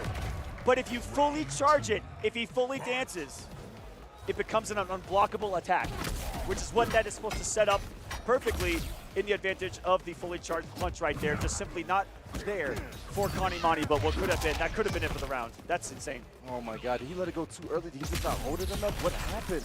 I truthfully wonder, but unfortunately. Oh, the back dash again, so clean. That's been super effective so far, and still is. Johnny Cage special, back dash, and he's got such great advancement, some of the best in the game. Good armor. All try to go in for the 4-1, that elbow coming in handy, but unfortunately not handy enough. Gonna get choked out, a double fear, throwing the towel twice is crazy work. Getting closer here, lasers the eyes out. The shades protect him just a little bit right there for Kani. What is it, enough? Nice tech. Plus frames on the lava, perfectly tech the throw, and he goes for another one, unhand me! You are not gonna throw me, good sir! Sweeps again. Oh, got that man on counter hit. That's gonna be confirming the fatal. Breaks before he even gets a chance to. One more chance, Kani. Goes for throw. He's gonna get a tie. He couldn't. Oh no, goes for the jail. Thought the throw was coming. Now the score is now 1-1. Already much closer of an encounter. Then the fingers on the winner's side. Raw shadow kick to get started. Goes bowling, and he's gonna land a strike. 2 pins. 2 pins. He couldn't quite pick up the spare. All in due time though. Oh, but that's been punished. No, he couldn't get there in time. Fair couldn't save him. There's a spend. Sometimes when you see people look to use those tremor moves, they can fake people out and get away with something on block because they assume that they're going to use tremor, and then you don't. Real mind gaze, that's right there. Tremor some safety or not. Staggers it, goes for another 4-3. Beautiful stuff right there on the blocks. Unfortunately, holds the laser to the shins. I love the use of the tremor ball very actively from Canamani because I feel like one of the keys to success for Johnny Cage in this matchup, by God, he's whip punishing him, is you want to be up close in your opponent's face. Case in point. Drop the combo though, unfortunately, going to go for the overhead. The block, throws the armor through. He got past it though. Stand 1 and 2 it, can he counter? No. Down pokes, the sweep. Goes for the wake up buttons. Down 3 once again. Doesn't go for throw. Safety. Just goes for down poke instead. Gets the back throw. Can he go for command grab? Command grab actually too much. He gets the down poke. No! It was too early. Command grab. Nicolas. He's got fatal. Command grab is coming through. Spins the extra bar for extra damage, and that should be all she wrote. We'll see how the scaling is. This did start with command grab. 11 seconds on the clock here. This is about half of the damage that it is going to do. I believe he may still be alive here, Tento. Here comes the laser. What is the last read from Kani? He has 3 bars to work with. When he shadow kick. Is he lasering? Goes low, and if he only could flawless block, that was the only way he was going to live. Does not. And that is going to be another game point for Nicolas. The whip punish is insane. Oh my goodness, the spacing from Nicolas has been absolutely abysmal for this man Kani. And gets the big interrupt. I thought the flames was active, but not active enough.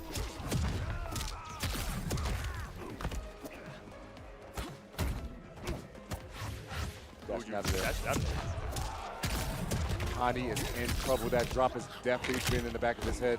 A command grab can kill him. Goes for down 1 on wake ups. Back throw.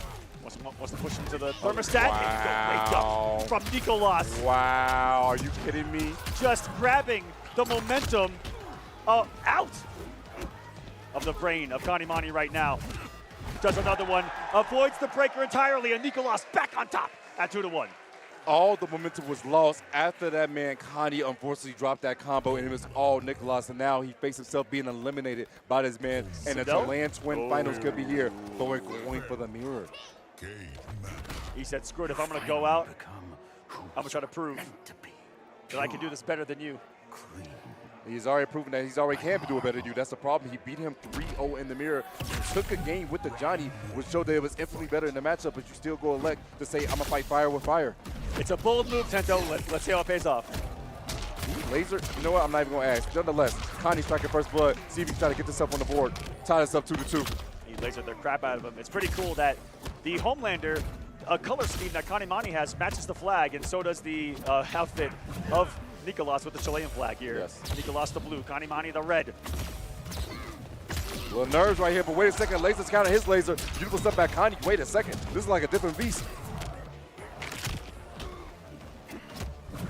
Crowd trying to bring Nicolas back to this one as well. Back to the corner. Go for the mid, Needs to take an entire health bar, but a beautiful up block by Canamani, denying the pressure after blocking that Farah.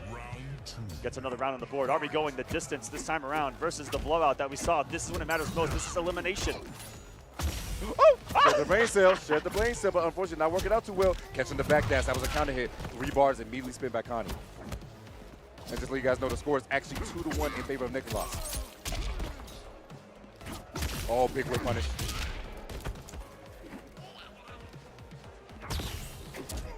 Interrupts the high. Stays low. Avoids the full pressure. Gets him going to the zone. No, cancel it pretty early right there. Watches some lasers whip and give me that grab. No extension because of the Farah though. Oh my God, the duck from Kani. Are you serious right now? Beautiful stuff right here, full extension. No meter required. No cameo required for this character to do so much damage and corner carry. That is the Homelander.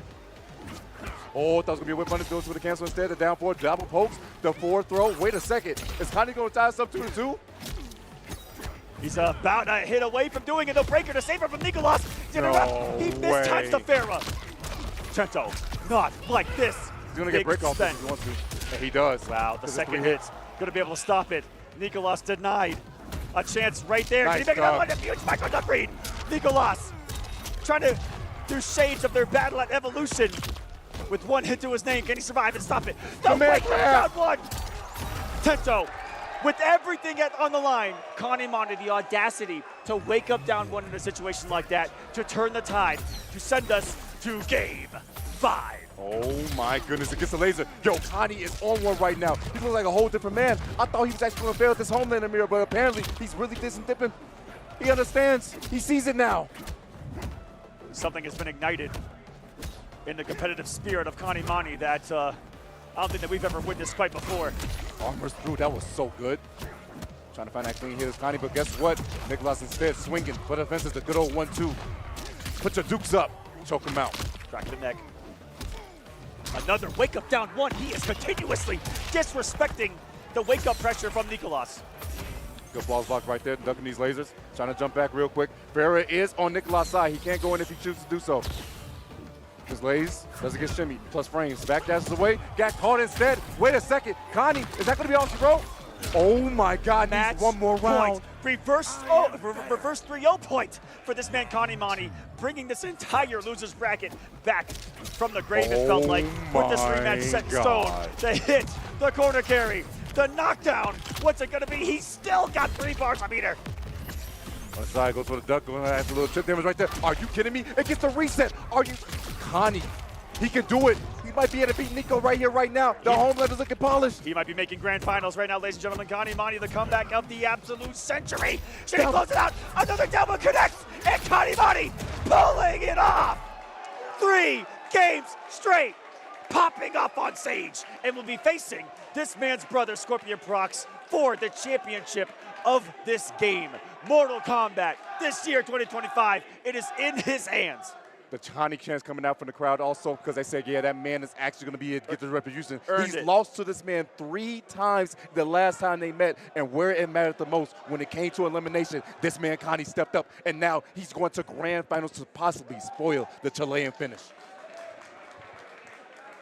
Whew, get a little bit of a breather right there. Woo! And well earned for Canamani. An unbelievable comeback. Nicolas eliminated at 3rd. There you see all the players of Final Combat right there. Law Corridor on the left, Axstar right there. His fellow Europeans that traveled with him here. Axstar, winner of Last Chance qualifier. Law Corridor tearing it up in Last Chance qualifier bracket as well. Yeah. Faysal embracing this man, giving him a hug. Canamani is on the verge. Now I think about it. Wait, Canamani and Scorpion Procs never played before. No. Oh, whoa. Nicolas, he's only got experience with We have Nicolas. no history to go off of this one. You know, we had a couple of matches there to see how things went between Nicolas, but Scorpion Procs, what is it going to be? Who plays a lot more characters other than the Homelander as well. And this is one where Canamani, how much prep could he have gotten into this one in comparison to Canamani, seeing how the paths are unfolding? Oh, my God. This storyline that's unfolding right now, this script that's been wrote, it's been ridiculous. But the top 2. Whoever wrote the script this year was fantastic. Absolute fire. EU versus South America is going to be grand finals. And you know, like I said, there's been a turn of the tide in competitive Mortal Kombat where the overall strength no longer fully resides in the United States. It no longer fully resides in North America. Europe, Latin America, both equally, if not at the singular moment in time, the better and stronger communities of Mortal Kombat. Can we see this body? Look at these names. Sonic Fox, Lavender Rain, and Nicolas is what Kani took out to get to this position right now. What a run. If that is a run right there of bodies that he just displayed, that is insane. But now has to take out the other twin. To note, if you guys want to know, the only 2 people that have taken out both the twins and taken the tournament is Ninja and Fox, I believe. That's it. That's it. That is literally It's a short list. Kani looking to join it here. There's a lot of people that have actually just have played one twin in one event, but taking down both the twins and winning the event has not been done by too many people. Really small list. Kani tries to enter his name into the echelon, the halls of competitive Mortal Kombat. Here, Scorpion Procs trying to build on the name. He's already an EVO champion. He was in Final Combat last year. Didn't have the result that he wanted. Still a great performance. But this year looking, I mean, not even this year, today, looking completely different is Scorpion Procs, looking like a champion. Can he close it out? That's the question here today. Because he is coming from the winner side of the bracket, still has 2 lives to his name. So this is the only situation in the tournament where Canamani has to beat Scorpion Procs in a 1st to 3.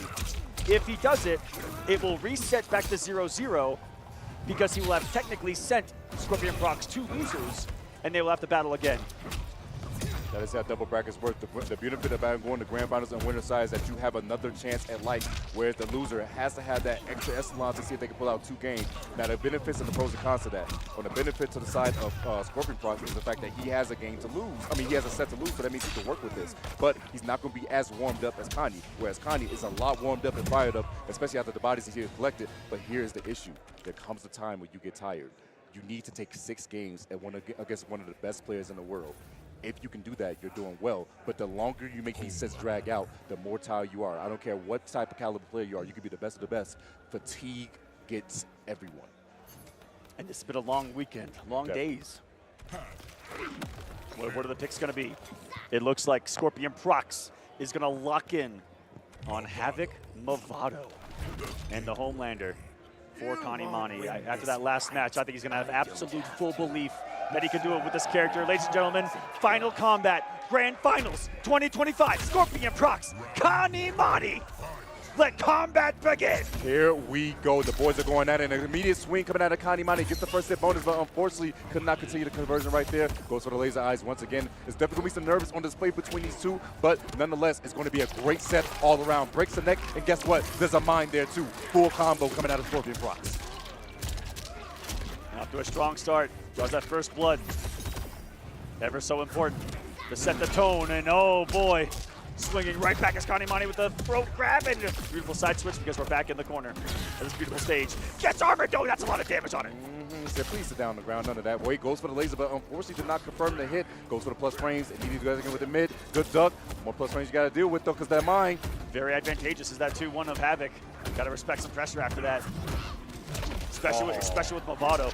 A lot of things guaranteed into the Movado launch, but Kani launching this man up into orbit and then sending him back down to Earth in brutal fashion. Challenges immediate after flawless block on that. Doesn't go for throw quite yet. Oh, base that man out in the best way. Stays patient. Goes in with the mid once more. There's the mine. Down to the man, unfortunately, but it was the wrong person. You had to get with the chin check. Overhead the toss. Try to catch him jumping right there. Still take it if Scorpion Procs finds the right hit. Time of the essence right now. About to hit 10 seconds. Jumps back, goes for 1-2 and gets shimmy right there. The crazy part is that if this man Kani wanted to, since he didn't flawless block that, he could have went for fatal blow for a chip out. Tossing Farah again, and immediately red. The barrel roll of Havoc coming in from downtown. Oh, caught him. Crowd starting to chant the moment Scorpion Procs landed a hit. And here we go. Big Danny. A hard knockdown to the corner once again, that boot. Oh, that's a trade. Not too much in your favor at all. Boy, it's like steel lasering it up. Cooking this man, slowly but surely. Lots of damage right here for Kani. Chokes him out once more, mid-screen. Oh, nothing from Procs, but seeing the man whiff in the sky, snipes him out of it, and gets the round. Both players looking comfortable down at the bottom of the screen as well. Good meter to spend. Plenty of weapons. Them to abuse, and from downtown the sweep of Havoc, and only that Movado be able to pick it up like it does. Oh, the slide to the DM is actually coming in handy right there. And because you split the bar, you can't break this damage. You got to hold it. That big haymaker coming in. 349. There's the break. Procs wants to keep this momentum. He wants to keep that 90% out. Oh my goodness! There it is. Forcing the break. Still such a hefty lead for Scorpion Procs. Nice He close it out. Get over here from the Movado. Goes for the low. It works. Goes low again. Back dash out of the range. Hold on a second. Homelander in some pressure territory though. Gets the down one out. Looking to take to the skies. Goes for the feet with the Farah toss, and it's not going to work. Great block by Scorpion Procs staying down. Goes for the down 4 and the pull from the Movado to close it out. 1-0. Scorpion Procs 2 games away from ending Final Combat. Looking real strong thus far, but like I said, Kani still has a chance. Backs up, but unfortunately going to get caught. Couldn't fully convert because he was worried about the mine of Movado that hit the screen right there. But guess we're going to pick it up again on the next hit. Goes for the Nice grab play. and dot. Beautiful side switch right here, going to maximize on the damage. You go to the corner, man. Movado going to be locked up, loaded. Wait, not a full Movado, so he can't get the mine for the full combo. But he could elect for slide if he wants to. Decides not to. All sweep to sweep. Oh, not close enough. Caught him. That's full combo yet again. Big damage should be the kill. Scorpion Procs selects not to break. Oh, didn't spend any bar on it. Kept it nice and simple. Ooh, active laser to meet him on the wake up. I told you earlier, man, there's nothing scarier than a superhero with lasers attached to their head. Man, tell the man to chill out. Once again, goes in with the man. They're tethered. Takes the knockdown. Has a great knockdown on that, too. He's going to air him. Oh, man, he actually did. He punched him in the foot. He gets the full conversion, though, because Homelander was just so high. He literally goes into orbit on that setup. Oh, nice interruption again. Good blocks. Goes for the 1-1 plus frames. Nice walls block. Command grab it. He hit Movado also, so you know what that means. I get a side switch, a little extra damage on top of that. And Movado on a longer cooldown. Choke him out and knock him down. Kani, the mix has begun. A beautiful up block, though, and Procs, hold on a second. That could have turned the tide here. 252. Goes low. Backs off, looks for the wake up. Oh! He just danced on him. Toss him. Damn. Farah. Look at that sweep right there. Oh, the Hail Mary. Looks for the parry. No oh, way. no. Procs was looking for something to punish right there, but he can't decide it. Lasers more. Grab. Overneath the mine. Sensational from Kani. No breaker to save Scorpion Procs right now. He's going to wake up in a absolute scary situation right now. One hit. He's going to do it. The command grab. Kani strikes back. 1-1 is now the scores. We got ourselves a great set on display right now. Kani looking to see if he can reset this bracket, but Scorpion Procs still 2 games away from ending Final Combat right here, right now.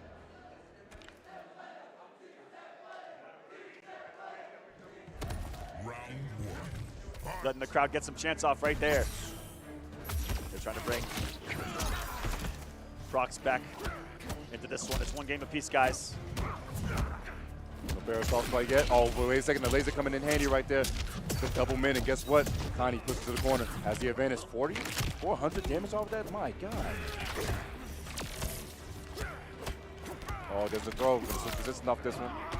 It's not so fun being in the corner, is it? Oh, the duck. Are you kidding me? Side switch is going to be beautiful also from Kani. Maximize on the damage. Optimization off of that, too. Getting his damage. 372. A snap of the neck. Wake up deal. He went for scoop, Aqua. He went for scoop. Reaching into a savage side there with Scorpion Procs. Double overhead. Double domed him, forcing the break. Low. No, he's just over toss instead for plus frames. Command grab coming in. Is that killing? Not quite, but mid. The laser is actually going to do it. Kani looking strong thus far and has some momentum going into this. I dare say he needs to take this 3-1. If he takes this 3-2, he might be too tired going into that next set. Great defense there for Kani to avoid both the command grab and the mine right there, just weathering the storm that Procs throws at him. Full string right there, good blocks. Such good patience. Now coming from Kani. Sees the resources, that was disgusting. Now he got that. Immediate roll from Procs. Gonna turn the tide quickly though.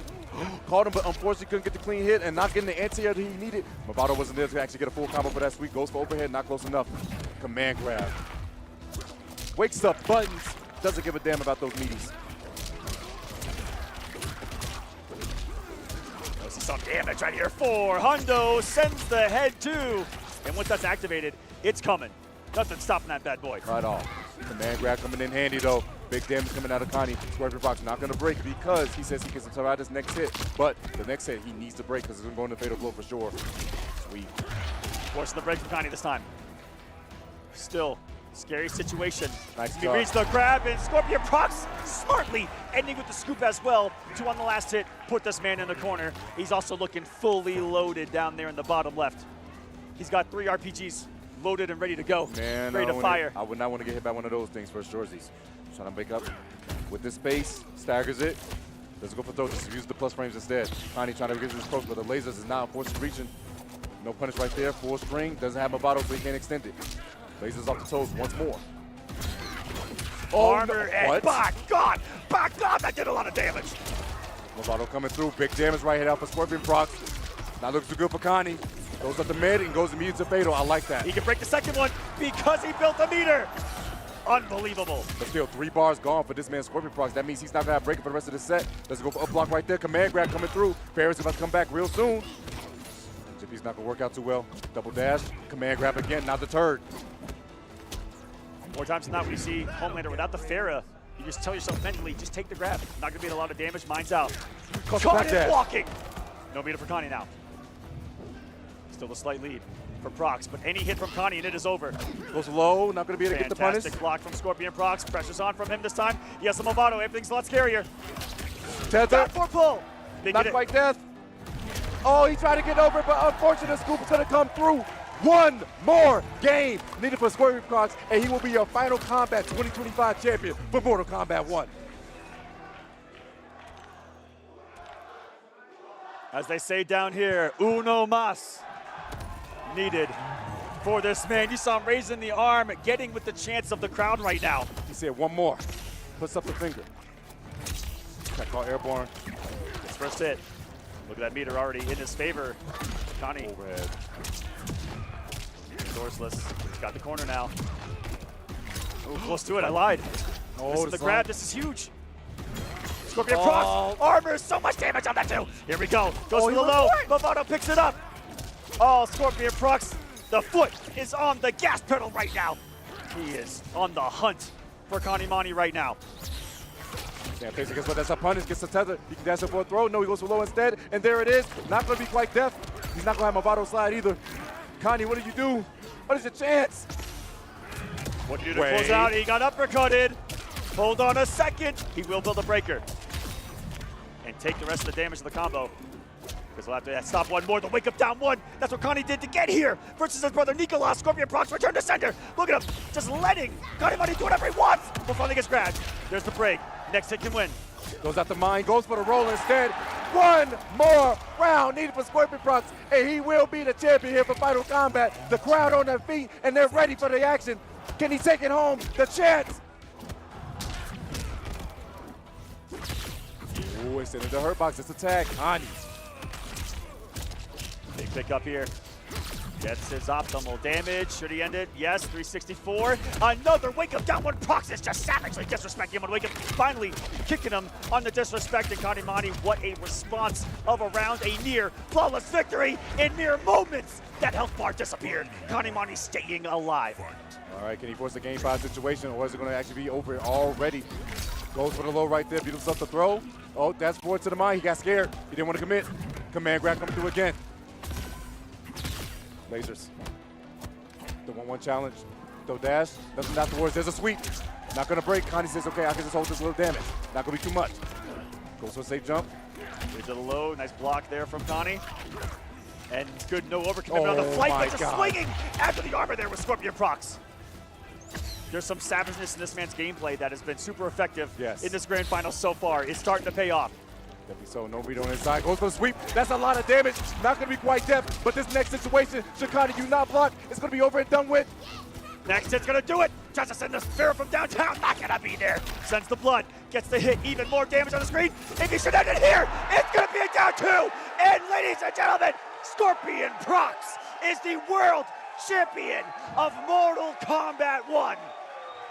Congratulations to the young Chilean, overcoming all of the odds, coming into this as one of the bottom seeds, defeating everyone in his path. He is your Final Kombat champion. Embraced by his brother, tears are being shown right now. His father comes to the stage. Snake, though, also a Chilean, coming to the stage. Kani, unfortunately, holding that second place. But Scorpion Procs showing it is not about just how you start. It's about how you finish. Like we said, the last in points to qualify, but still showed up where it mattered, winning the big one and taking home the trophy for Chile. Couple years in the making for this very young man. Adding champion to his name. Has now won 2 of the biggest things you can in Mortal Kombat, both the EVO championships as well as this, the Mortal Kombat Final Kombat here in Mexico City. There's the crowd. The crown no longer in the hands of Sonic Fox. The crown no longer in the hands of the United States of North America. It now goes to South America here to close out 2025. It really has been their year, though. All the stories, all the hype lines throughout this year have really come from South America in a multitude of ways, whether it be the Chileans, whether it be the Brazilians. Last year it was the Argentinians as well, doing some big damage. They always do as well. A lot of countries down there putting in work. The Mexicans on full display too as well. Absolute domination today from Scorpion Procs. Congratulations to him, to his brother as well, getting 3rd place in this entire thing. The twins did their thing. And now I want to take a shift to the man Canamani. Wonderful performance here. #1 EU. Congratulations to that man. Man, it's actually been absolutely ridiculous to think about Unbelievable. how this man has come through time and time again. And lost to Nicolas and still made his run back to make his way back up there. That's he did. crazy. And real quick, guys, if you like what you see, become a part of the competitive Mortal Kombat community. Find your local tournaments. Find some online tournaments. No matter what era you play, you have a game to play here coming out with the arcade collection with all these modern titles. Thank you so much for being here with us at Final Kombat. We're setting up the stage to go to the players to give out some medals, to give out the massive trophy. If you haven't seen the trophy, it's a huge scorpion hand holding a spear. It's beautiful. Man. Oh my goodness, and they showed out with that trophy, but we're going to get that award ceremony in due time. I want to give a big shout out to everyone that showed support for me and Aqua. It's been a pleasure working with my mentor. He's been interested in believing in me this whole time, and if we should be able to share this moment with him, means the most. Thank you guys. It's special, man. Thank you guys time and time for the support that we all say. This has been the end of the combat for the Final Combat, but MK1 still prevails on with all those online events. Big shout outs to all the online contributors. Wuxi Temple, Rips Arena, Demon Lobby, Sharayu. What else we got? We have our Coliseum as well, Destroyer, yes. all you guys. Yeah, you guys everyone, have always guys. been Shouts to everyone good. that's hosting events, bringing people together to do exactly this, compete in a game. It's a very healthy thing to do. You can meet friends. You get the competitive spirit out of you. It's one of the things I did early on. Is it was a great way to just let off a little bit of steam in a competitive setting.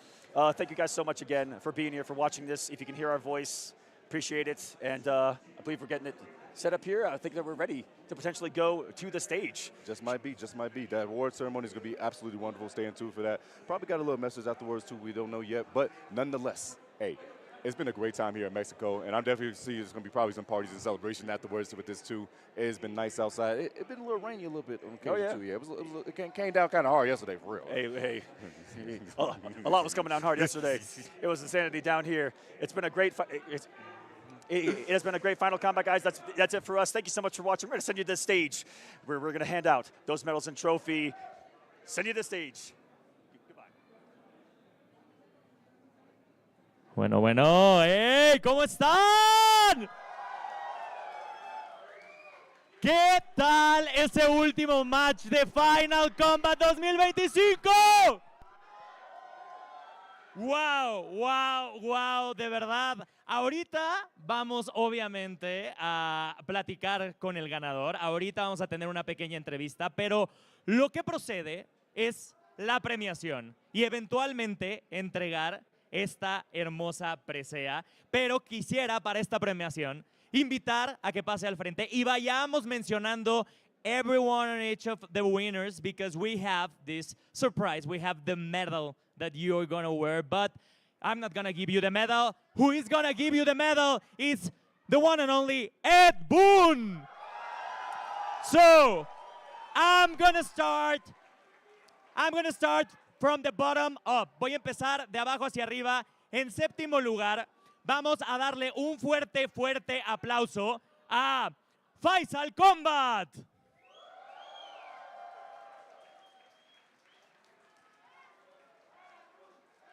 Vamos ahora a pasar séptimo lugar también, Tweedy.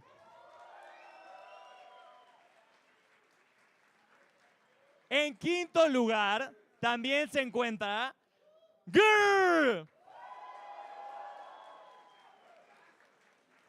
En quinto lugar también quedó Sonic Fox, pero vamos a pasar al cuarto lugar, quien es Lavender Rain.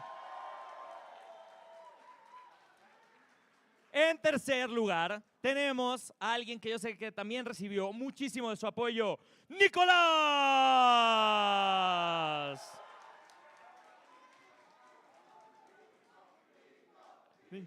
Qué increíble, de verdad, gracias por ese apoyo. Estoy seguro que Nicolás lo recibe de mucho corazón, pero también alguien que escaló hasta arriba y que casi se lleva la presea hasta Europa.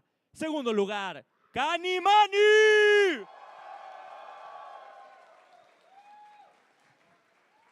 Y ahora sí, amigos, para dar esta medalla y que se la lleva directamente hasta Chile, Scorpion Pro.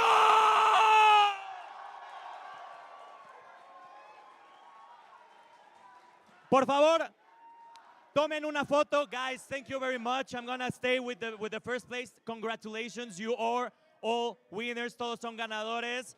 De verdad, muchas felicidades. Así que pueden pasar fuera del escenario. Scorpion, vente, vamos para acá. Muchas gracias. Por favor, aquí en medio. Vamos a darle un fuerte aplauso a Scorpion Procs. Hasta Chile se va esa medalla y ese trofeo, pero, oye, yo vi que te estuvieron gritando muchísimo. ¿Qué tanto te afectó? ¿Qué tanto te impulsó todo el apoyo de la gente que te está gritando, que son tus compatriotas y que también mexicanos se están uniendo a tu celebración? La verdad me ayudó eso cuando yo tengo el público a mi favor. Siento que siempre voy a ganar. ¡Efectivamente! Oye, y desafiando de verdad a todo en este torneo, me encantaría que, aprovechando justo ese sueño que muchos de los que están aquí tienen también de volverse pro players, ¿algún consejo que les puedas dar? Yo creo que el mejor consejo sería que les guste el juego de verdad y que aprendan de los jugadores profesionales. Y obviamente se queda el trofeo en Latinoamérica y un fuerte aplauso para Chile. Y ahora, Scorpion Procs, ya que ganaste, queda algo pendiente y es darte la estatuilla del ganador. Y por eso está aquí el mismísimo Ed Boon para darte esa estatuilla.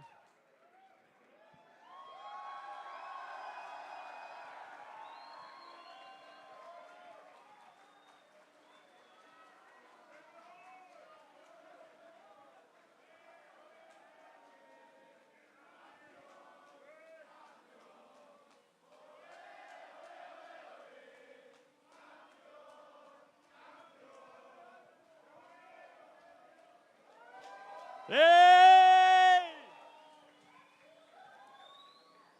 Felicidades, Scorpion Procs. Ahora queremos que Ed Boon mismo te dé unas palabras. Tu micrófono está por allá.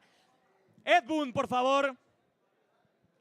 He has some words for you, and I'm going to do the translation and everything for the audience that is watching us.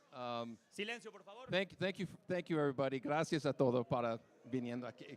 Gracias a todos por participar y por estar al pendiente en este Final Kombat 0 2025. And thank you to all the players who put so much time into the game. Gracias a los pro players por ponerle tanto tiempo al juego. And thank you for this crowd, one of the most amazing crowds I've ever seen in my life. Gracias por esta audiencia porque es de las mejores audiencias que han existido. And again, one last congratulations to the champion, everybody. Una gran felicitación a Scorpion Procs. Que se sienta esa emoción por Scorpion Procs.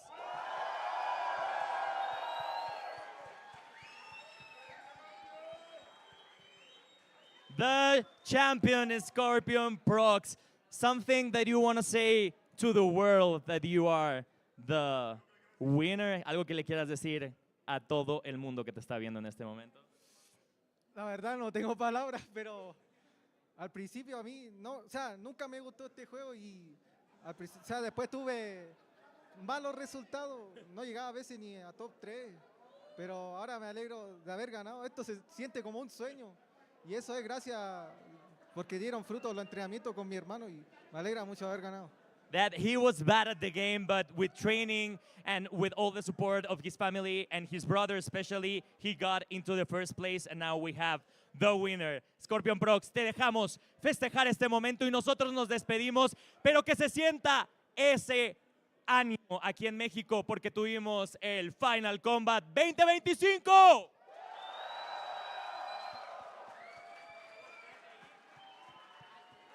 ¿Mande? Sí, poquito. Chicos, nos vemos el siguiente año. Nosotros nos quedamos aquí celebrando. Los dejamos con Scorpion Procs, el ganador de Chile de este Final Kombat 2025.